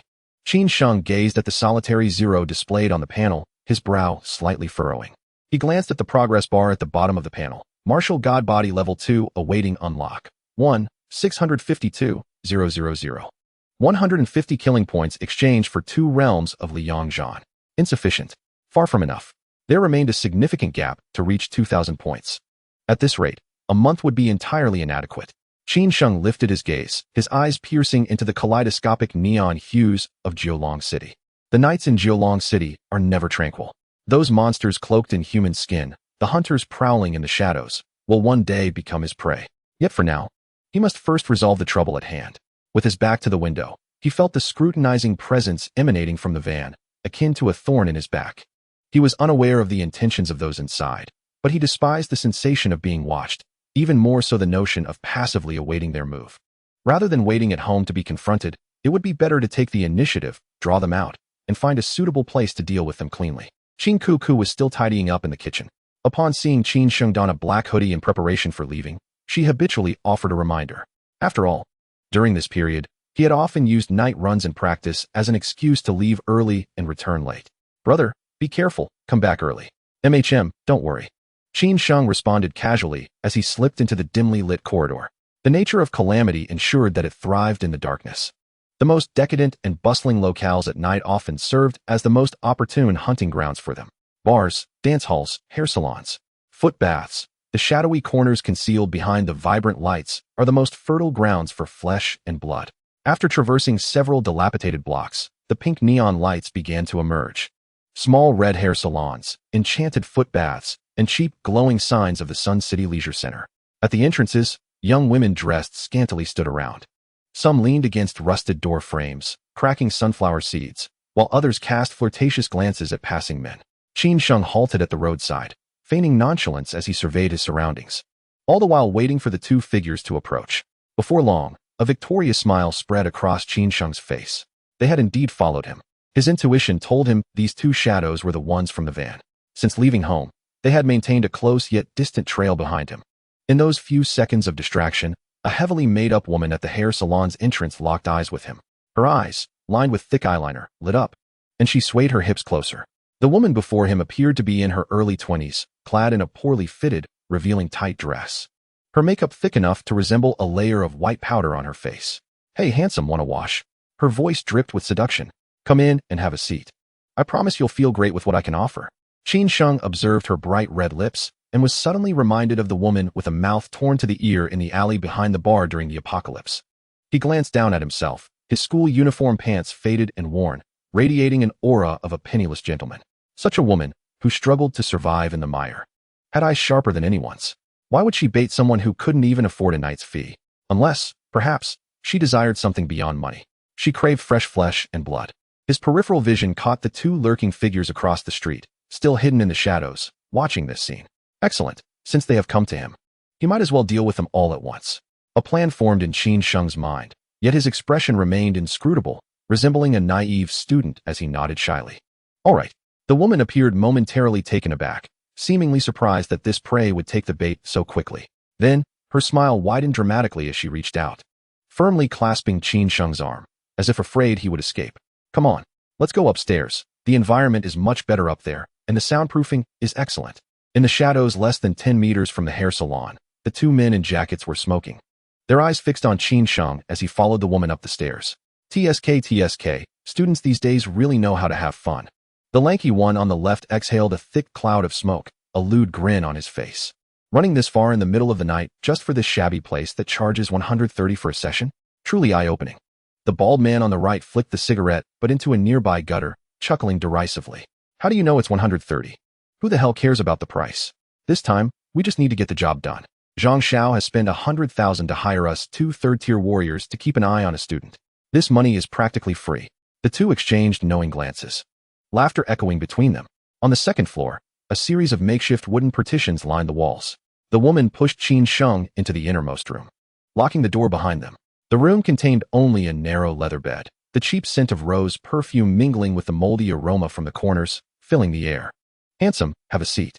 The woman patted the edge of the bed covered in pink sheets, then turned her back to Qin Sheng, her pale fingers grasping the zipper of her tight dress, slowly pulling it down. Qin Sheng leaned against the peeling wall, observing her silhouette. The woman's unzipping was deliberate, accompanied by flirtatious glances over her shoulder, her eyes brimming with blatant insinuation. Qin Sheng waited. He awaited the moment this woman would shed her facade and reveal her true self.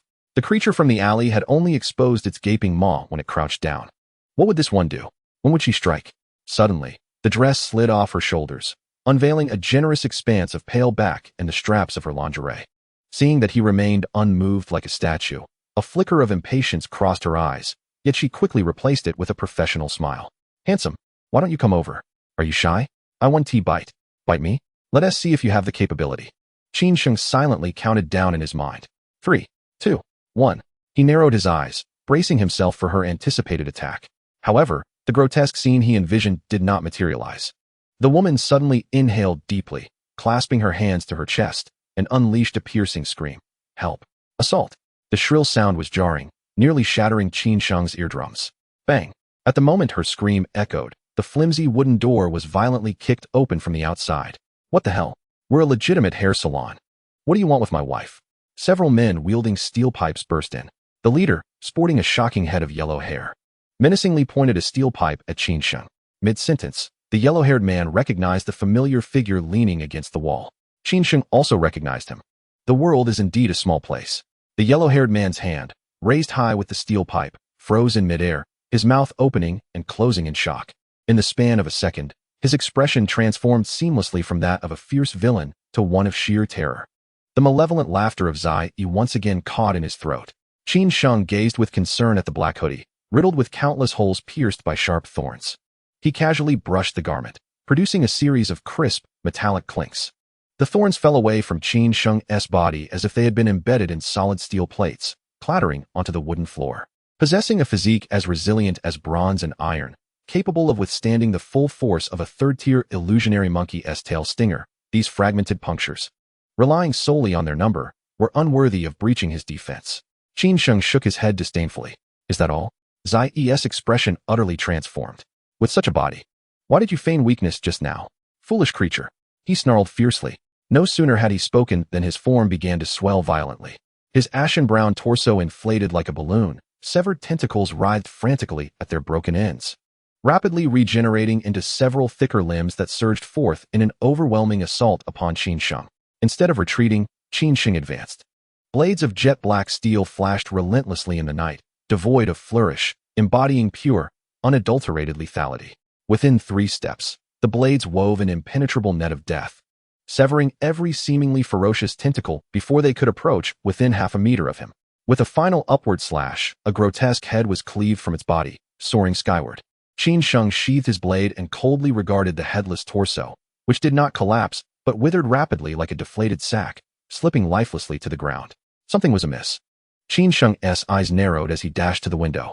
In the night, a smaller, grayer-brown figure slid swiftly downward like a gecko. Qin Sheng refrained from immediate pursuit, determined to devise a method to lure the 2 sentinels outside to follow. He turned, his gaze falling upon the sprawled, yellow-haired man. The latter was paralyzed by the gruesome scene, sitting stunned in a pool of blood, forgetting even to flee. With a flick of his toe, Qin Sheng sent a half-devoured, severed limb splattered with blood flying into the yellow-haired man's face, dousing him with a fetid stench. Frozen and waiting to die? Scram! Startled into consciousness, the yellow-haired man scrambled out of the room. Qin Sheng then vaulted through the shattered window, which shattered beneath his feet like a bowstring released. Upon landing, his legs bent slightly, the bronze and iron physique absorbing the impact fully. The concrete beneath his feet dented instantly, spiderweb cracks radiating outward. His eyes locked onto the fleeing shadow as he surged forward without hesitation. Having drawn his blade tonight, there was no turning back. Below the hair salon, in a nearby dark alley, 2 third-tier warriors who had been on lookout extinguished their cigarette butts. The thin man's nostrils flared suddenly, his face paling. Wait. There's the scent of blood. He grabbed the bald man who was about to speak. The bald man's previously casual expression vanished instantly. Simultaneously, a bloodied figure staggered out, howling madly as it fled. Exchanging a glance, the 2 drew their weapons and silently crept toward the salon like nocturnal predators. The pungent stench of blood mixed with the foul odor of entrails drifted down the stairs. Ascending swiftly to the 2nd floor, they found the yellow-haired man, 3 subordinates, and a salon girl all collapsed on the floor. The walls were covered with countless spikes, and dismembered limbs and torsos lay scattered across the floor. The night wind swept through, causing the tattered curtains to flutter wildly like ghostly banners. Did they encounter Zai? Where's that boy? The bald man scanned nervously, sweat beading on his brow, but Qin Sheng was nowhere in sight. The thin man hurried to the broken window, peering down at the street below. Upon seeing the deep impressions pressed into the concrete, his expression turned grave. The bald man noticed and gasped sharply. Could those marks be from Zai's steps? Looks like at least a D-rank force. That boy must have been devoured by Zai, or else how could he have vanished? Not necessarily. There's another possibility. You mean that boy is Zai himself? Chapter 34, Brothers Unite, one against many. If we encounter a tough opponent, the 2 of us can team up and slay him, then collect a hefty bounty at KDC. Enough talk. The thin man gritted his teeth and sprinted down the stairs. Zhang Xiao's 100,000 yuan contract is the real prize. Whether that kid is human or ghost, tonight we must strip him bare. They burst out of the salon, standing in the deserted street, eyes scanning the surroundings. The night wind howled, neon pink lights flickering erratically. Damn, but where the hell do we even chase? The thin man's gaze darkened. He crouched slightly, pressing his right hand onto the rigid asphalt. A faint, eerie black glow emanated from his left palm, as if some living entity writhed beneath his skin. Leave it to me. At his words, a thick black mist peeled from his palm, falling to the ground and rapidly contorting and expanding until it solidified into a creature no larger than a hand. Its entire body was pitch black, four-legged, with eyes gleaming in the night. The tracking-type supernatural construct known as the Shadow Hound. The Shadow Hound sniffed the air frantically before turning towards Zai's direction. Emitting a low, mournful whine, the thin man stood, curling his lips into a cold sneer. Chase, let us see where he can run. The 2 figures vanished into the night, following the Black Hound. The wind roared past Qin Sheng's south ears as the street blurred into streaks of light.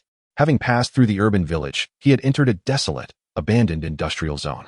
His legs became mere afterimages. Ahead, the ashen-brown figure glanced back in terror. Its murky eyes were filled with dread and despair.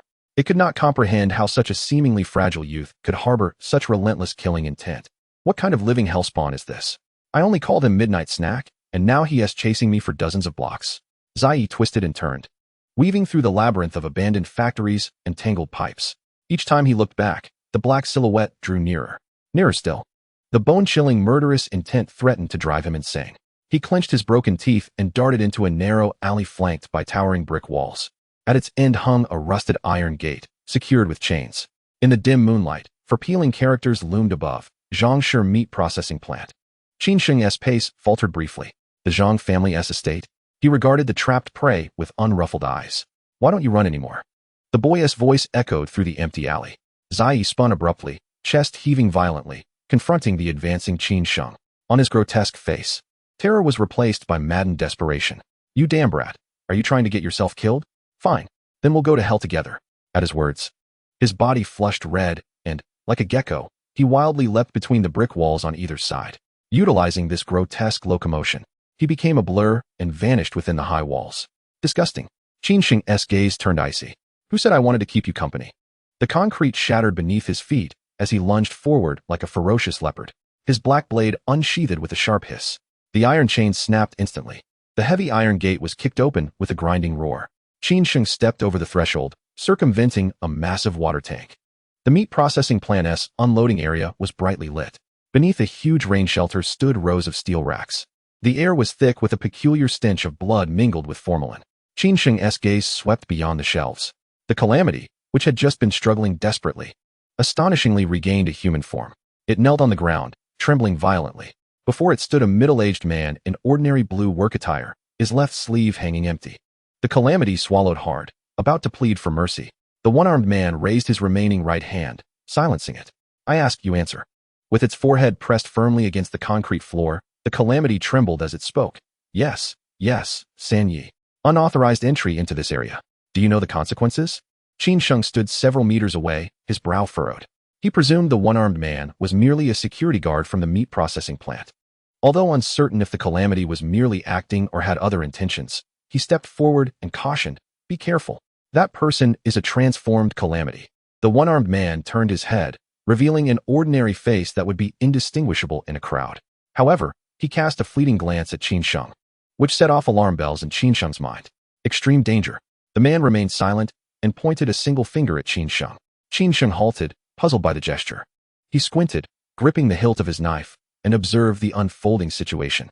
The Calamity's forehead struck the ground with a resounding thud, leaving a blood mark as it cried. Spare me, San Yi. I know the rules, but I have crucial intelligence. Vital information. Speak. The Calamity, which had killed Miss Xiang Tsai, raised a hand and pointed towards Qin Sheng, exclaiming, the one wielding the black blade. That is him. Qin Sheng's gaze turned icy. Miss Xiang Tsai? The woman who had attempted to seduce him only to end up mutilated by him? The title of cleaner. Could it be that the one-armed man was also a Calamity? Just as he was about to speak, the middle-aged man turned once more, looking at Qin Sheng and slowly extending two fingers. Qin Sheng understood this as a signal. A second warning. Strangely, he did not speak. What was he being warned about? A cold smile crept across Qin Sheng's mind, mocking the theatrics. Whether it was one kill or two, it mattered not. He would gladly accumulate more slaughter points. The middle-aged man returned his gaze to the kneeling Calamity and nodded. This intelligence is indeed significant. Joy surged in the Calamity's eyes as if it had survived a catastrophe. Yet, the middle-aged man's tone remained unyielding, and he continued. But it is not enough to spare you from death. The euphoric expression on the Calamity's face instantly froze. It did not plead or resist as before. Instead, it resignedly bowed its head, speaking with a calm acceptance. I do not seek to live. I only wish for a swift end from San Yi. The middle-aged man seemed satisfied with this response, a hint of a smile gracing his face. Suddenly, the smile vanished, and his brow furrowed as he extended 3 fingers towards Qin Sheng. A warning, the third of its kind. Qin Sheng, perplexed, had yet to comprehend. In the next moment, his taut nerves jolted into a frenzy.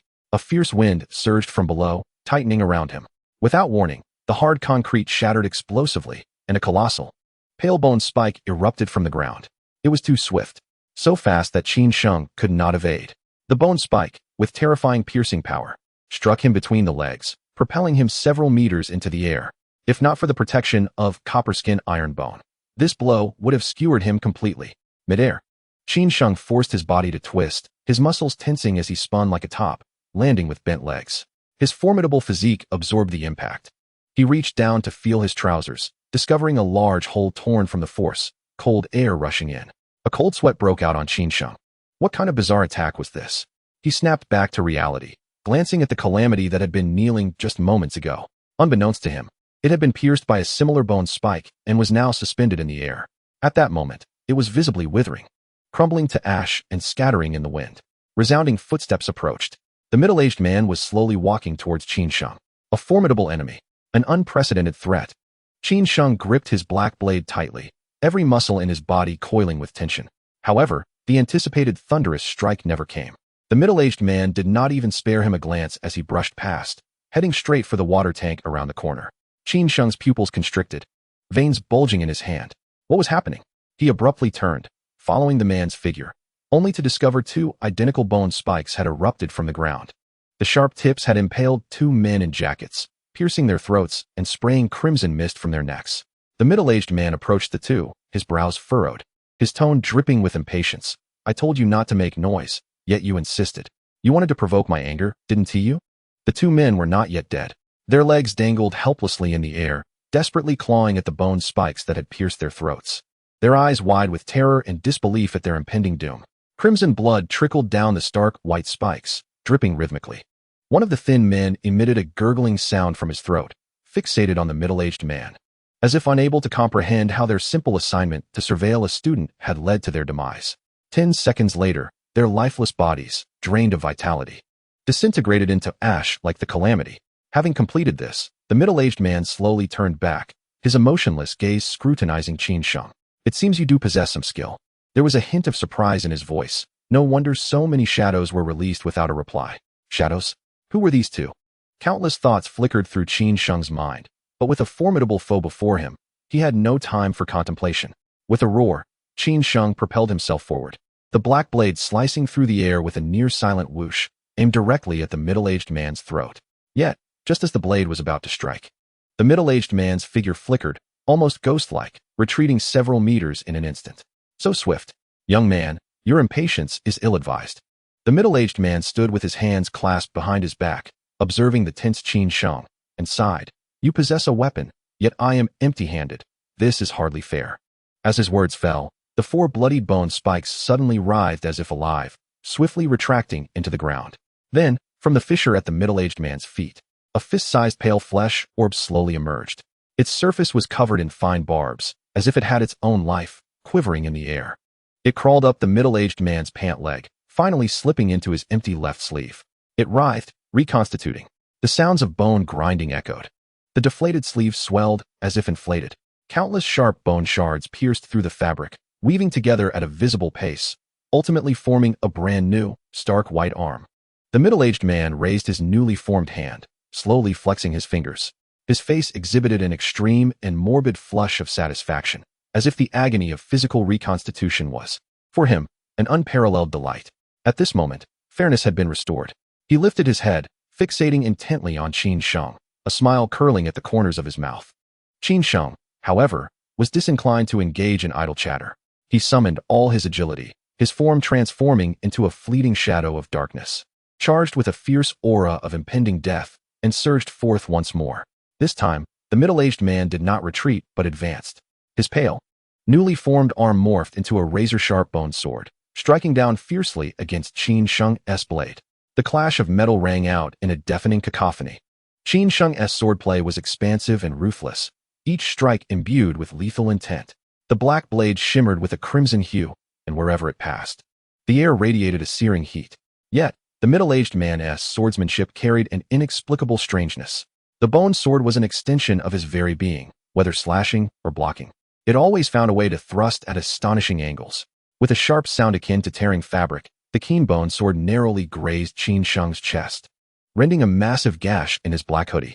However, beneath the torn fabric, his skin bore only a faint white mark.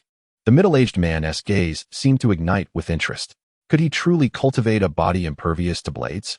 He sprang backward, creating distance while sizing up Qin Sheng. No matter how resilient one may be, could one's vital points be made invulnerable? Qin Sheng, with a grim expression, remained silent. He glanced down at his shredded chest, his brow furrowed tightly. This could not continue. He would surely be overwhelmed. Moreover, the bone sword was far too enigmatic. It could both attack and defend, and at the moment of contact with blades, it could contort and reshape against all logic. With each strike, he had to contend with multiple unpredictable counterattack paths. If this stalemate continued, he would inevitably lose. A change in strategy was imperative.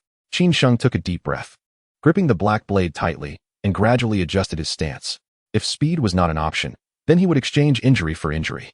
Chapter 36. Despair. The Bone Prison. Qin Sheng suddenly erupted into action. He launched himself forward like a cannonball, unflinching, boldly colliding with the opponent's sword edge. A flicker of surprise crossed the middle-aged man's eyes as he twisted his wrist, the bone sword striking like a venomous serpent, aimed directly at Qin Sheng's eyes. Too swift. Qin Sheng swiftly turned his head, the sharp bone sword grazing his forehead, leaving a dazzling crimson mark. At the same moment, the black blade in his grasp ignited with a fierce red glow, imbued with resolute killing intent, and lunged toward the opponent's heart. The middle-aged man's expression shifted slightly. He exerted force with his feet and retreated rapidly. The tip of the black blade narrowly brushed against his chest, leaving a charred tear in his clothing. Although blood was not drawn, the sight of his tattered fabric darkened the middle-aged man's countenance. Did he truly believe he could not be harmed? He snorted coldly, the bone sword quivering as if melting, reforming into his palm. Then, a tremendous and oppressive aura erupted from his being without reservation. This surge of vital energy was tenfold more terrifying than before.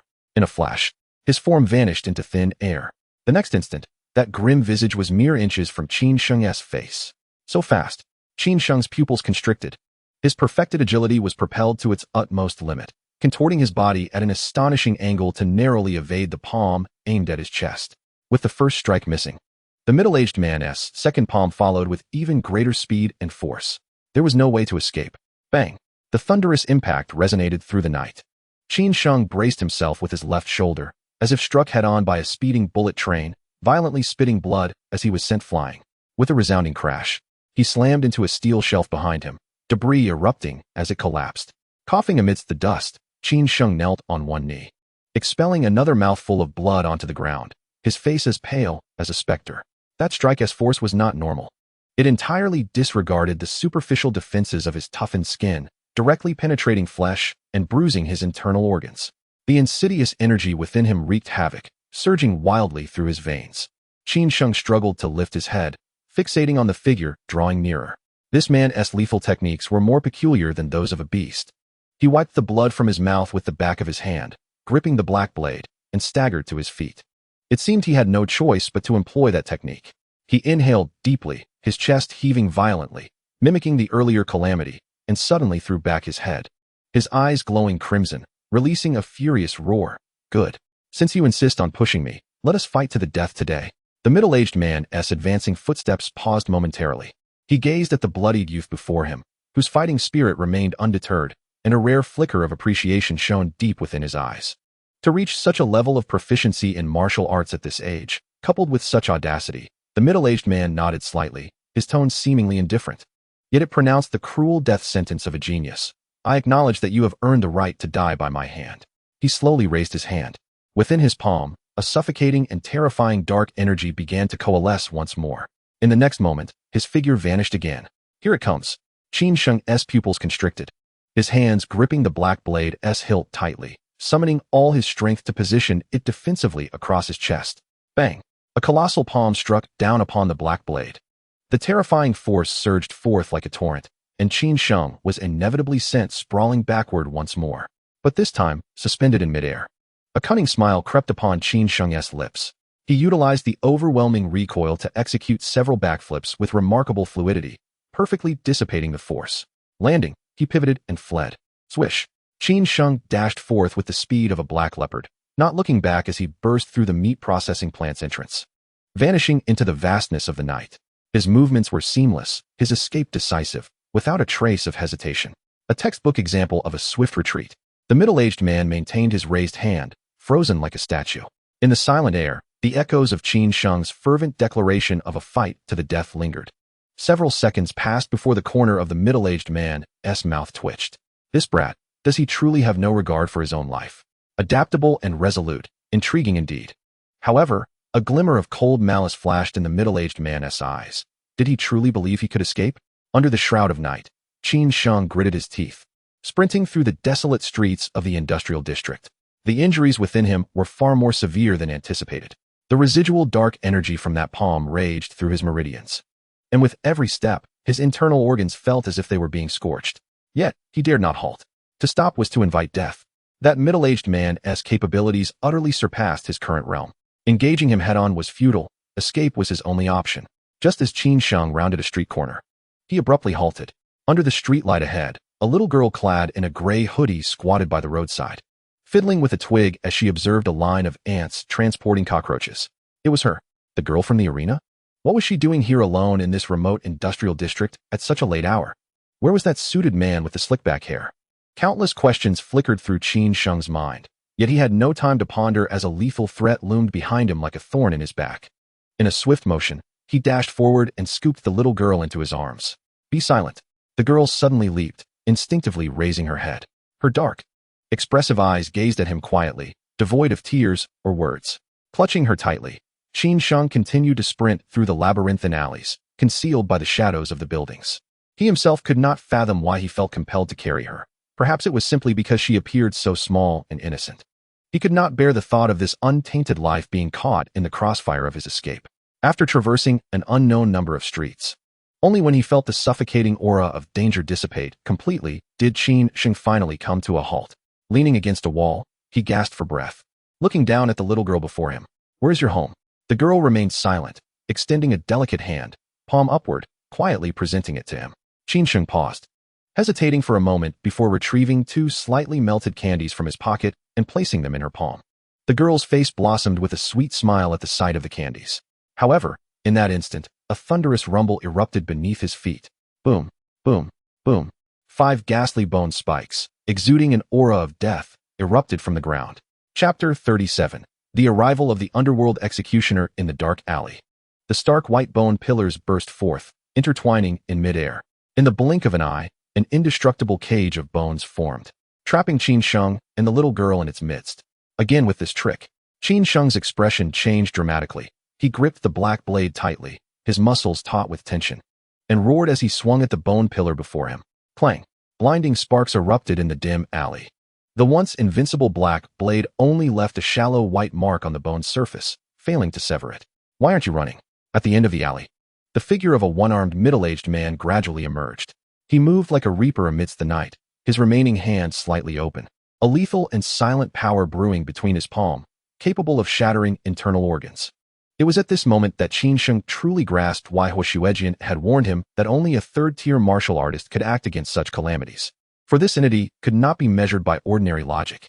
The grotesque figure before him possessed the capricious killing techniques of a martial artist and the terrifying abilities of a calamity. However, Qin Sheng was never one to passively await his fate. He slowly lowered his head, his disheveled hair falling forward, concealing his bloodshot eyes. His right hand silently infused the hilt of his blade with an intensely searing energy. Wei Shi, Liang slash. Just a little closer. Just 10 more steps. Qin Sheng was prepared to unleash this all-consuming strike without reservation. Even if he could not slay his foe, he was absolutely confident he could shatter this damned bone cage. Unexpectedly, the one-armed man's right foot halted midair. Qin Sheng keenly observed that the previously mocking expression on his face had turned exceedingly grave. A chill ran down Qin Sheng's spine. Had he sensed his impending strike? No. The man's sinister gaze was fixated behind Qin Sheng. An intensely chilling aura surged from behind, enveloping Qin Sheng in an icy grip. It was a killing intent so palpable it felt like a cold-blooded serpent slithering up his spine. The veins in his temples throbbed wildly, and alarms blared in his mind. Another one? With danger in front and behind, the fingers gripping the blade trembled slightly. This was a primal fear rooted in his very flesh. He dared not look back. In this life-and-death moment, even a second's distraction could lead to his demise at the hands of the man before him. This is my prey. The one-armed man glared at the space behind Qin Sheng, his voice laced with menace. Get away. This is not your concern. At that moment, a thunderous roar erupted from behind. Qin Sheng felt an overwhelming wave of terrifying pressure surge from his back. The killing intent pierced through his limbs like an invisible blade. Images of his own dismembered body flashed uncontrollably in his mind. Is this where I meet my end? This thought flickered in his consciousness as darkness enveloped him, halting his thoughts entirely. Until crack. A piercing sound of shattering broke through his reverie. Qin Sheng jolted awake. He was horrified to discover that the once unshakable cage of bones had crumbled like fragile ice. Bone shards filled the air like confetti. Through the swirling debris, Qin Sheng beheld a sight that made his pupils constrict. The one-armed man still stood, but an eerie red line appeared across his body, akin to glass that had shattered. It ran diagonally from his left shoulder to his right hip, cleaving his body in two.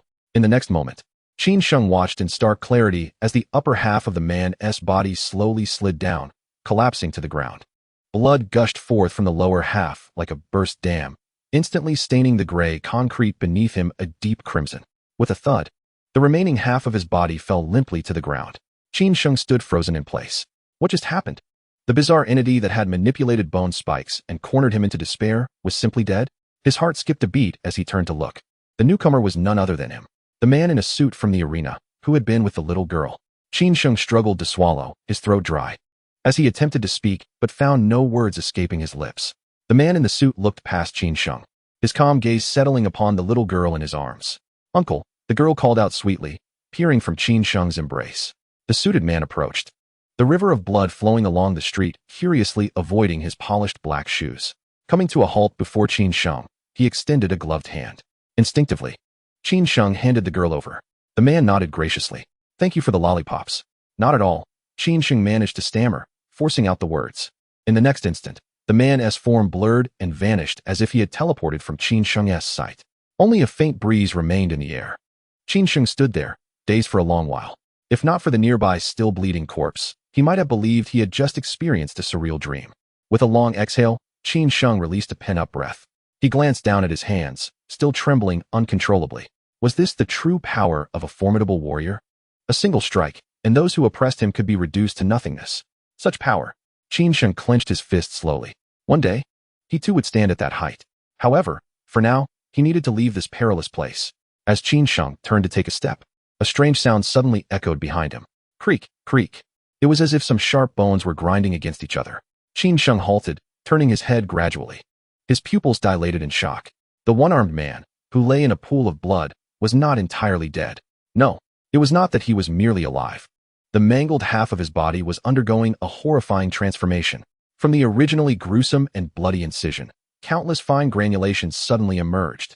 They writhed frantically, intertwining and entangling, rapidly constructing a distorted outline of limbs.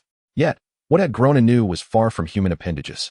Numerous bone spurs erupted from the mangled flesh like bamboo shoots after a spring rain, piercing through the skin and tearing apart muscle, growing wildly in all directions. In mere seconds, the corpse had lost all semblance of humanity. The varied thickness of the chilling bone spikes enveloped it, transforming it into a grotesque hedgehog. Amongst the interwoven spines, one could faintly discern a twisted human face, that of the one-armed middle-aged man. His eyes bulged with rage, filled with an endless despair. His mouth was wide open, screaming in madness. "Ah, it's all your fault. It's all your fault. You are the reason I became like this." Chapter 38, The Wrath of the Storm Palm? Mine. All mine. It's all your fault. The calamity roared wildly, countless bone spikes quaking upon its body like an epileptic fit. If it weren't for you, if you hadn't summoned that monster, how could I have become like this?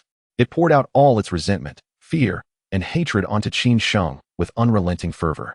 Qin Sheng looked at it, and suddenly burst into laughter, a sound filled with unexpected relief. "What's wrong? You don't even have the courage to resent that person from just now, only daring to bare your teeth at me?" The calamity's roar abruptly stilled, its entire body of bone spikes beginning to tremble. The truth is often the most painful. Indeed, it dared not harbor hatred for the man in the suit. That man was too powerful, towering like an insurmountable mountain, leaving it without the courage to look up or resent him. It could only viciously target the young man before it, the indirect cause of its downfall. "I want to let you go." The calamity's sanity shattered with this heart-wrenching declaration, leaving only the wild roar of a beast. "I will kill you." "Kill you?" Qin Sheng gazed at it, the smile on his face gradually fading into frost-like coldness. "Then you may attempt to try." Qin Sheng slowly raised the black blade in his hand. Just as the blade's edge glimmered with a red light, A low hum erupted from the black blade, a sound filled with primal excitement. Following that, a terrifying force surged from the blade, not as if Qin Sheng was wielding the blade, but rather the ancestral technique of the Wei family, the Sun Blade, awakened like an ancient beast, voraciously siphoning his entire life force. Under this unparalleled suction, the repressed vitality within Qin Sheng, accumulated over countless years, began to boil uncontrollably, crashing forth. A tearing pain spread throughout his body, as his flesh and bones cried out under the unbearable burden. This was the limit of mortal flesh. Break for me. Qin Sheng's eyes widened. His irises ignited into a blinding crimson gold. He did not retreat. Instead, he surged forward, pouring every ounce of his strength into this terrifying force without reservation. The shackles of mortality shattered like glass before the overwhelming tide of vitality. An unprecedented ferocious power erupted from his limbs and bones like a flood breaking a dam. Using the purest essence of his vitality as fuel, he fully ignited this blade. The originally dark red flames atop the blade shed their hues, transforming into a pure, blinding platinum. The air within 100 meters warped under the extreme heat, resembling a true scorching sun clasped in his hand. The Calamity sensed this soul-incinerating heat, and boundless fear finally surged within its murky eyes. Countless thick bone spikes erupted from the ground, layered upon one another, attempting to shield it from the blazing sun. It was too late. Wei family's Sunblade. With a single strike, the heavens and earth seemed to fall silent at that moment. Only a dazzling platinum blade light tore through the despairing night sky like the first ray of dawn. It embodied the will to annihilate all. The first furious roar Qin Sheng unleashed upon this world. The blade light rolled forth with relentless force. There were no screams, no struggles. Those seemingly indestructible forests of bones evaporated into nothingness upon contact with the blade light, not even leaving ashes behind. The grotesque calamity, along with its full measure of resentment and unwillingness, evaporated like the last remnants of snow thrown into the core of the sun, entirely obliterated into the void. Not a wisp of smoke remained. The night wind swept by. Qin Sheng stood in place, arms poised as if still wielding the blade, resembling a bronze statue. The black blade had lost all its radiance, its body scalding hot. He gasped for breath, cold sweat cascading down his forehead like a waterfall. That single strike had completely drained him of all the vitality he had just regained, even exhausting his physical strength to the last drop. Qin Sheng's vision blurred, his internal organs protesting from extreme weakness. Yet he gritted his teeth, refusing to succumb. The noise from that strike had been too great. The brilliant blade light that tore through the night could likely be seen from half of Jilong City. He had to leave immediately. Gritting his teeth, Qin Sheng swallowed the metallic taste rising in his throat, pushing himself to run with his last ounce of strength. His steps were unsteady and erratic, but he dared not pause for even a moment. Just after leaping a dozen meters, a faint system prompt echoed in his mind. C-Class Calamity eliminated successfully. Gained kill points, 800. Qin Sheng's heart skipped a beat. C-Class. That one-armed middle-aged man who had pushed him to the brink of death was actually a C-Class Calamity. No, to be precise. It was the monster that the middle-aged man had devolved into that was C-Class. No wonder he appeared so at ease before him. Had it not been for that mysterious man in the suit intervening suddenly and delivering a fatal blow, he might not have even had the time to recover from the shock. The crisp prompt followed in quick succession. Plunderable martial technique detected. Martial technique name. Initial realm Storm Palm. Martial technique source. C-Class Calamity. Former human martial arts expert. Martial technique effect. Driven by a peculiar and domineering dark energy. The palm strike can bypass the enemy's superficial defenses, directly penetrating flesh and injuring internal organs. Particularly effective against foes with high armor and hard Qigong defenses. It is said that the genius who created such an extraordinary skill once punched upward from the depths of a bottomless abyss, piercing through the clouds and rendering the vast storm clouds into nothingness. With that punch, the light of heaven broke through the clouds, as if a miracle had descended. Hence the name Storm. Would you like to expend 100 kill points to plunder? A fervent light erupted in Qin Sheng's eyes. Storm Palm. This was the domineering technique that the middle-aged man had used against him, ignoring ironclad defenses, striking through mountains to destroy organs. This was his true trump card. In comparison, the grotesque bone spurs resulting from the calamity were nothing but trivial tricks. To have cultivated such a martial art, this individual must have been an extraordinary character in life. Alas, now it all belongs to me. Without a moment's hesitation, Qin Sheng decided. Plunder. Ding. Plunder successful. Acquired. Initial realm Storm Palm. Entry level. Consumed kill points, 100. Current remaining, 700 points. Feeling the overwhelming martial technique manifesting in his mind, Qin Sheng licked his cracked lips, determined to convert all resources in one go. His thoughts raced like lightning, and his kill points burned wildly. Within mere seconds, 400 points of slaughter value evaporated instantaneously. Chapter 39. The Invincible Slaughtering Force That Disappeared for 18 Years. Initial Realm Wei Clan's Liaoyang Slash, advancing 2 tiers. Reaching perfection. Following this, Qin Sheng felt a stirring in his heart. Despite numerous attempts, he had been unable to retrieve the projection of the copper skin iron bone he had plundered earlier. But what about the Jing Yun Palm? Qin Sheng silently chanted. Begin retrieval of the Jing Yun Palm. Retrieve projection number 251. Initial Realm Jing Yun Palm Minor version, consuming 100 points of slaughter value. Retrieve projection number 252. Initial Realm Jing Yun Palm Major version, consuming 150 points of slaughter value. Qin Sheng was overjoyed. He had not anticipated that this Jing Yun Palm could perfectly load the projection of the martial god. 250 points of slaughter value were once again expended. Initial Realm Jing Yun Palm upgraded to Major version. Upon completion of the upgrade, Qin Sheng eagerly summoned the panel. Martial God Domain Black Blade 09. Host. Qin Sheng Vitality Value. 100 Realm. Initial Realm Vitality Explosion. Advancing. Martial God Body Tier 1 Talent. Plunder Martial Skills. Daxia Basic Swordsmanship. Perfection. Daxia Basic Movement Technique. Perfection. Copper Skin Iron Bone. Perfect Green. Initial Realm Wei Clan's Liaoyang Slash. Perfection. Initial Realm Jing Yun Palm. Major. Current remaining slaughter value. 100 points. Martial God Body Tier 2 awaiting unlock. 10152000. Qin Sheng gazed at the realm section. His overwhelming joy difficult to contain. Under the formidable guidance of the initial realm's ultimate skills, his realm had finally shattered the shackles of mortality and officially transformed into initial realm vitality explosion. Only by igniting the vitality stored within his body in an explosive manner akin to a volcano could he unleash a destructive power that transcended the limits of human physicality. This was the true starting point of the extraordinary path. However, Qin Sheng remained inwardly vigilant. At present, a single Liaoyang Slash could drain his vitality in an instant.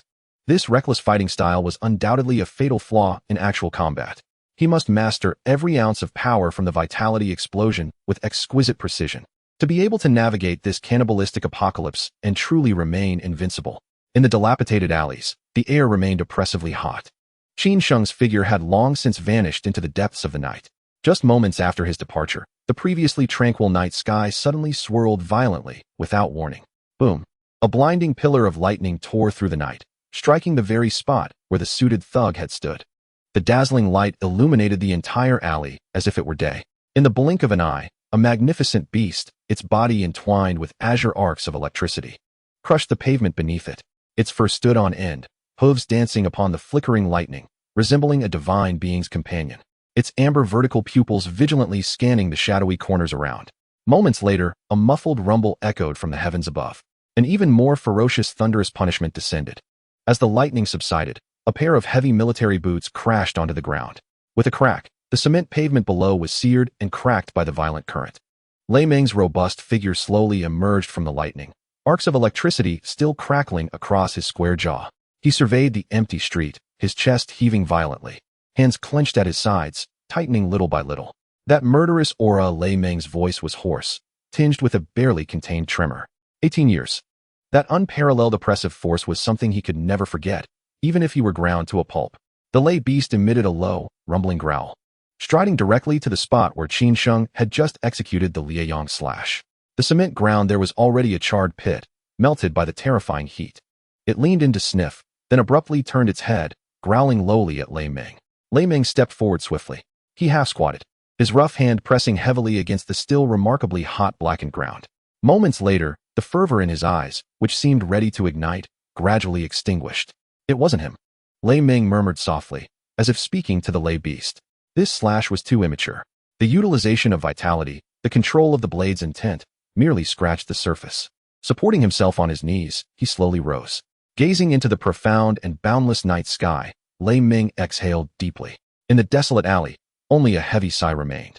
Julong City, the most prosperous district in the inner city, ablaze with neon lights, never resting.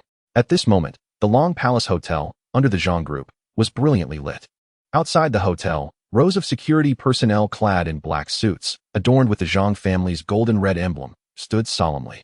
Stretch limousines pulled up one after another, and the doorman's bowing gestures to open the doors were nearly ceaseless. Today marked the 18th birthday of the young master of the Zhang family, Zhang Kai. Of course, everyone knew that this incompetent scion was never the true protagonist. The Zhang family had deep roots in Jiulong City, and under the pretense of this celebration, various factions gathered, exchanging toasts and discussing countless bloody businesses. On the third-floor banquet hall, the crystal chandeliers swayed, causing dizziness. Zhang Kai, dressed in a custom white suit, his hair slicked back to the point where even a fly could do a split on it, wore a beaming smile as he navigated through the crowd with a glass in hand. "Ah, Uncle Li, just come. Why bring a gift? Director Wang, please, take a seat." In contrast, the rooftop terrace, which was not open to the public, presented a wholly different scene. The night breeze was cool. Huo Xuejian, Dr. De Bing, and a figure shrouded in black gauze, Hui Yuan, were gathered around an exquisite round table. "I say." De Bing pushed up his thick glasses, looking somewhat exasperated at Huo Xuejian across from him. In the midst of a game of rock, paper, scissors, why did old Lei suddenly jump off the building like he took the wrong medicine? He pointed to the still full glasses on the table, pursing his lips. His drink is still there feeding the fish. That old coot wouldn't be trying to avoid a bad situation by faking a bathroom break, would he? Just as the words left his mouth, a bolt of azure lightning struck the edge of the terrace with the girth of a water barrel. The furious current splattered everywhere, nearly singeing De Bing's eyebrows. He yelped in fright, leaping from his chair. Amidst the electric light, the lay beast appeared, exuding an awe-inspiring presence. Its beastly eyes locked onto De Bing from above, emitting a deep warning growl. De Bing's face fell instantly, offering a hollow laugh. "I wasn't speaking ill of you." Moments later, the sound of heavy military boots thudding against the ground resounded. Lei Ming's robust figure stepped forth from the lightning, brushing off the residual arcs of electricity, and headed straight to the table, plopping down into a wide rattan chair. "Speak." He grabbed a glass from the table, downing it in one gulp. "Were you just talking bad about me?" "No way." De Bing quickly waved his hands, earnestly fabricating nonsense. "I was just concerned for you. Old Lei, don't drive under the influence after drinking.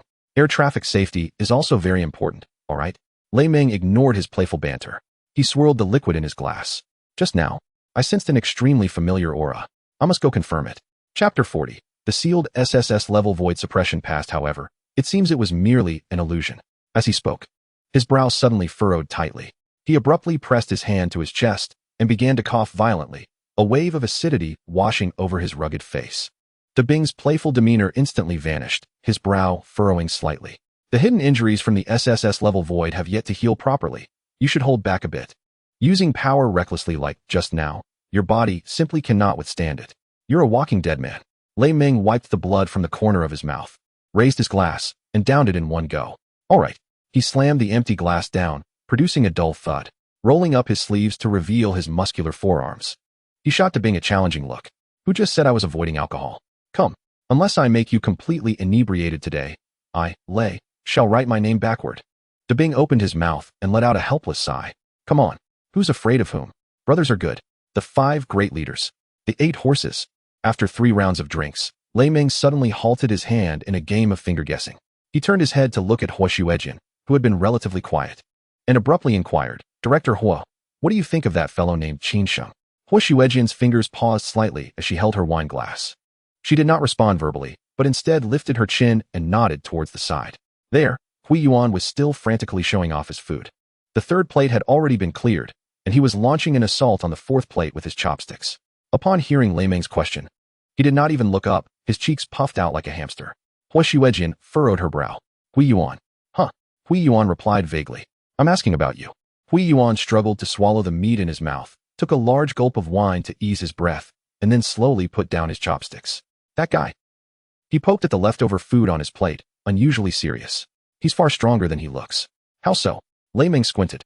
"I watched him for 2 days. Hui Yuan recalled. "That night at the Public Security Bureau entrance, he was tailed by several shadows. I helped clear a few of them, but later, he encountered a lone shadow bat on his own. I watched as he dispatched it with just 2 strikes. Lei Ming's interest peaked. Shadow bat, though not high in rank, its speed and stealth are such that even low-level martial artists would suffer if ambushed. Yes, Hui Yuan nodded, but he handled it effortlessly. Perhaps that's why Director Long Fei went against his principles to ensure his admission into the martial arts academy. At this point, Hui Yuan shivered.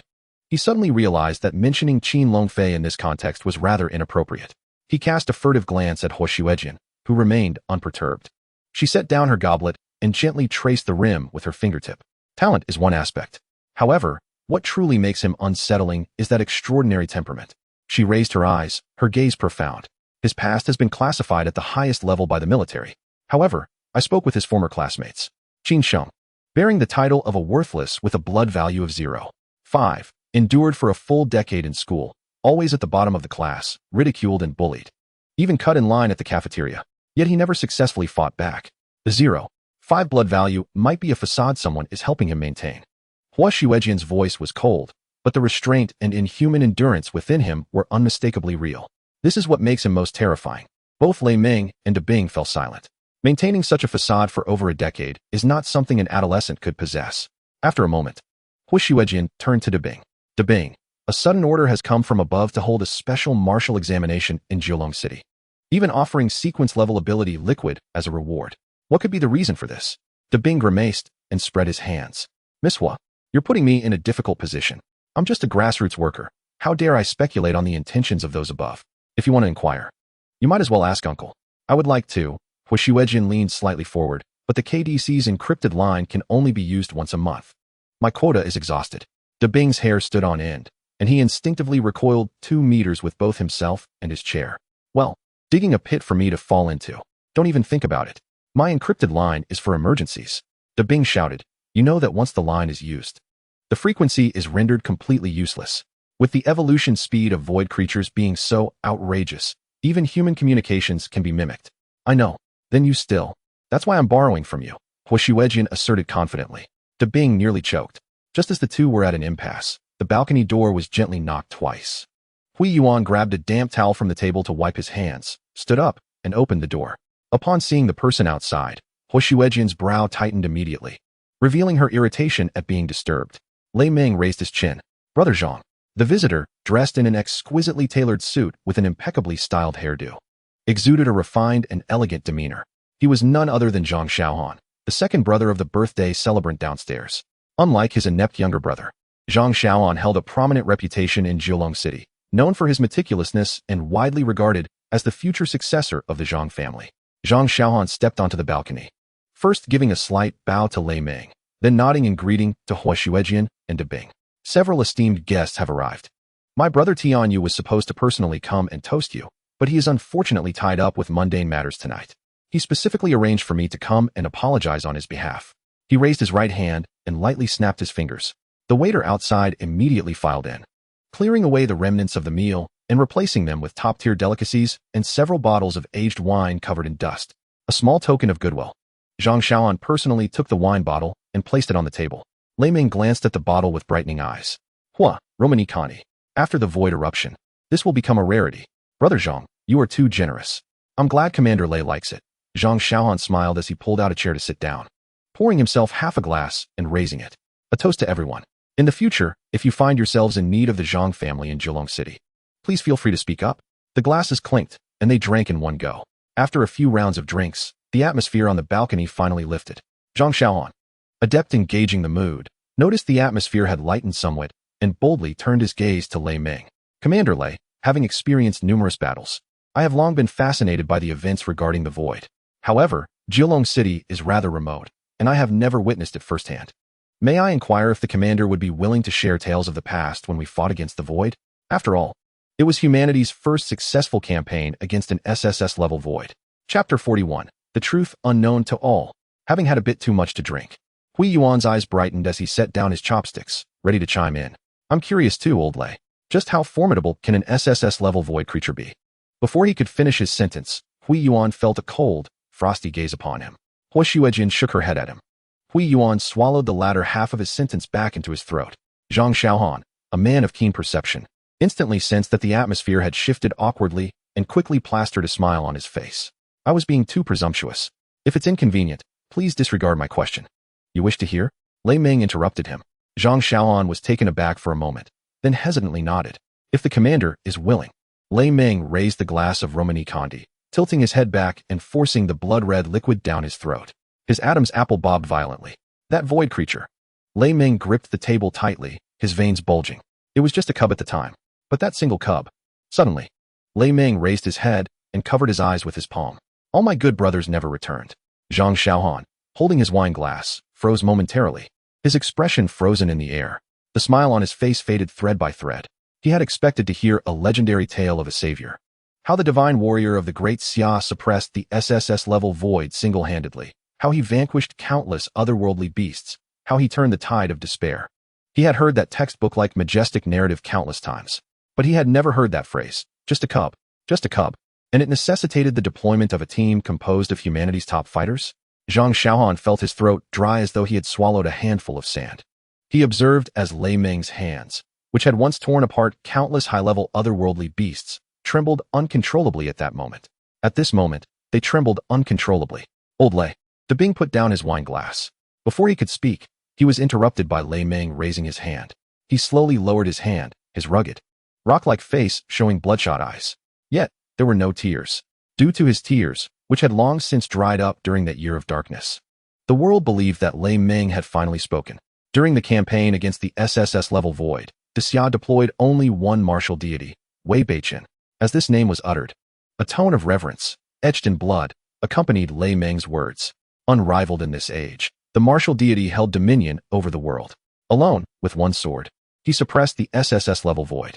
Zhang Xiaohan instinctively nodded. This was a well-known chapter of history. Both official accounts from Dexia and the printed words in primary and secondary school textbooks clearly stated that the Dexia Guardians, the Lei Long team, assisted in the peripheral clearance while the martial deity Wei Beiqin ventured alone into the core of the void, ultimately ending the cataclysmic crisis. Yet, what you do not know is that Lei Meng's voice suddenly turned somber, as if a chilling wind had escaped from the depths of hell. That day, it was not one martial deity who entered the void, but three. Lei Meng articulated each word with deliberation. On the balcony, a deathly silence ensued. Even the wind ceased to stir. A pair of chopsticks slipped from Hu Yuan's grasp, clattering against the porcelain plate with a sharp sound. Dabing, taken aback, stood abruptly, his chair crashing to the ground. Even the usually icy Huang Suijin widened her beautiful eyes in disbelief, staring intently at Lei Meng's face. Three martial deities? For 30 years, the void had erupted, and Dexia had guarded 30 cities. Why? Why did those void creatures, high-tier calamities, and those beast kings never dare to step foot in the heart of humanity's cities? It was because of the few martial deities, each one a formidable deterrent force, capable of instilling fear across all alien races. The records of that SSS-level battle stated unequivocally that only Wei Beiqin entered the core zone. How could three have gone? Old Lei, have you had too much to drink? Dabing's forehead glistened with cold sweat. This was no trivial matter. If indeed 3 martial deities had entered, then who were the other 2? Huang Suijin leaned slightly forward, her formidable psychological composure barely maintaining her calm, yet her voice betrayed profound astonishment. Captain Lei, you are a witness from that time. If the military truly dispatched 3 martial deities, why would the highest decision-making committee suppress this information? Externally, why was it only declared that one had gone? Under the dim light, Lei Meng's face appeared to age a decade in an instant. Those forbidden memories, sealed in blood and fire, transformed into an invisible hand that tightly gripped his throat, rendering his breaths tinged with the scent of blood. Zhang Xiaohan's breathing grew rapid as he vaguely realized he was touching upon a staggering secret buried for 18 years, a sanguine truth capable of overturning everyone's understanding. Who were those 2 martial deities? Zhang Xiaohan's voice emerged hoarsely. Lei Meng offered no reply. He tilted his head back, his murky gaze fixed upon the vast, dark sky above. The world remained unaware that on that day, in a chasm where not even light could penetrate, 9 Dexia Guardian teams stood back to back, holding firm against 12 waves of onslaught at the edge of the void. The world remained even more oblivious that of those 9 teams, 108 individuals. Only he remained. Lei Meng's voice trembled. They never emerged from that abyss. The balcony fell into complete silence. Only the night wind wept as it passed through the railing, as if lamenting for someone. After a long while, Zhang Xiaohan struggled to speak. The names of the other teams are nameless. Lei Meng closed his eyes. If we survive, the names will be written by us. If we do not return, let it be as if these teams and these individuals never existed. Hu Yuan wished to offer comfort, but found himself at a loss for words, his chest heavy with pain. He suddenly recalled his deeply revered commander Qin Longfei, who had likewise perished in a top-secret mission, destined to be sealed within a yellowing dossier. How many such secrets does this world conceal? How many souls remain unknown in life, leaving no names behind in death? I should have perished as well. Lei Meng chuckled self-deprecatingly, a slight twitch at the corner of his eye. I cling to life solely to bring the name Lei Long team forth from the abyss. He lifted his empty wine glass before him, raising it high towards the night sky. To all those who perished in that abyss that year. Hu Yuan, De Bing, Huang Suijin, and Zhang Xiaohan, their eyes reddened, raised their glasses in unison. The wine spilled, soaking into the cold ground. The night wind mourned, as if it were issuing a belated sigh for those forever hidden in the shadows. A loud knock resonated on the balcony door. Chapter 42. True masters never look back. Zhang Xiaohan furrowed his brow and turned to open the door. Outside stood Zhang Kai, the birthday celebrant of the evening, his face flushed and reeking of alcohol, barely able to stand. Second brother, what brings you here? Zhang Kai stumbled into the balcony, his eyes widening as he spotted the others. Oh, Commander Hua, Commander Lei, you're all here. He belched loudly, wearing a fawning smile. A few esteemed guests have graced us. My apologies for the lack of proper welcome. Lei Ming cast him a sidelong glance but remained silent, his eyes as still as a stagnant pool. Huang Suijin didn't even lift her eyelids. Undeterred, Zhang Kai continued to gesticulate wildly, spitting as he spoke.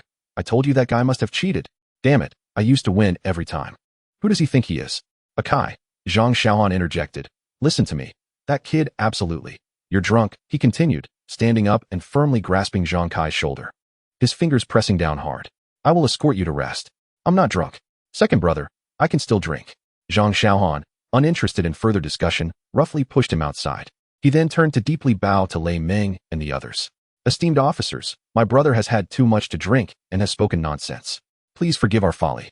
As Zhang Xiaohan straightened, his voice grew somber. I will take him down and return later to apologize. As he shut the door, it sealed off the night wind and the heaviness from the balcony. In the corridor, Zhang Xiaohan watched Zhang Kai mumbling to himself and suddenly raised his hand. A resounding slap echoed as he struck Zhang Kai across the face. Zhang Kai stumbled, the alcohol-induced haze lifting somewhat as he stared blankly at Zhang Xiaohan. As second brother? Zhang Xiaohan's gaze was as deep as a wolf's, fixed intently upon him. A Kai, there are things that can be said but not done. Things that can be done but not spoken. Do you understand? Zhang Kai shivered under his intense stare, instinctively wishing to defend himself, but Zhang Xiaohan seized his arm. Come. His tone left no room for argument. The next day, the sprawling sports ground of Jiulong First Martial High presented an astonishing sight. Over 50 massive steel cages were meticulously lined along the edge of the field. Thick black tarpaulins enveloped the cages, with eerie growls emanating from within. Outside the caution tape, students who had not made it into the top 50 stood on tiptoe, their faces a mix of shock and relief. Where on earth did the military procure so many live exotic beasts? This efficiency is terrifying. Have you heard? Today, those ranked in the top 50 will face off against the exotic beasts one-on-one. Isn't this the deathmatch course reserved for university martial academies? The crowd buzzed with excitement. Qin Sheng stood in the preparation area, his gaze sweeping over the covered cages, his brow slightly raised. The material of the black cloth, coupled with the faint yet unmistakable stench of excrement mingled with the metallic scent of blood, invoked an overwhelming sense of familiarity within him. Surely, this must have come from Feng Ji's side, Qin Sheng mused inwardly. Suddenly, a low-frequency hum resonated through the air as a semi-transparent, pale blue energy shield erupted in the center of the playground, effectively isolating the battlefield from the spectators, preventing the delicate flowers of the greenhouse from being splattered with the remnants of the monstrous beasts. Lei Ming, clad in camouflage combat attire, strode confidently towards the protective shield. The first lesson I imparted to you yesterday is judgment. Whether assessing the strength of your adversary or your own capabilities, both are equally paramount. Lei Ming's voice boomed across the arena. Today's practical assessment features beasts ranging from the first to the third tier. You may choose your order of appearance and the tier you wish to confront. However, the first-tier beasts are limited in number. Once they are claimed, there will be none left. Of course, I permit you to forfeit. A cold chuckle escaped Lei Ming's lips as his gaze swept over several pale-faced students. Within the confines, the military personnel by the shield can ensure your survival, but they cannot guarantee you will leave unscathed. His next words sent a shiver through the room. For the next assessment, we will venture into the wild. Those who consider themselves worthless may forfeit now. Upon hearing this, several students ranked lower instinctively took a step back, yet many others gritted their teeth. Participants with considerable vitality possessed a certain fighting spirit. Report. I shall go first. I choose the first tier. I too select the first tier. The rule that victory would secure their passage led most to eagerly opt for the safest choice of the first-tier beasts. Qin Kiki obediently chose a first-tier iron fur rat. And through her diligent training, she achieved victory without significant peril.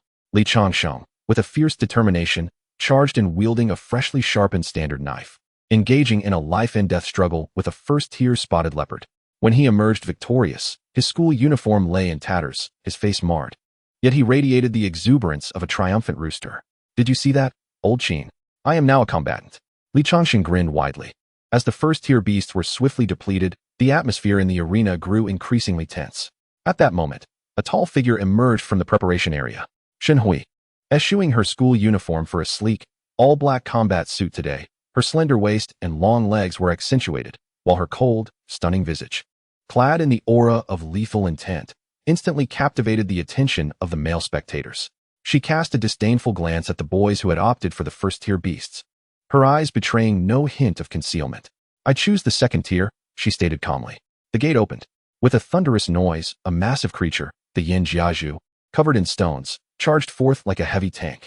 Shen Hui deftly sidestepped the collision, delivering a precise strike to the creature's nape, her movements as graceful as a butterfly flitting among flowers. The Yin Jiazhu appeared unharmed, shaking its head before roaring and charging again. Shen Hui's steps remained agile, slipping past it once more, landing another blow to its flank. Each strike was executed with such lightness, leaving no trace behind. Spectators frowned in confusion. What is she doing? Just tickling the pig? Shen Hui continued her ballet of evasion and gentle strikes, 7 times in total, each hand landing on a different spot with impeccable precision. On the 8th pass, her palm lightly tapped the creature's forehead. Then, she withdrew her hand, turned, and walked towards the exit. The Yin Jiazhu, still reeling, continued to thrash about, dust swirling in its wake. "Is she giving up due to the beast's impenetrable defense?"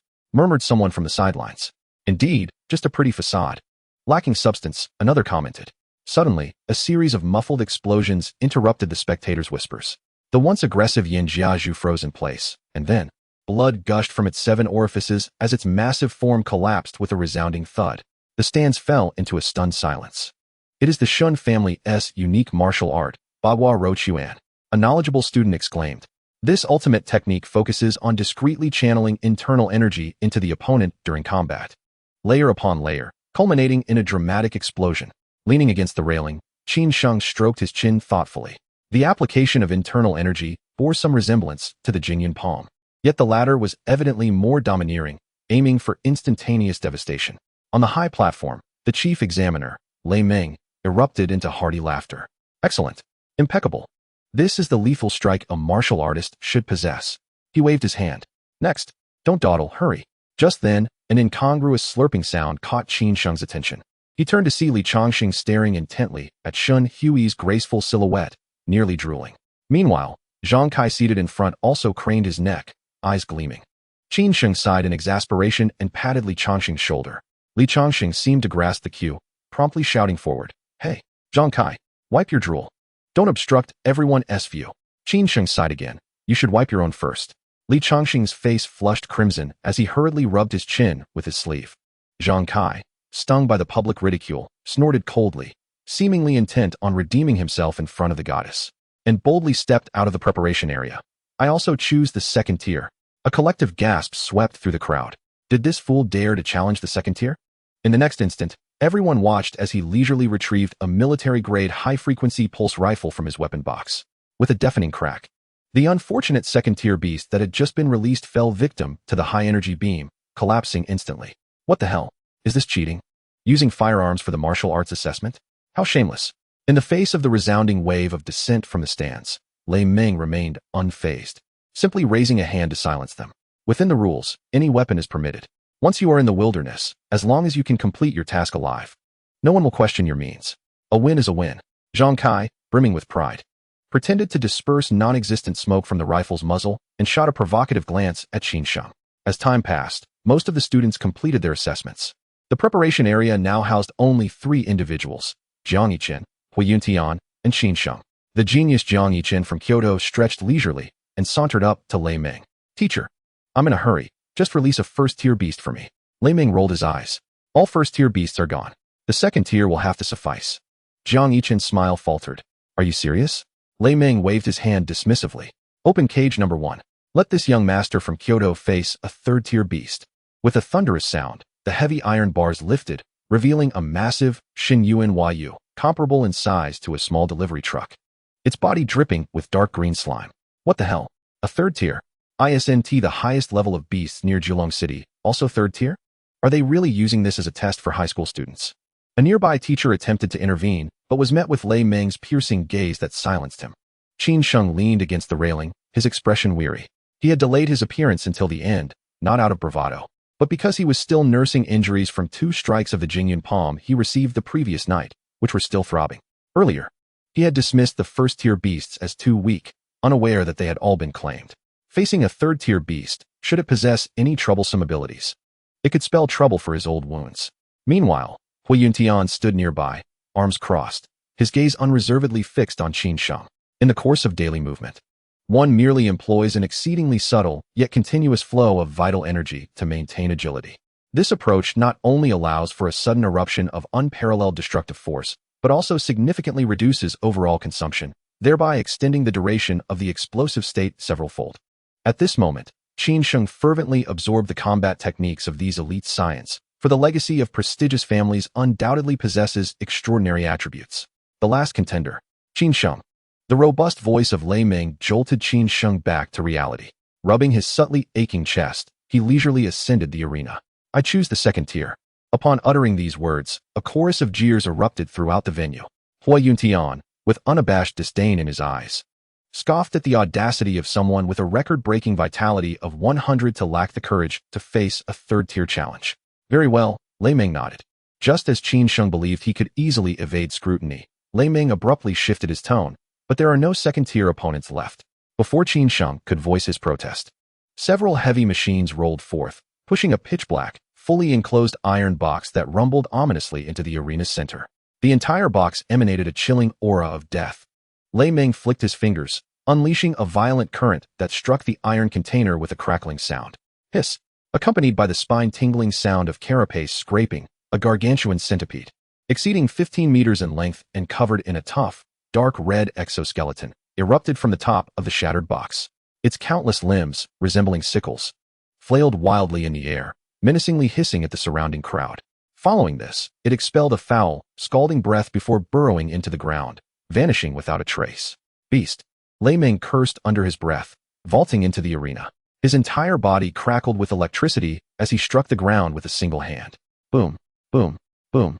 Horrific lightning surged underground, causing a series of explosions that forcibly drove the giant centipede to the surface. Is this really a third tier? The audience was thrown into chaos. This is a mutated species specially sent from the military academy of Jingdu. Lei Meng glared at Qin Sheng with icy eyes. If you can handle it, today you shall pass. Chapter 45. When the dark cloud emerges, who can compete? Hiss. The giant centipede, thwarted in its escape, coiled its massive body in the center of the playground. In the sunlight, its dark red exoskeleton gleamed with a metallic sheen. It raised its fearsome head, issuing a menacing display towards the humans surrounding it. Just the gust of air expelled with each breath sent shockwaves through the energy barriers, creating ripples of disturbance. The audience erupted into a cacophony of disbelief. Are they insane? This size and pressure could not possibly belong to a third-tier creature. The abyssal, ironclad centipede. That's a monster found only in the Northwest. Has the military lost its senses by bringing such a creature into a high school assessment? This thing is impervious to even pulse guns. It is truly invulnerable. Moments ago, students who were envious of Qin Sheng's vitality surpassing 10 were now gripped by a chilling dread. What does high vitality matter? Without advanced martial skills or family heritage, confronting this invulnerable fourth-tier beast is tantamount to a death wish. Zhang Kai, initially despondent, now exhibited a sickly ecstasy. Yet, recalling his brother's warning, he forcibly stifled his glee. Hui Yuntian crossed his arms, his brow furrowing deeply. A fourth-tier abyssal ironclad centipede, he murmured. Even I would need to bring along the A-class weapon, Ming Shun, from my family to have a chance of winning. The most troubling aspect is that as long as this creature has a breath left, it can burrow underground to absorb the Earth's energy and recover indefinitely, unless it is eliminated in a single strike. This will be a war of attrition leading to certain demise. Hui Yuntian's eyes reflected a complex mix of emotions. Qin Sheng, how will you prevail? Qin Kiki bit her lip, tightly gripping the hem of Shun Hui's garment. Sister Shun, they say that is a fourth-tier beast. Can my brother truly defeat it? Shun Hui offered no response. The usually placid beauty of her eyes was now filled with unprecedented gravity. Beside them, Li Changsheng was drenched in a fine sheen of cold sweat, forcing himself to swallow. Fear not. Kiki, your brother is a living embodiment of the underworld. Having attained enlightenment in the dragon field, this is merely a foul insect. Though he spoke bravely, his trembling legs betrayed his anxiety. On the platform, Dr. Debing, visibly agitated, barked at Lei Ming. Old Lei, are you still hungover? This fourth-tier creature was meant for their team assessment, a wheel war. You let him face it alone. The remnants of last night's alcohol hung heavily in Debing's mind, and he worried about the consequences should Qin Sheng be overwhelmed. Lu Ming leaned over the railing, surveying the scene below. What is there to panic about? With a rugged grin, he recalled Hua's words. This kid knows how to conceal himself better than anyone. I want to see just how deep this pond of his truly is. The muscles across Lei Ming's body tensed, electric currents dancing between them. Rest assured, I am watching. If he falters, I will intervene instantly to ensure his safety. In the center of the playground, Qin Sheng stood alone before the 15-meter-long behemoth. Compared to the giant centipede, his figure appeared as diminutive as an ant attempting to shake a great tree. He chose not to draw his black blade. The beast's vital points were surely encased beneath its thick armor. Furthermore, a direct strike would likely prove insufficiently lethal against such a creature. It was imperative to dismantle it from within, reducing it to a mere puddle of muck. Taking a deep breath, Qin Sheng summoned his inner strength. The Jingyan Palm, acquired through last night's plunder, had reached a pinnacle of mastery after being infused with countless points of combat value. At this moment, within his palm, power brewed silently. Warm, scalding, like a stream of destruction poised to erupt. The more intelligent the beast, the more it relishes testing its adversary. This fourth-tier creature was no exception. What Qin Sheng sought was the precise moment of its probing. One strike, to seal its fate. Hiss! The abyssal ironclad centipede seemed to detect the provocation of its prey, letting out a thunderous roar as its massive body surged forward like a runaway train. Hundreds of limbs tore across the ground, and its cavernous maw opened wide, mercilessly lunging at Qin Sheng. The audience erupted into chaotic gasps, and Qin Kiki, frightened, shut her eyes tightly. Just as the giant maw was about to engulf Qin Sheng, a piercing brilliance erupted from his eyes. He stepped forward into the noxious, stinking breath of the abyss, advancing half a step. His right palm, laden with a torrent of vital energy, struck heavily against the centipede's seemingly impenetrable armored head. Jingyan Palm. The strike fell soundlessly. No gust of wind swept through, no sparks flew. A profoundly dull thud resonated, echoing through the amplification system, reaching the ears of every spectator. Boom. Qin Sheng withdrew his hand, standing firm. He forced down the rush of metallic sweetness rising in his throat. This strike had drained him of all his vital energy, and the terrifying recoil exacerbated his old injuries. Yet, he could not falter. At least, not now. The colossal body of the giant centipede suddenly froze, writhing frantically and kicking up a cloud of dust. Finally, it curled into a tight ball, forming a small mound. Hiss! A strange hissing sound emanated from deep within the centipede's throat. Then, under the watchful gaze of over 3,000 horrified eyes, a dark green, foul-smelling liquid erupted like a burst dam, spewing forth from its compound eyes, mouthparts, and every crevice of its exoskeleton. Silence ensued. Just one strike. The vast playground fell into a hushed stillness, the only sound being the low hum of the energy barrier. What had transpired? A military medic rushed onto the field with instruments, cautiously approaching the centipede's lifeless form. He gazed at the data on the screen, then trembled as he announced, "It's dead." Boom. If the previous blood test was akin to an earthquake, then this moment was nothing short of a catastrophic meteorite collision with Earth. Over 3,000 teachers and students in the stands felt their scalps tingle, collectively inhaling a sharp breath of astonishment. How was this even possible? Was it a method akin to Jiang Yicheng's internal explosion? Zhang Kai wore a ghostly expression, feeling as if he had encountered this move of Qin Sheng somewhere before. Hua Yuntian stumbled back uncontrollably, his gaze fixed on the figure of the black-clad youth in the arena. As the self-assured pride he once held over his peers began to shatter, he mumbled in disbelief, "Impossible. Such a level of internal force must surely be inherited from a master." Just as the crowd descended into madness, the transfer student Jiang Yicheng from Jingdu straightened his uniform and walked directly up to Qin Sheng. "Qinggu." Jiang Yicheng extended his right hand, his eyes gleaming with absolute recognition of a fellow powerhouse. What an eye-opener. Such a remarkable technique. He continued, "I am Jiang Yicheng from the Jiang family of Jingdu. It is a pleasure to meet you. To be honest, your talent is far too wasted in a remote place like Jilong City. Come to our Jiang family. I assure you that our clan will provide you with the finest resources." Chapter 46, Shock. The appearance of hollow creatures. Jiang Yicheng had initially been sent to this less competitive small city on family orders, aiming to secure a sequence of extraordinary ability agents with ease. However, he never anticipated that such a monster would be hidden in this small locale. Compared to this youth, what did a mere ability agent even signify? If he could draw him into the Jiang family, it would undoubtedly be a lucrative venture.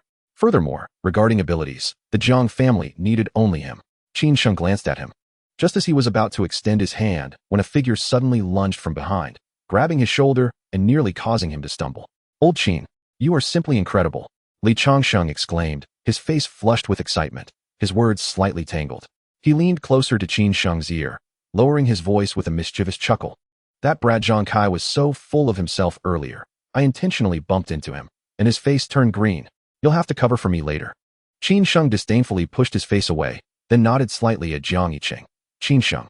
Jiang Yiqing chuckled lightly, retracting his hand without a care. At that moment, Qin Kiki and Shun Hui also approached. Shun Hui's eyes sparkled with intrigue as she softly spoke. "Come over to my house sometime. I believe my father would be quite interested in your earlier display." Qin Sheng nodded, as a heavenly notification chimed in his ears. Successfully killed the 4th-tier beast. Abyss Iron Armored Centipede. Gained kill points, 400. Current total kill points, 500. Martial God Body 2nd tier awaiting unlocking, 10152000. The unlocking of the 2nd tier was tantalizingly close. Lei Ming looked down from above at the crowd surrounding Qin Sheng, his expression complex. This internal force technique was fierce and ruthless, clearly not of Qin Longfei's style. He had intended to push the boy to his limits using the 4th-tier beast, only to be left in awe himself. Nearby, Dr. De Bing snickered with glee. "Did you bite off more than you could chew? You were so cocky. Now all the beasts used for the assessment have been turned to mud by him. How do you plan to assess in the upcoming team competition?" Meanwhile, far from the playground, on the top floor of the administrative building in a lavish reception room, a dignified middle-aged man stood with his hands clasped behind his back before a massive floor-to-ceiling window, observing everything that had transpired on the playground. Beside him stood a respectfully attentive butler wearing gold-rimmed glasses, the very Ying Shu who had picked up Shun Hui from the dormitory the previous night. "Ying Shu," the middle-aged man said, his gaze firmly fixed on the black-clad youth below. "Is this the one you spoke of last night? The one who made my daughter refuse the grand birthday celebration from the Zhang family to dine in a rundown dormitory?" "Indeed, sir. It is this young man," Ying Shu replied, slightly bowing, his eyes behind the lenses swirling with unquenched astonishment. The father of Shun Hui scrutinized the scene below, remaining silent for a long time. After a while, a sincere smile of appreciation slowly emerged on his stern face. "You were right. He is indeed a prodigy." He looked at Qin Sheng, his gaze akin to examining a rare gem freshly unearthed. "That Zhang Kai is unworthy to even carry his shoes. Hui's judgment is sharper than I imagined. Alas, her mother's perspective is too narrow." Reflecting on that powerful strike, Shun's father offered a high praise. That level of internal force, capable of striking from afar, could not have been achieved without a decade of relentless practice and enlightenment on the brink of life and death. This young man was undoubtedly extraordinary. The blood of the beasts was swiftly cleaned by military personnel. The 40 candidates who advanced lined up in the center of the playground as required. Qin Sheng stood among them, with Kiki closely beside him, Shun Hui nearby, and Li Changxing occasionally straining on his toes to peer ahead. Lei Ming stepped to the front of the line, scanning the crowd with a grin. "You all seem quite capable. Good, the warm-up is over. We will now commence the real assessment." As his words fell, a wave of commotion erupted among the group. "Warm-up? That was just a warm-up? Fighting against beasts. And you call that a warm-up?" Lei Ming disregarded their reactions, turning his gaze toward the passageway not far away. "Dr. De Bing, bring out that treasure. Let those in the stands have a taste of participation." Dr. De Bing, displaying a face of resignation, complied with a sigh. He directed 2 fully armed military personnel to carefully push a square alloy-sealed box, stopping it in front of all the advancing candidates. "Open it." As Dr. De Bing entered a series of complex passwords into the tablet, the metallic box unfolded outward. Inside was a square, specially designed glass container. At its center lay a frozen human head, a head of a size and facial features indistinguishable from those of a human. The only difference was that this pale head bore 3 gill slits resembling those of a shark on either side of its cheeks. Lei Ming pointed at the glass box, explaining in a deep voice, "This is the S-Class hollow specimen number 7 from the East Sea. This should be the first time you have ever seen a hollow creature with your own eyes. I also hope it will be the only time in your lifetime." "Hollow creature?" Li Changsheng craned his neck for a better look, unable to restrain a murmur. "Is this it? It looks quite ordinary, not much different from us humans. Just with a few more cuts on its face. It seems less frightening than that giant centipede from earlier." Upon hearing this naive assessment, Lei Ming suddenly chuckled oddly. Dr. DeBing knew precisely what the madman intended. Without further ado, he retrieved a military-grade fully enclosed helmet from his bag, donned it, and fled without looking back. Taking refuge at the entrance of the corridor, dozens of meters away. Let us allow you to experience it. Lei Ming raised his right hand and snapped his fingers. A violent, azure current surged across several meters, striking the glass container with precision. The high temperature of the current began to slowly melt the ice, sealing the interior. Wisps of white vapor rising through the specially designed vents. Just as the ice began to thaw significantly, the head, which should have been lifeless, subtly furrowed its brow. Li Changxing rubbed his eyes and nudged Qin Sheng beside him. Old Qin, am I seeing things? Did that head just move? Qin Sheng did not answer. For in that fleeting moment when the head frowned, every hair on his body stood on end as a primal alarm of death, originating from the depths of his soul. Screamed wildly in his mind. Qin Sheng stepped forward without hesitation, shielding Qin Kiki, Li Changsheng, and Shun Hui behind him. In the next instant, the head submerged in ice water suddenly opened its eyes wide. Those were eyes devoid of sclera, resembling a bottomless abyss of pure blackness. The moment it opened its eyes, an explosion resounded without sound, nor was there any gale or tumultuous waves. Chapter 47. A glimpse into the abyssal world. An indescribable aura of terror surged forth, akin to an invisible Mount Tai, emanating from that head as the absolute epicenter, wildly radiating in all directions. Thud, thud, thud. On the outer bleachers, over 3,000 unsuspecting students didn't even have time to scream. Their eyes rolled back. Like wheat cut down by a scythe, they collapsed en masse, instantly losing consciousness. The inner arena faced an even more catastrophic scene. 40 elite contenders, who had just survived a battle with extraordinary beasts that morning, appeared as fragile as thin paper in the face of this pressure. The vast majority uttered not a sound, foaming at the mouth, and collapsed directly. Crack! A sharp sound rang out. The spiritual pendant worn by Zhang Kai exploded instantly. Under the crushing weight of this overwhelming pressure, the spiritual artifact triggered its highest-level life-saving mechanism. Zhang Kai vanished into a beam of white light, disappearing into thin air. Standing at the forefront, Hui Yuntian bore the brunt of the most terrifying impact. Ack! He let out a pained groan, his vital energy surging uncontrollably. The ancestral Tianshi blood essence activated on its own. A visibly discernible barrier of blood energy materialized around him. Gritting his teeth, he braved the terrifying pressure that threatened to shatter his soul, his legs cracking deep fissures into the hard ground. Qin Sheng's complexion turned ashen. Already suffering from severe internal injuries from the previous night, even with his robust physique, he felt the old wounds flare up under the onslaught of this void creature's pressure. Spitting out a mouthful of blood, he wavered but still held tightly onto the unconscious Qin Kiki. Not a step back. Behind him stood Li Changsheng, whose eyes had completely rolled back, evidently having lost consciousness. Yet he remained upright. Alarmingly, dark red blood veins had emerged on his exposed neck and arms, seemingly activated by the oppressive force. These veins pulsed beneath the skin, exuding an ancient and violent aura. In the distance, at the entrance, Jiang Yichen had long taken refuge. With his hands in his pockets, he stood beside Dr. DeBing, observing the mass of fallen students, clearly unperturbed by the chaos. He elbowed Dr. DeBing, a teasing smile playing on his lips. Dr. DeBing, how many do you think will still be standing? DeBing ignored his jest, his expression beneath the helmet gravely serious. It's about time, DeBing signaled to Jiang Yichen. Reluctantly, Jiang Yichen thought, not again, am I to be the laborer? DeBing shot him a glare. Is it impossible to motivate you? Fine, fine, I relent. Jiang Yichen shook his head in resignation. The next moment, he gathered his composure. Facing the void ahead, softly uttering 4 words. Absolute. 0. Buzz. An invisible wave surged toward the glass container. The black eyes of the head slowly closed, and along with the special liquid surrounding it, it was once again frozen into an indestructible dark ice. The suffocating aura of terror receded like a tide. The entire square fell into silence. Lei Ming's sharp gaze swept across the scene.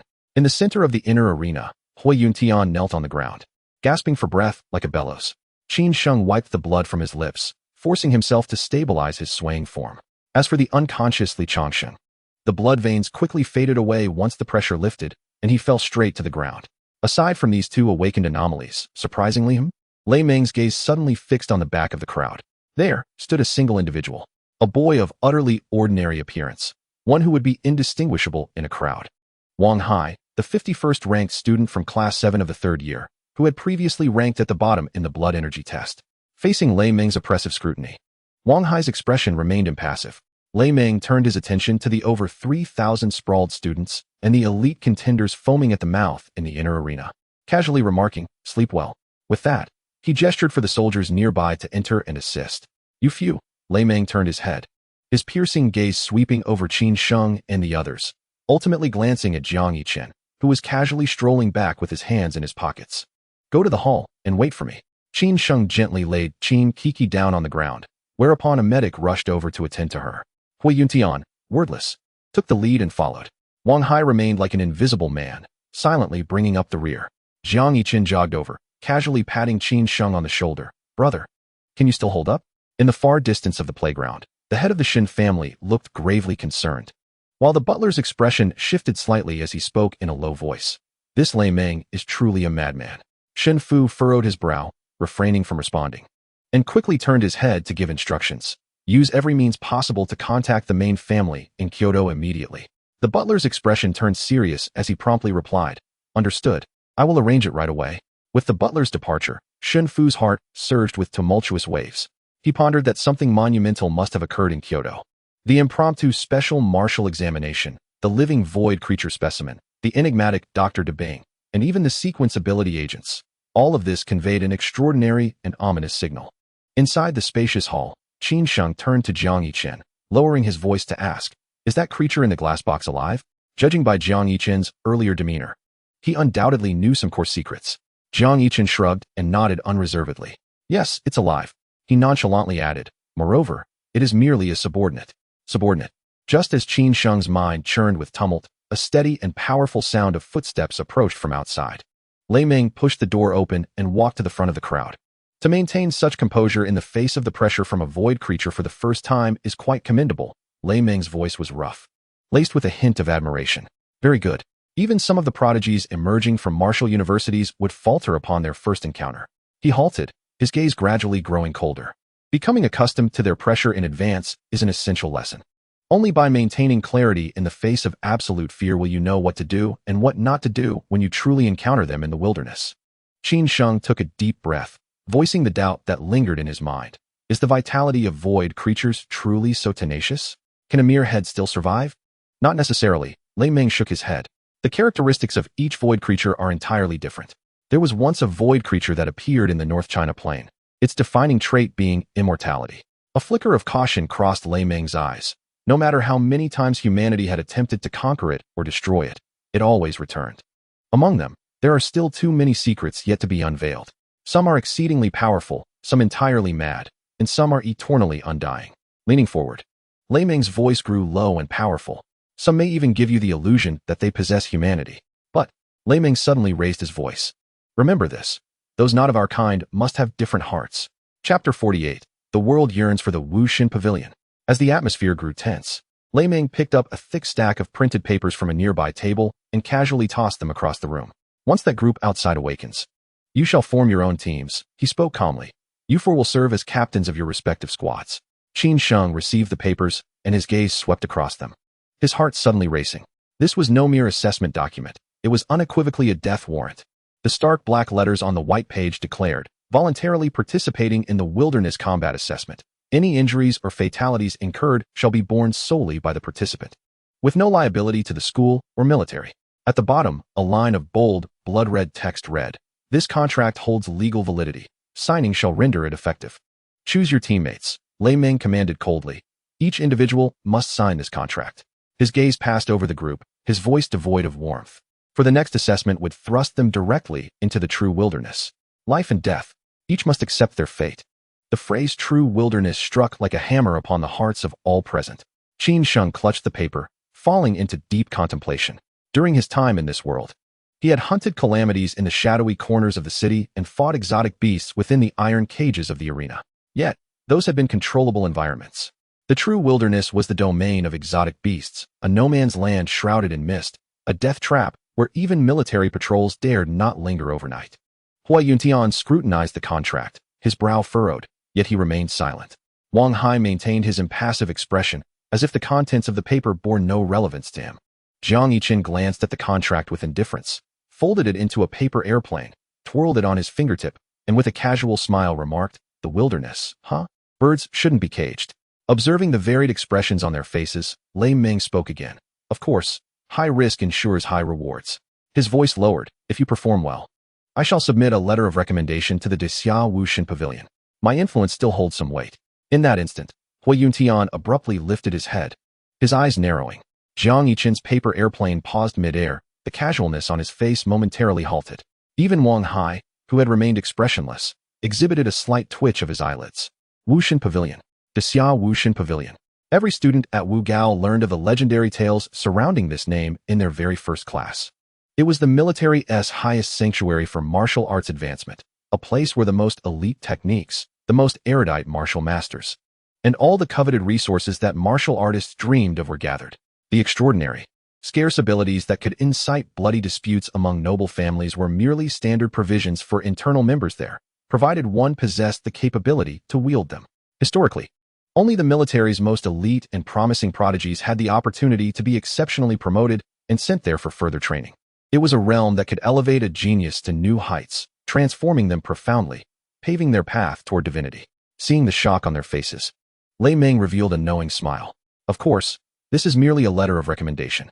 Whether you gain entry depends on your own abilities. At the very least, you have gained a new possibility.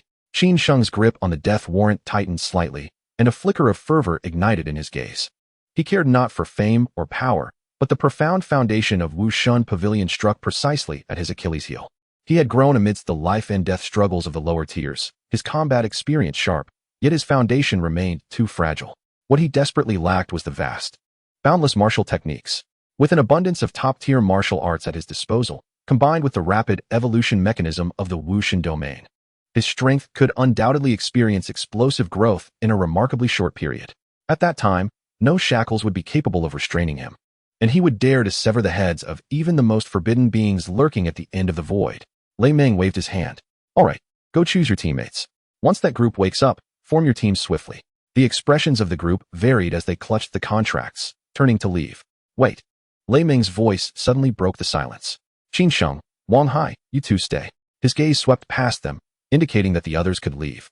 Hui Yuntian paused momentarily, casting a glance back at Qin Sheng, a complex emotion flashing in his eyes before he strode out.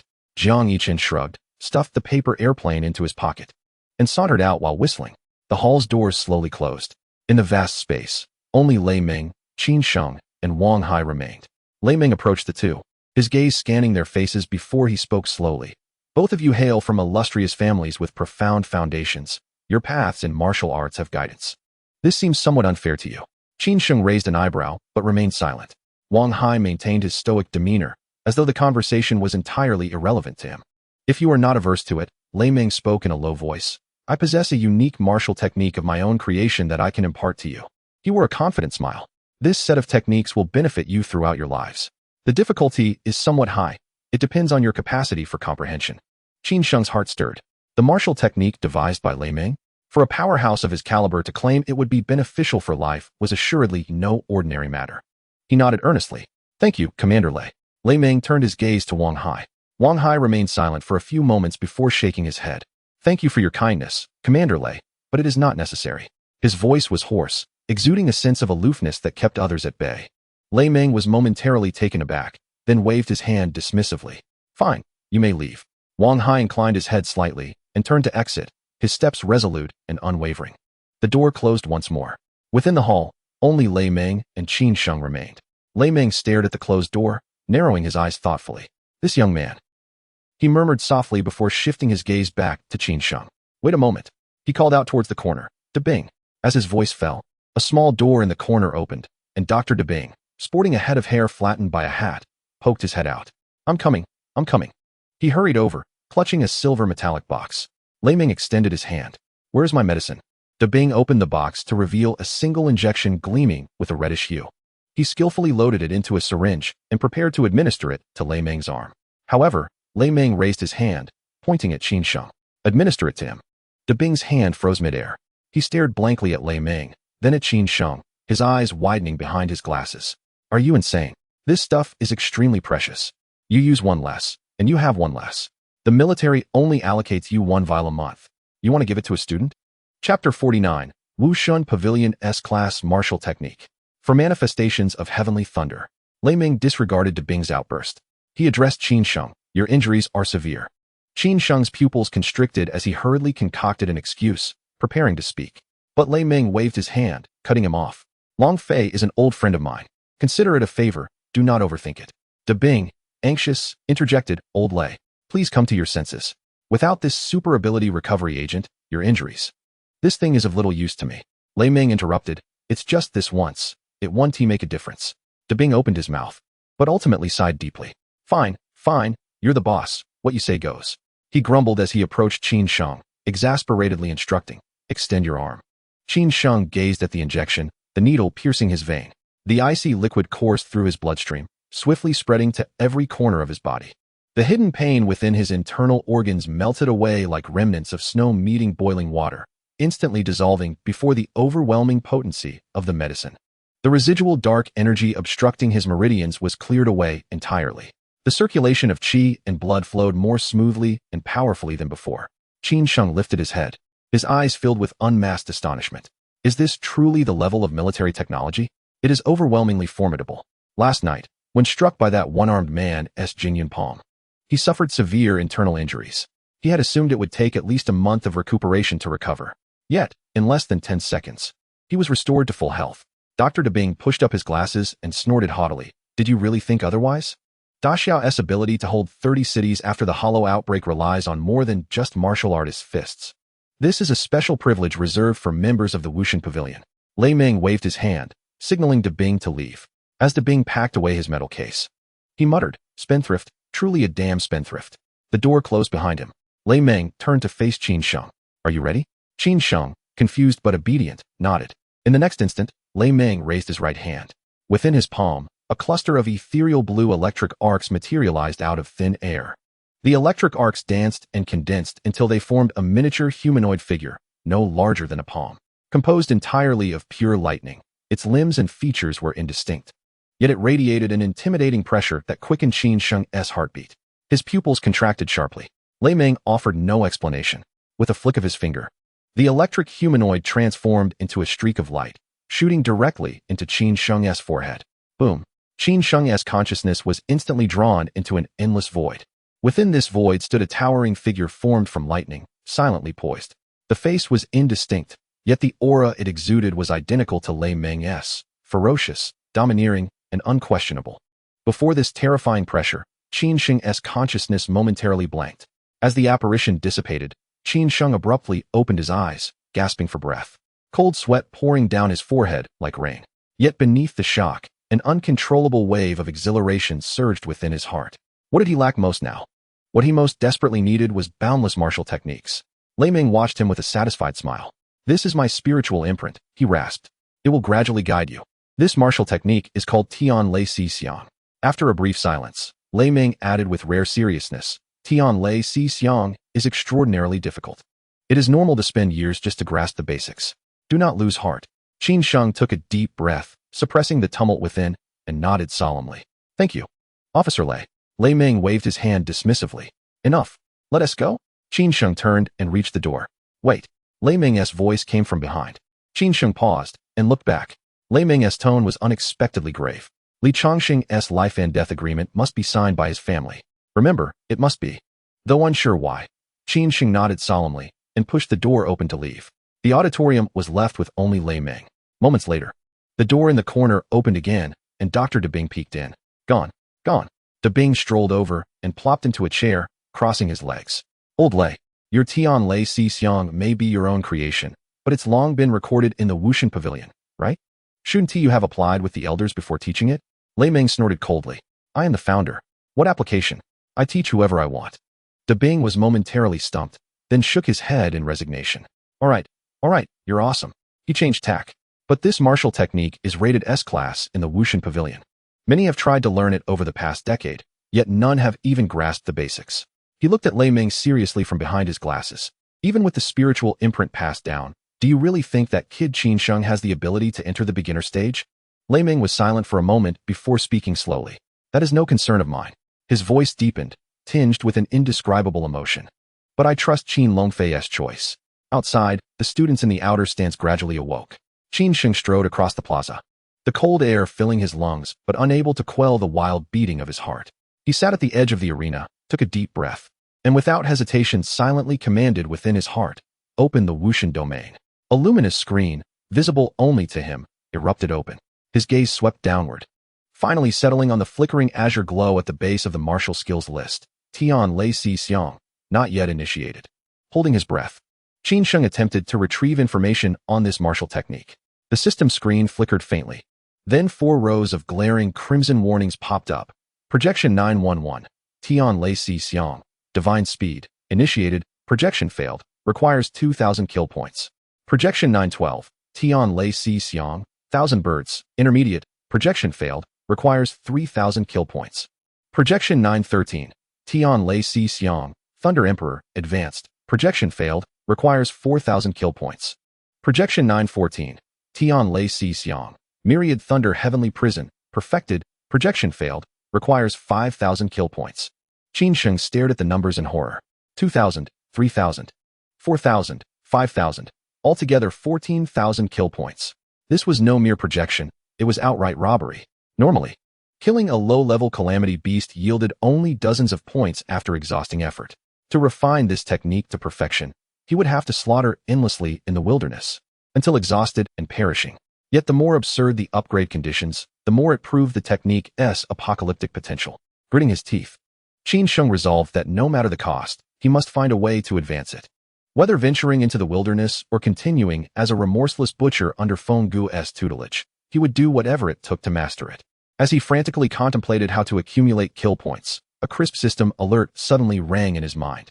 Detected spiritual imprint of the creator of Tian Lei Si Xiang. Synchronize with this imprint.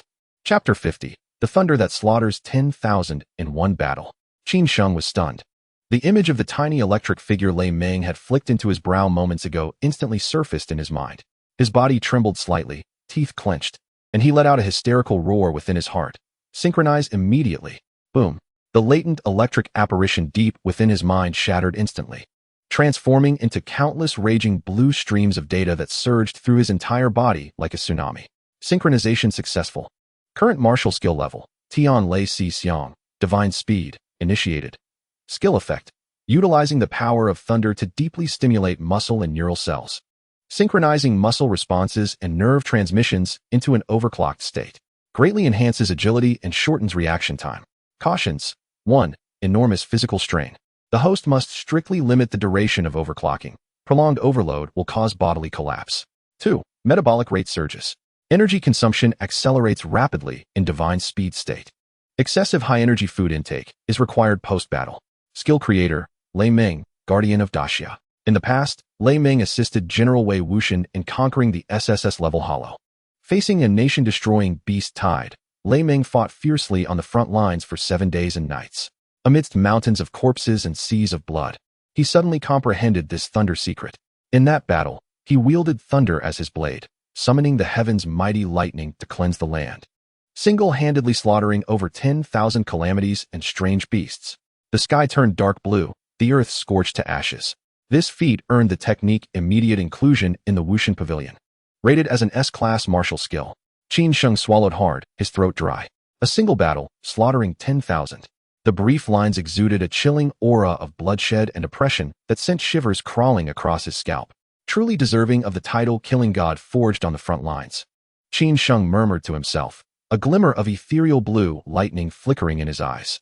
Meanwhile, within the auditorium, Lei Meng, who had been casually chatting with Debing, abruptly ceased speaking and turned his gaze toward the door. He sensed a fleeting, unusual aura. What is it? Debing asked, puzzled. Lei Meng touched his chin hesitantly. Perhaps it's just an illusion? Debing chuckled teasingly. Come on, I think you're just running low on repair serum. Your senses are deteriorating. Lei Meng scratched the back of his head, looking bewildered. At dusk, Qin Kiki was invited by Shun Hui to her home for dinner. Before leaving, Shun Hui had intended to invite Qin Sheng as well, but he declined outright, citing urgent matters, much to Shun Hui's regret. Indeed, Qin Sheng had pressing business. He had to visit Li Chongqing's residence. Why must it be my house? Li Chongqing grumbled as they walked side by side. Qin Sheng did not even turn his head. If you don't go to your house, then just abandon the wilderness assessment. Kiki and Shun Hui aren't giving up. How could I be a deserter? Li Chongqing retorted, stiffening his neck in protest. That settles it. Lei Meng made it clear. If you want to go, your family must sign the consent form. Qin Sheng cast him a glance. By the way, what s with your hesitation all along? Who s hesitating? I just didn't get enough nap time. Li Changsheng defended himself feebly. As they bantered casually, Qin Sheng studied Li Changsheng's profile thoughtfully. This boy undoubtedly harbored many secrets, especially the eerie blood pattern that appeared on him when confronting the hollow creatures at noon. There was surely more to it. After a short walk, they halted before the gate of a dilapidated military family housing complex. Qin Sheng was surprised. This was his first visit to Li Changsheng's home, and he had not expected such an antiquated neighborhood. A vigilant elderly man stood guard at the entrance, alert and spirited. Ah, Changsheng's back. The old man greeted warmly. His eyes brightened upon noticing Qin Sheng. This handsome young man looks unfamiliar. Could he be the formidable deskmate you boast about daily in the courtyard? Li Changsheng blushed, quickly chuckling awkwardly and ushering Qin Sheng inside. Along the way, both the grandmothers carrying vegetable baskets and the elderly men fanning themselves greeted Li Changsheng with cheerful smiles. They arrived at a weathered red brick building. Li Changsheng produced a key and unlocked the door. Inside, the furnishings were as simple as the exterior of the building. He took a deep breath and gently knocked on the master bedroom door, calling out, "Mom, my classmate is here to visit." The door opened to reveal a woman in her early 40s. Qin Sheng raised his head politely to greet her, but upon seeing her, his heart jolted sharply. Li Changsheng's mother appeared to be in her early 40s, yet her shoulder-length hair was entirely white, pure, unblemished whiteness, a sorrowful pallor drained by endless toil. The woman smiled warmly upon seeing Qin Sheng, inviting him to sit. Qin Sheng reached into his pocket to retrieve a liability waiver, but Li Changsheng suddenly pressed down on his wrist. "Mom, let me tell you, this is my deskmate, Qin Sheng." Li Changsheng began extolling Qin Sheng's heroic exploits at a breathless pace, painting grandiose pictures. Qin Sheng's face flushed and paled in turn from the flattery. "He's incredible. The school is organizing a wilderness training with him leading. With him around, safety is guaranteed 100-fold. His mother cast him a skeptical glance. "Enough. Just say what you need to." Li Changsheng frantically signaled Qin Sheng from behind. With a resigned sigh, Qin Sheng produced the waiver and handed it over. His mother's expression, once smiling, darkened visibly as she read. Sensing trouble, Li Changsheng hurried to reassure her. "Mom, don't worry. Qin Sheng's sister and several female classmates are also participating. The school has arranged everything meticulously. It's truly safe." He nudged Qin Sheng with his elbow repeatedly. Qin Sheng straightened his posture and solemnly vowed, "Aunt, please rest assured. As the team leader, I will ensure Changsheng's safety." His mother hesitated, pen hovering over the paper, clearly torn. "Come on, Mom, sign quickly." Qin Sheng's in a hurry to get home and cook for his sister. "If you delay, the little girl will go hungry," Li Changsheng urged. At last, she sighed reluctantly and signed the form. The moment the pen lifted off the paper, Li Changsheng snatched the waiver and pushed Qin Sheng toward the door. "All right, Mom." Qin Sheng pressed for time. "We're leaving now?" The door slammed shut. Standing in the hallway, Qin Sheng looked at the waiver with exasperation. "I didn't even get a sip of water, and you just kicked me out like that? Brother, I was afraid Mom would change her mind at the last moment." Li Changsheng wiped the sweat from his brow. Qin Sheng carefully pocketed the form and looked him in the eye. "If your mother truly refuses, you shouldn't go." Li Changsheng smirked. "What? You think I'll hold you back? I'm just worried you'll end up caught between the jaws of a beast." Qin Sheng retorted mercilessly. Outside the complex, as Qin Sheng prepared to ride away on his bicycle, the vigilant old man approached, earnestly advising, "I heard you're heading for the wilderness exam. Be extremely careful." Rest assured, Qin Sheng nodded, reflecting warmly, "Changsheng seems well liked around here." The old man sighed, watching Li Changsheng's retreating figure. "Changsheng's a child I've watched grow up. It hasn't been easy. Seeing him finally have a good friend, I'm truly glad." "Did he not have friends before?" Qin Sheng asked casually. The old man shook his head and lowered his voice. As a child, the wild kids in the courtyard bullied him for not having a father. He was always alone. Qin Sheng's heart trembled slightly. He waved farewell to the old man and pushed off. Just as the bicycle glided a few meters, his peripheral vision caught a familiar figure. Not far away, a burly shirtless man approached anxiously. "Is that Liang Gu, the arena gatekeeper?" Chapter 51, Terror. Delicious human brains. Qin brothers? Liang Gu's voice trembled slightly. What a coincidence. Feng Gu on the elevated platform above. Several enormous black shadows suddenly leaped forth from the darkness, crashing down upon the edge of the high stage like heavy artillery, causing the entire arena to tremble. These were 5 or 6 exceptionally large apes. The one at the forefront was particularly terrifying, resembling a small mountain, its body enveloped in a thick, dark red exoskeleton. This armor did not appear to be a product of natural growth. Its surface writhed slowly, as though dark red plasma mingled with shattered bones, forming a grotesque living armor. Its arms were remarkably elongated, nearly grazing its ankles. The crimson beastly eye surveyed the crowd below, ultimately locking onto Qin Sheng. Is this the high school student who killed the little monkey? It spoke, its coarse voice grating and unrefined. Qin Sheng's pupils flickered slightly. A beast could actually speak? According to the materials studied in class, there had never been any records of beasts possessing the ability to articulate human language. Feng Ji's chest heaved violently as he raised his head and bellowed, I have brought the human as promised. According to our agreement, release my brother. The king of the long-armed apes grinned wide, revealing its interlocking fangs. What is the hurry? Let us have a meal first. Feng Gu's taut, nerves suddenly relaxed. And with a sense of relief, he turned to Liang Gu behind him, instructing, hurry, prepare the meat. But before he could finish, a robust arm, as thick as a giant python, shot down from the high platform, instantly crossing a distance of several meters. Liang Gu had no time to react. His chest pierced through by the beast's menacing claw. He awkwardly lowered his head, staring blankly at the massive hand protruding from his chest. The sharp, bony spikes on the back of the hand still twitched, as if breathing. Without a scream, Liang Gu's body was hoisted into the air by the Ape King's single arm. Blood flowed continuously from the corner of Feng Ji's mouth. The Ape King slowly extended another hand and flicked Liang Gu's head, producing a sharp crack that resembled the sound of a wine bottle being uncorked. Liang Ji's skull shot into the air, revealing the still pulsating red interior.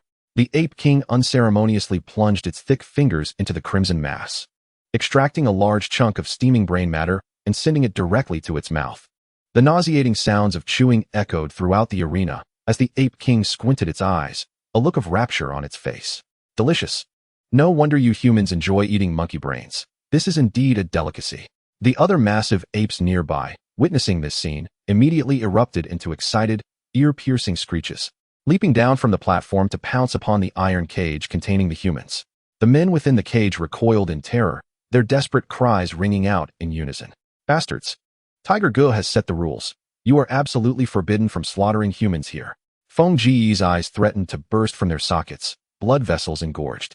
The Ape King casually tossed Liang Gu's remains against the wall, warm blood splattering onto Feng Gu's face. Rules? If I kill you all here, how would Tiger Gu know it was me?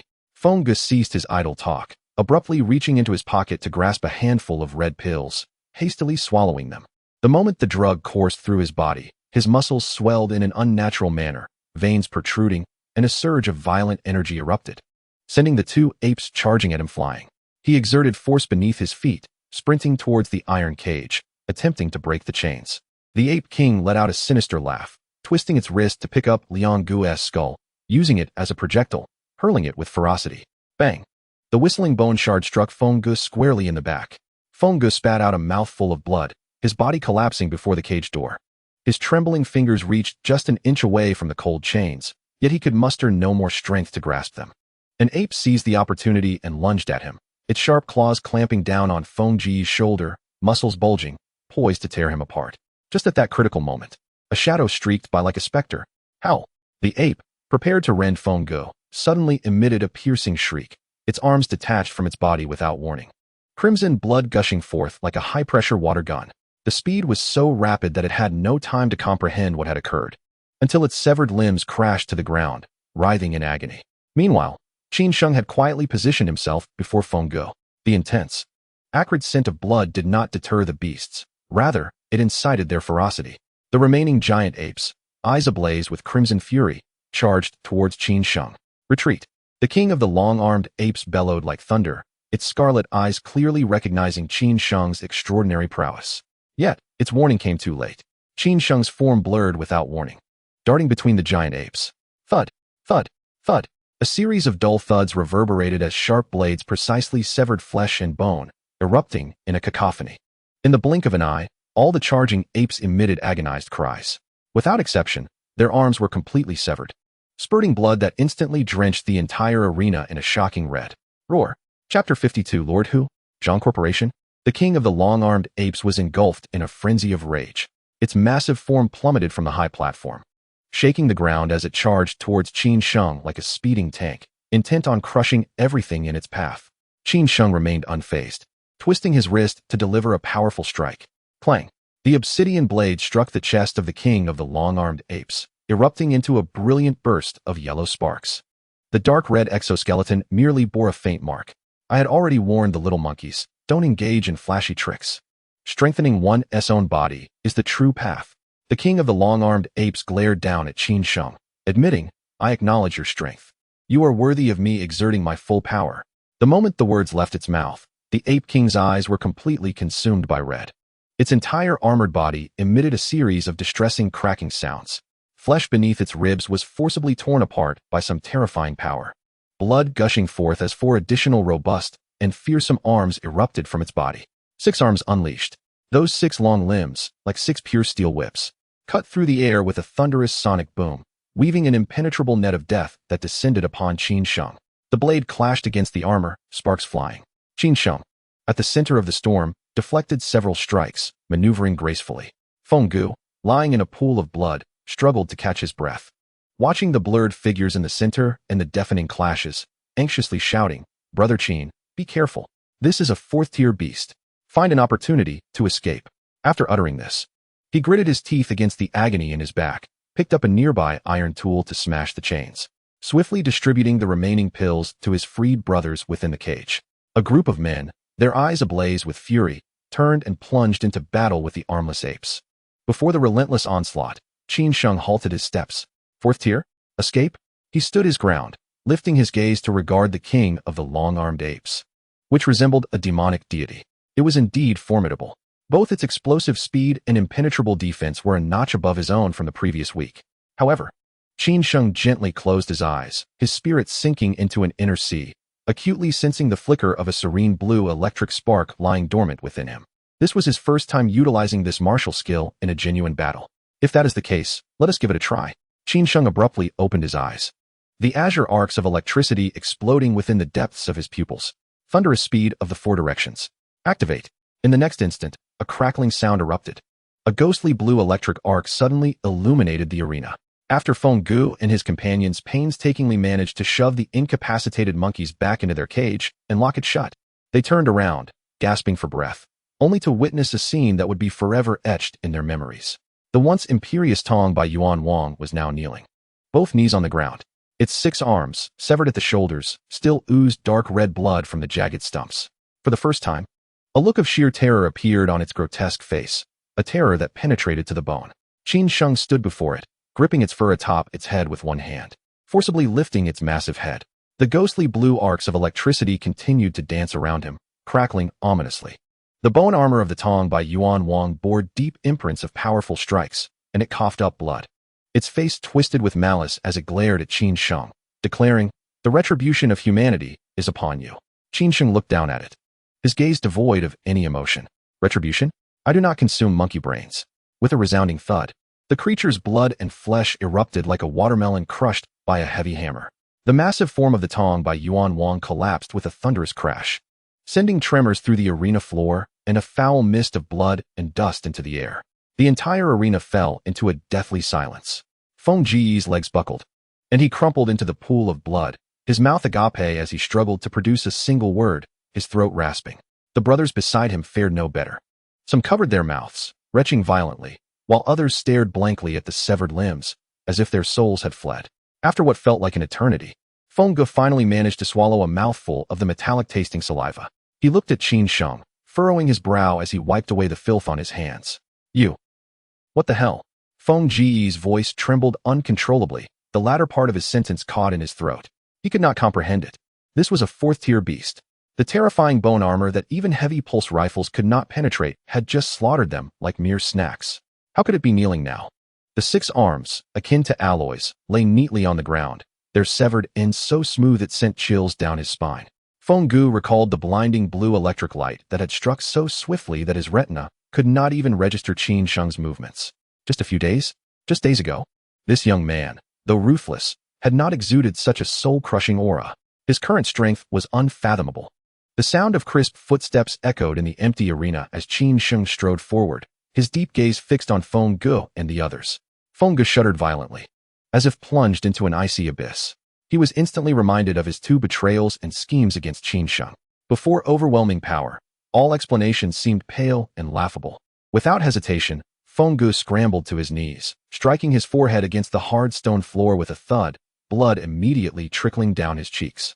Qin Yi. I was wrong. I failed to recognize the mountain. I am no better than a pig or a dog. Fenggu trembled, his voice wretched.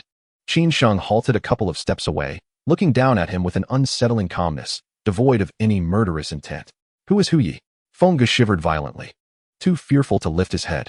How could he have transported a fourth-tier beast here without anyone noticing? Qin Sheng toyed with the black blade in his hand, speaking nonchalantly. From what you indicated earlier, he can still control the beasts. I truly do not know, Qin Yi. Fenggu exclaimed, tears mingled with blood streaming down his face. We, the lowly ones, are just doing the dirty work. Our connections to the upper echelons are all one way. The delivery trucks for the beasts are fully enclosed. And the license plates are all fake. We have no access to the core. As he spoke, Fenggu appeared to recall something, suddenly raising his head as if clutching at a final lifeline. Yes, I have a clue. The third-tier illusion monkey had a favorite youth. And the cushioning pad beneath the sofa was torn. I found a moisture-proof label inside, marked with the special materials code of the Zhang family. The Zhang family? The Zhang Kai family? The Zhang family meat processing plant. The arena was thick with the stench of blood and sweat, the overhead spotlight flickering ominously. Qin Sheng squinted, his gaze penetrating the dim light as fragmented clues rapidly pieced together in his mind. The Zhang family meat processing plant? He blurted out.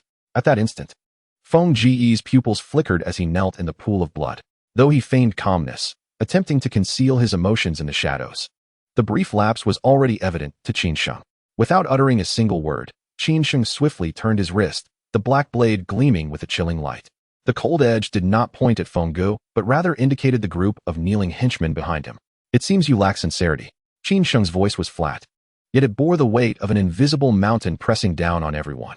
I give you one last chance. What else have you concealed about Hu Yi? One more word of deceit. The blade's tip pressed down slightly, the metallic sheen reflecting a terrifying arc. They all shall perish. The few men behind Fenggu trembled violently, their bodies shaking as if they were leaves caught in a storm. Under the pure intent to kill, Fenggu quaked uncontrollably. His mental defenses completely shattered. Bang, bang, bang. He frantically slammed his forehead against the floor, blood mingling with sweat splattering everywhere, his voice cracking with a cry. Qin Yi, I was wrong. I will tell everything. I will reveal all. He gasped for breath, his chest heaving violently, as if dragged back to some horrific memory. Last month, the upper echelons sent this batch of live beasts here. I grew greedy, wanting to uncover Hu Ye's secrets, so I secretly followed.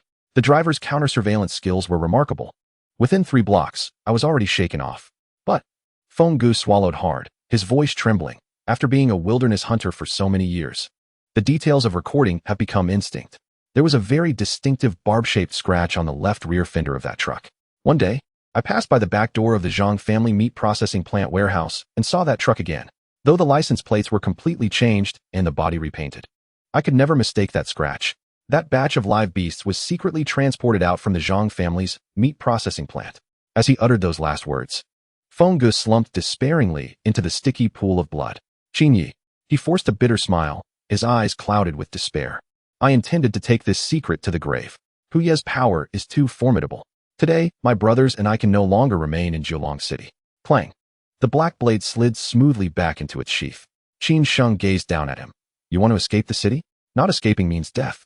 Today, after such a colossal blunder in the arena, staying in the city means not surviving until tomorrow. Fenggu shook his head ruefully. Venturing into the wilderness means a 9 out of 10 chance of death. Yet at least there remains a sliver of hope. He raised his head, looking at Qin Sheng with a complex expression, radiating genuine respect.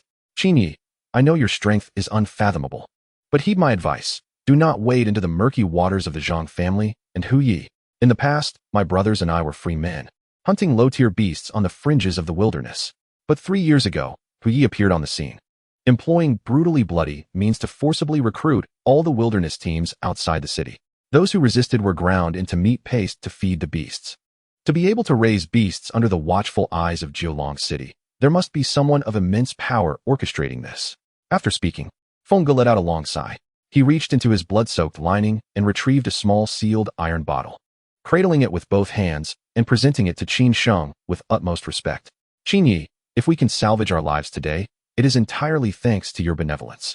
This bottle contains pills we painstakingly preserved in the wilderness, crafted from the purified blood of violent beasts. Swallowing it would allow one to significantly overdraw their potential in a brief period, unleashing an overwhelming surge of vitality. While it may hold limited efficacy for formidable individuals like yourself, it could prove beneficial in critical moments. Qin Sheng accepted the small iron vial without hesitation. Weighing it in his hand, "Scram," he uttered with an indifferent tone. Feng Gu, as if granted a reprieve, bowed deeply to Qin Sheng, his eyes reddened. He then abruptly rose and bellowed to his subordinates behind him, "Grab the gear, let us go. We must leave the city tonight while Tiger Ye's men remain unaware." As Feng Gu and his companions hurriedly gathered their belongings, Qin Sheng, gripping the bloodied black blade, strode expressionlessly towards the iron cage at the center of the arena. Inside, several one-armed monkeys gazed at the approaching figure, emitting desperate and terrified cries. With a swift motion, he struck, executing a precise and emotionless harvest. Accompanied by the chilling mechanical notification in his mind, along with the reward from defeating the Tong by Yuan Wang, he accrued a total of 500 points of slaughter value. At this moment, the sounds of Feng Gu and his group had completely vanished into the dimness of the passageway. After confirming there were no other living beings around, Qin Sheng wiped the blood from his blade, the crisp sound of it sheathing echoing in the vast arena. He slowly closed his eyes, sinking his consciousness deep into his inner sea. Martial God Domain Panel. Current remaining slaughter value, 1,000 points. Qin Sheng gazed at the figures displayed before him, nodding slightly. This marked the first time he possessed a 4-digit sum, a form of solid confidence that no amount of wealth could procure. His gaze shifted downward to the martial skill section. Initial realm of the shocking cloud palm, great accomplishment. This domineering palm technique, pilfered from a C-grade calamity, was merely a step away from reaching the transformative realm. With a flicker of thought, Qin Sheng decisively invested 200 points of slaughter value. Initial realm of the shocking cloud palm upgrade successful. Current proficiency, perfect. Current remaining slaughter value, 800 points. As Qin Sheng slowly opened his eyes, he suddenly clenched his fingers. Bang!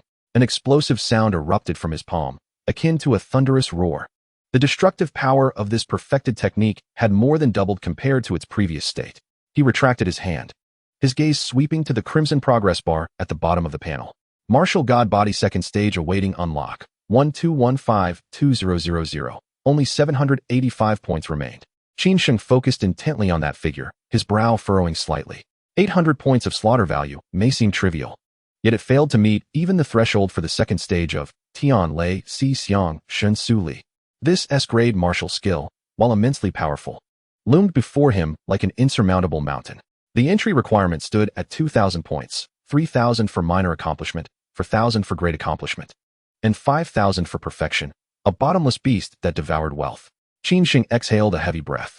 With an abundance of slaughter value, yet no lower-tier martial skills to upgrade, and the sole S-grade weaponry being exorbitantly expensive, he lifted his gaze through the gaping hole of the arena's exhaust fan towards the inky night sky. 2 days remained. Only 2 days until the wilderness combat assessment for the entire school. He could not afford to squander time idly.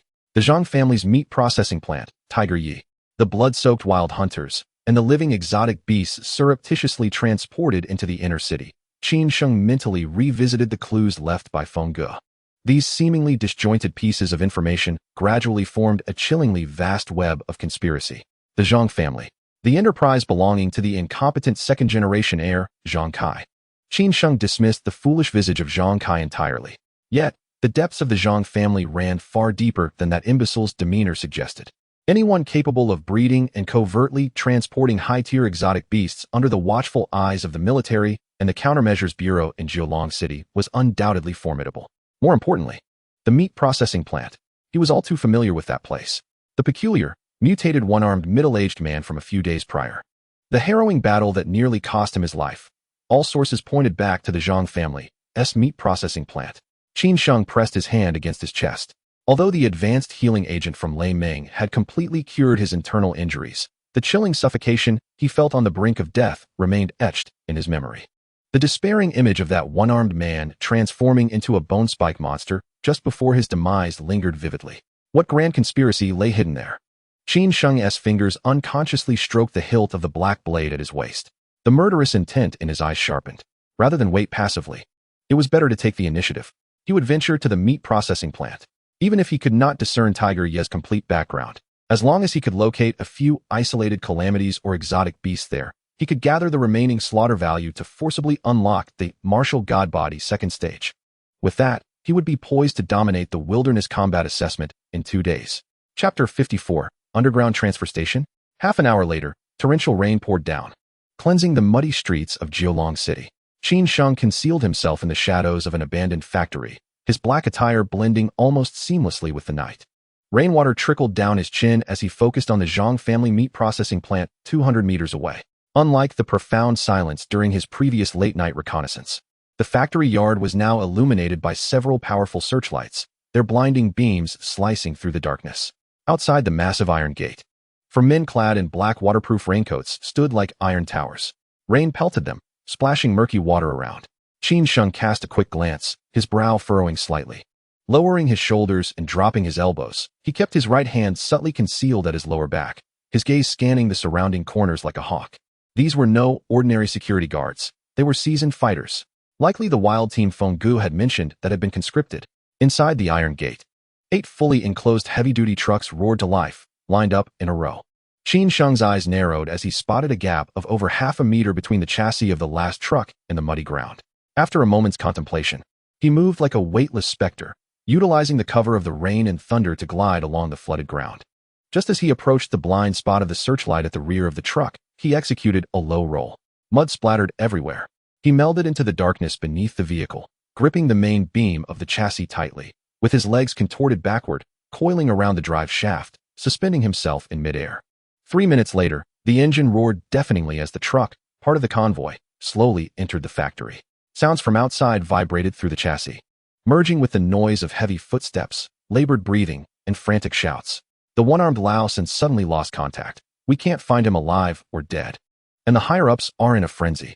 A voice akin to a rusty bell rang out beside the truck, accompanied by the click of a lighter igniting. Missing. Another voice questioned, uncertainty lacing his tone. Lao San was a peak 4th stage. How many people in all of Jiulong City could take him down? Who knows which godly figure we VE offended? The raspy voice spat a mouthful of phlegm, its tone dripping with agitation. Tiger Yi has issued an urgent order. We must relocate everything tonight. Not a second can be wasted. Everything. The second voice dropped an octave, incredulity weighing heavily in his words. With this much cargo, can we even move at all? Of course. The raspy voice retorted vehemently. Do you want to be dragged out of bed and soaked in the rain in the middle of the night? Everyone capable, get your asses down here to assemble. We must clear out tonight. Not a single live one can be left. Underneath the truck, Qin Sheng hung in the darkness, his eyes narrowing slightly as a cold glint flickered in their depths. A complete relocation? A clearance? Feng Ji's intel had merely indicated that the living exotic beasts used for gambling were transported out from the Zhang family meat processing plant. Yet, judging by the tone of these desperados, what was to be moved tonight was undoubtedly far more than just a few livestock. Squeak. The sound of the air brake pierced sharply, and the truck came to a halt once more. A heavy and dense sound of footsteps approached from the front. Verify identity. Let them through. Someone bellowed amidst the downpour. Amidst the resonant clang of metal friction, the heavy-duty steel door gradually parted to the sides. The truck resumed its journey, entering a vast, fully enclosed structure. The temperature plummeted.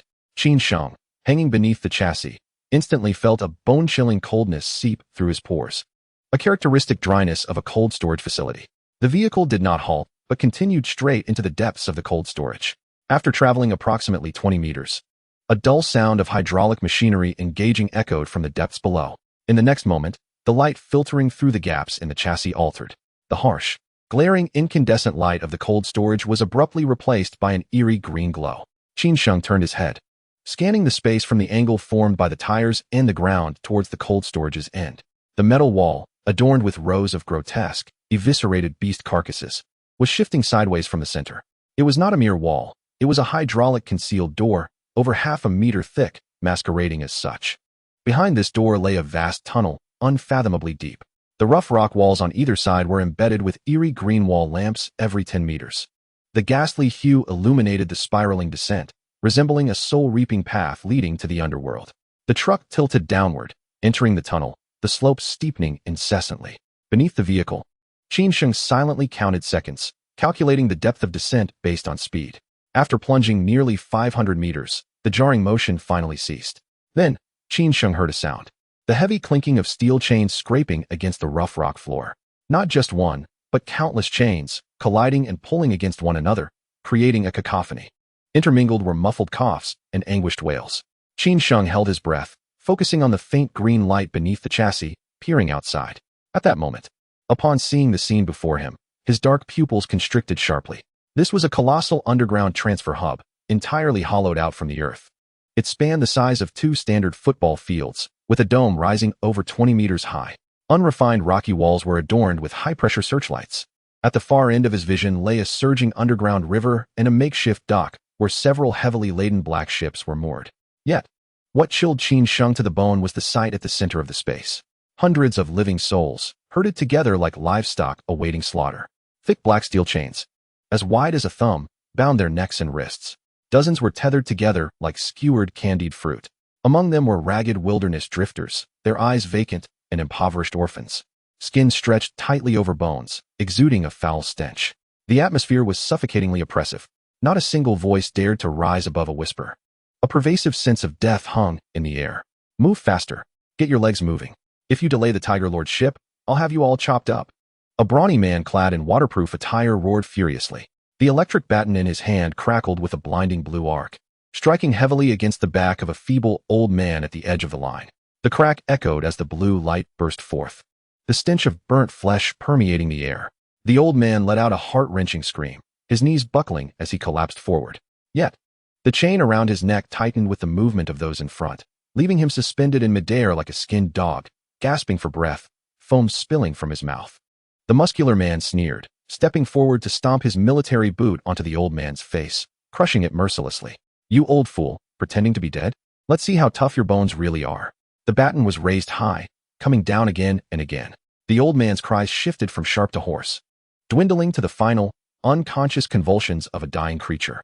Suddenly, in front of the fallen elder, Qin Sheng spotted a familiar figure, the blind boy. Chapter 55. What? A dozen fourth-tier monkey kings?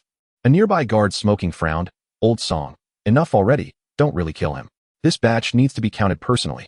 Count. Once we enter this dark river, alive or dead, it's all just meat. The man called Old Song spat vehemently, stowing away his electric baton and swinging a heavy blow against the blind boy's back, covered in black cloth. Don't stop. Move. The blind boy let out a muffled grunt, dragging the half-dead elder forward mechanically. Qin Sheng observed this scene silently. No wonder he hadn't seen the blind boy at the alley entrance. He had been captured and brought to this abyss. Qin Sheng's mind raced, recognizing that the few guards on the periphery posed no threat. Killing them would be as easy as slaughtering dogs. What truly unsettled him was the figure clad in a wide cloak aboard the black ship at the distant dock. This individual exuded a chilling aura, barely perceptible. Just as Qin Sheng calculated the optimal moment to strike, a childish voice interrupted his thoughts. Uncle, I really can't move anymore. At the rear of the chain, a girl of 7 or 8 lay helplessly in the cold muck, dragged like livestock for 3 continuous days. Living only on a bowl of filthy water each day, her legs had long lost all sensation, marked with horrific bruises. Can't move? Old Song halted, grinning. Among the crowd, some lowered their heads, unable to bear the sight. A homeless man opened his cracked lips to plead, but was silenced by another. No one dared to speak. In this hell on earth, those who dared to voice their thoughts had long become the meat hanging in the cold storage above. The little girl, tears streaming down her cheeks, looked up at the approaching brawny man. Uncle, I really can't move anymore. Please let me go. Old Song stopped before her, looking down from his height. Can't move? He surprisingly put away the electric baton, gazing at the girl with feigned sympathy. Then, with a swift motion, he drew a heavy black hammer from his tactical belt. Old Song hefted the hammer, grinning to reveal his rotten yellow teeth, eyes gleaming with malice. Then don't move at all. The hammer was raised high, ready to smash down upon the girl's fragile head. The girl shut her eyes in terror. Among the crowd, a suppressed sob escaped. No one dared to intervene. No one could intervene. The hammer fell with a thunderous crash. In that instant, a blinding azure lightning bolt pierced the darkness, as if divine retribution had ripped through the eternal night, illuminating the dim underground space. A cold, dark blade flashed with a chilling gleam, silently slicing through Old Song's thick neck. The twisted smile on Old Song's face had not yet faded as he clutched his gushing neck, bewildered, and fell forward. Hot blood sprayed onto the face of the guard still smoking beside him. The guard stood frozen, his mind unable to comprehend what had just transpired. When in the next moment, a blue light flashed, and his vision spun wildly. His head was already soaring high into the air. until two headless corpses thudded to the ground. Only then did the surrounding guards awaken from their stupor. Among the despairing slaves, a gaunt, shadowy figure had stealthily emerged. Clad in a rain-soaked black raincoat, the brim pulled low, obscuring their face entirely. Only the hem of the raincoat could be seen, steadily dripping bright crimson blood. In his hand, he gripped a dagger as dark as ink, its blade crackling with ferocious azure arcs of electricity. An enemy assault. The thugs had barged in. Grab your weapons. The piercing alarm echoed through the vast underground hub, and dozens of guards surged in from all directions like hyenas scenting blood. Some wielded heavy alloy machetes. Others brandished high-voltage batons, and a few leaders in the distance revealed pulse guns strictly controlled by the military of Daxia. Kill him. Faced with the onslaught of lethal intent from every direction, he remained unperturbed. Beneath the brim of his raincoat, Qin Sheng's eyes betrayed no flicker of human emotion. Sky Thunder. For directions, Divine Speed, activate. Boom. The hard rock beneath his feet exploded with a thunderous roar. In an instant, he transformed into a lethal bolt of lightning. Careening through the crowd, the guards, once brimming with confidence, now appeared sluggish, akin to snails crawling through mud, in the face of Qin Sheng's S-level martial prowess. The cold black blade became the scythe of death. Swish, swish, swish. Blood erupted in the air like a crimson fountain, and severed limbs accompanied by terrified screams flew in every direction. No one could discern the motion of Qin Sheng's strikes. They only witnessed a flash of blue electricity, followed by the agonizing sensations of severed throats, pierced hearts, and shattered arms. In less than a minute, as the azure arcs of electricity dissipated into the air, 37 fully armed guards collapsed in a pool of blood, akin to wheat felled by a scythe. Not a single survivor remained. Each had met their end with a single stroke. The underground space was instantly filled with the nauseating stench of blood. Qin Sheng stood silently amidst the mountain of corpses and sea of blood, his black raincoat completely soaked with the enemy's blood, which flowed from the hem like a small stream. He slowly turned his head, his gaze sweeping over those bound by heavy iron chains. Those people looked upon the figure resembling a vengeful deity, their expressions shifting from utter numbness to profound shock, and finally igniting with an improbable hope amid despair. Ultimately, Qin Sheng's gaze settled upon a small girl, slumped in the muddy water at his feet. Unfazed by the gruesome slaughter, she stared with wide eyes, tears still clinging to her dirt-streaked face, though her cries had ceased. She parted her cracked lips and, with a quivering voice, asked, "Big brother, are you a divine being sent to save us?" Qin Sheng did not respond. Beneath his raincoat, his chest heaved violently as he gasped for the murky air. The full exertion of divine speed placed an overwhelming burden on his flesh, causing his muscle fibers to protest in agony as his vital energy was rapidly drained. Yet, before he could catch his breath, a series of heavy footsteps echoed from ahead. Qin Sheng straightened, his gaze sharp as he turned to look.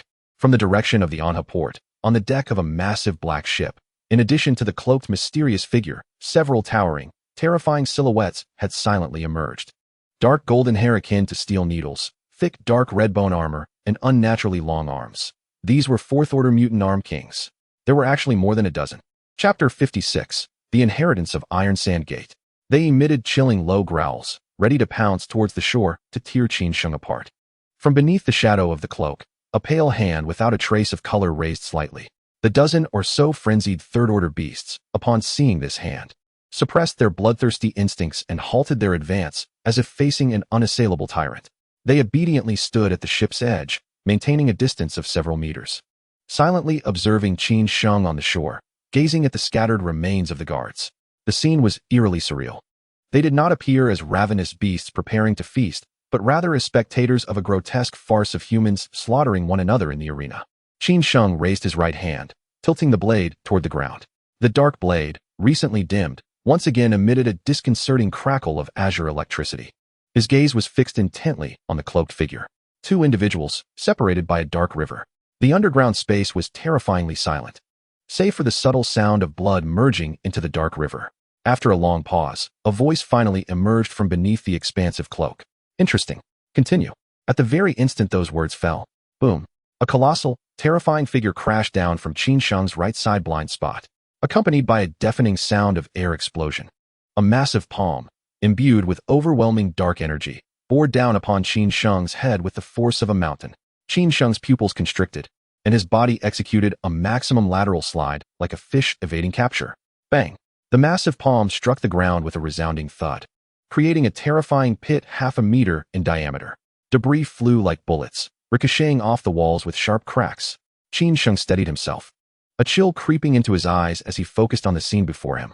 As the dust settled, he found himself face to face with a rotund, balding man. The man wore an oversized, grease-stained apron splattered with blood, currently using his stout left hand to hold up his trousers while fastening an almost bursting belt around his ample waist. Where the hell did this little brat come from? As he struggled with his belt, the corpulent man cursed, furious that his business had been interrupted, forcing him to rush out without even adjusting his pants. How many lives do you think you have to spare? He wiped the grease from his small, squinted eyes, surveying the carnage of guard corpses strewn about, finally resting his gaze on Qin Sheng, his eyes glinting with surprise. Oh, you're quite ruthless, aren't you? Efficient. The man sneered. I go by the name Zheng Butcher. It seems the underworld has given me a favor. You, kid, are quite skilled. I wonder what to call you. Qin Sheng tightened his grip on the dark blade, choosing not to indulge the rotund man's ramblings. Zheng Butcher, seeing Qin Sheng's silence, was unfazed. He finally secured his belt, cracked his stout neck, producing a series of popping sounds, and continued as if conversing casually. Suit yourself if you don't want to talk. However, a few days ago, my useless third disciple suddenly went missing. Although he was missing an arm, he was still a fourth-order peak master. Zheng Butcher's small eyes scrutinized Qin Sheng. Given your lethal methods, I wonder if his disappearance has anything to do with you? It does. Qin Sheng replied truthfully. I killed him. Upon hearing this, Zheng Butcher's face contorted, the feigned nonchalance vanishing in an instant. Good. Very good. Zheng Butcher sighed heavily. Then he can only blame himself for being incompetent. He deserved to die, but since you've admitted it, I shall take your heart today as an offering to his spirit in the heavens. Whoosh. He suddenly drew a thick-backed, thin-edged butcher's knife from the greasy holster at his waist. Boom. The 300-pound bulk of his body erupted with a terrifying speed that belied his size. Wielding the butcher's knife as he charged toward Qin Sheng. Clash. The dark blade met the butcher's knife midair. Sparks flew. A torrent of overwhelming terror surged forth from the black blade, causing Qin Sheng's mouth to tingle and a muffled groan to escape his lips. His feet, glued to the ground, were jolted backward, sliding a full 3 paces. The sheer physical strength of this corpulent brute surpassed even that of the previous Kongbi Yuan Wang by several degrees of horror.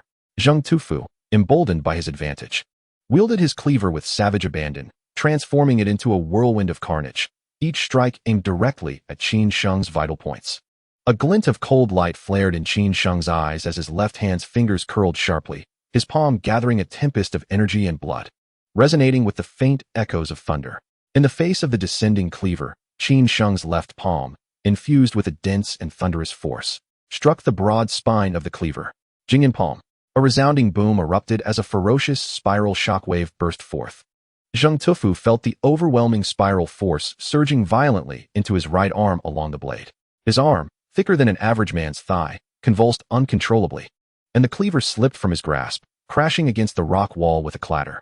The 300-pound mass of his body was forcefully pushed back half a step by that single strike. Struggling to regain his balance, Zheng Tufu paid no heed to his numb right arm, his gaze fixed on the posture Qin Sheng had assumed when executing his palm strike. His small eyes, squeezed by layers of flesh, revealed profound astonishment. This spiral force technique, Zheng Tufu bellowed in fury. Jingyan palm? This is a unique skill that our Taisha Min has never disclosed. You, a mere child yet to sprout hair, where did you learn such a technique? Qin Sheng shook off the slight numbness in his tiger's mouth, a glimmer of mockery flashing in his obsidian eyes. Instead of denying it, he played along. Learning by stealth? Qin Sheng raised his chin slightly, scoffing. I was sent on a mission to cleanse the Taisha Min of its impurities. Cleanse the impurities? These 4 words struck Zheng Tufu's heart like heavy hammers. His expression transformed repeatedly, the flesh on his face twitching violently, before he abruptly reacted, roaring, Stop spewing nonsense. Do not put on airs before me. Zheng Tufu's eyes blazed red, resembling a wild beast provoked by taboo. Our Taisha Min was once a renowned sect in the northwest. Had it not been for the S-class void eruption that triggered the cataclysmic beast tide, when my brother and I fought desperately to return, all 312 members of our sect perished while shielding the local populace. My junior brother lost an arm in that bloody battle while rescuing others. In this world, apart from the 2 of us, there could not possibly be any surviving disciples. What are you to dare impersonate a descendant of the Taisha Min? So it is. A flicker of realization passed through Qin Sheng's eyes. Once, they had gallantly sacrificed themselves to protect the innocent. and the remnants of a righteous sect now found themselves reduced to serving as a demonic butcher for foreign tribes? It was utterly absurd. Do you not believe me? Qin Sheng let out a cold laugh, his murderous intent no longer concealed. He sheathed the black blade, his vital energy erupting with ferocity, adopting a perfectly standard stance for the Jingyan palm. Then let us proceed. Am I to fear you? Death! Zheng Tufu roared, his eyes ablaze with fury. Swinging his hefty palm, enveloped in a violently spiraling force, crashing towards Qin Sheng with great ferocity. Boom! The two hands, one large and one small, met with a resounding clash in midair. Two streams of energy, originating from the same source yet distinctly divergent in strength, collided violently, unleashing waves of terrifying shockwaves. Crack! The hard rock beneath their feet cracked, spiderwebbing wildly. Poof! Zheng Tufu spat out a mouthful of blood, the sleeve of his right arm shredding into a flurry of fluttering pieces. The spiraling force that had invaded his body was tenfold more ferocious than anything he had cultivated over decades. His 300-pound frame was sent flying backward, crashing heavily against the rock wall. Zheng Tufu clutched his shattered right arm, raising his head abruptly. The fierce glint that once filled his small eyes was now replaced with sheer terror. How could this be? He had practiced the Jingyan palm for over 30 years, tirelessly honing his craft, taking countless lives, barely reaching the threshold of mastery. Yet, in that fleeting moment of their clash, the energy in his opponent's palm flowed effortlessly, pulsating with an unstoppable, annihilating force. It was the embodiment of flawless perfection. Is this the realm of completion? A youth who appeared scarcely 20 had mastered their Taisha men's most arduous technique to a level only the past sect leaders could attain. Could it be true that an elder had indeed sacrificed themselves to pass on the legitimate lineage? Is he truly here to cleanse the impurities?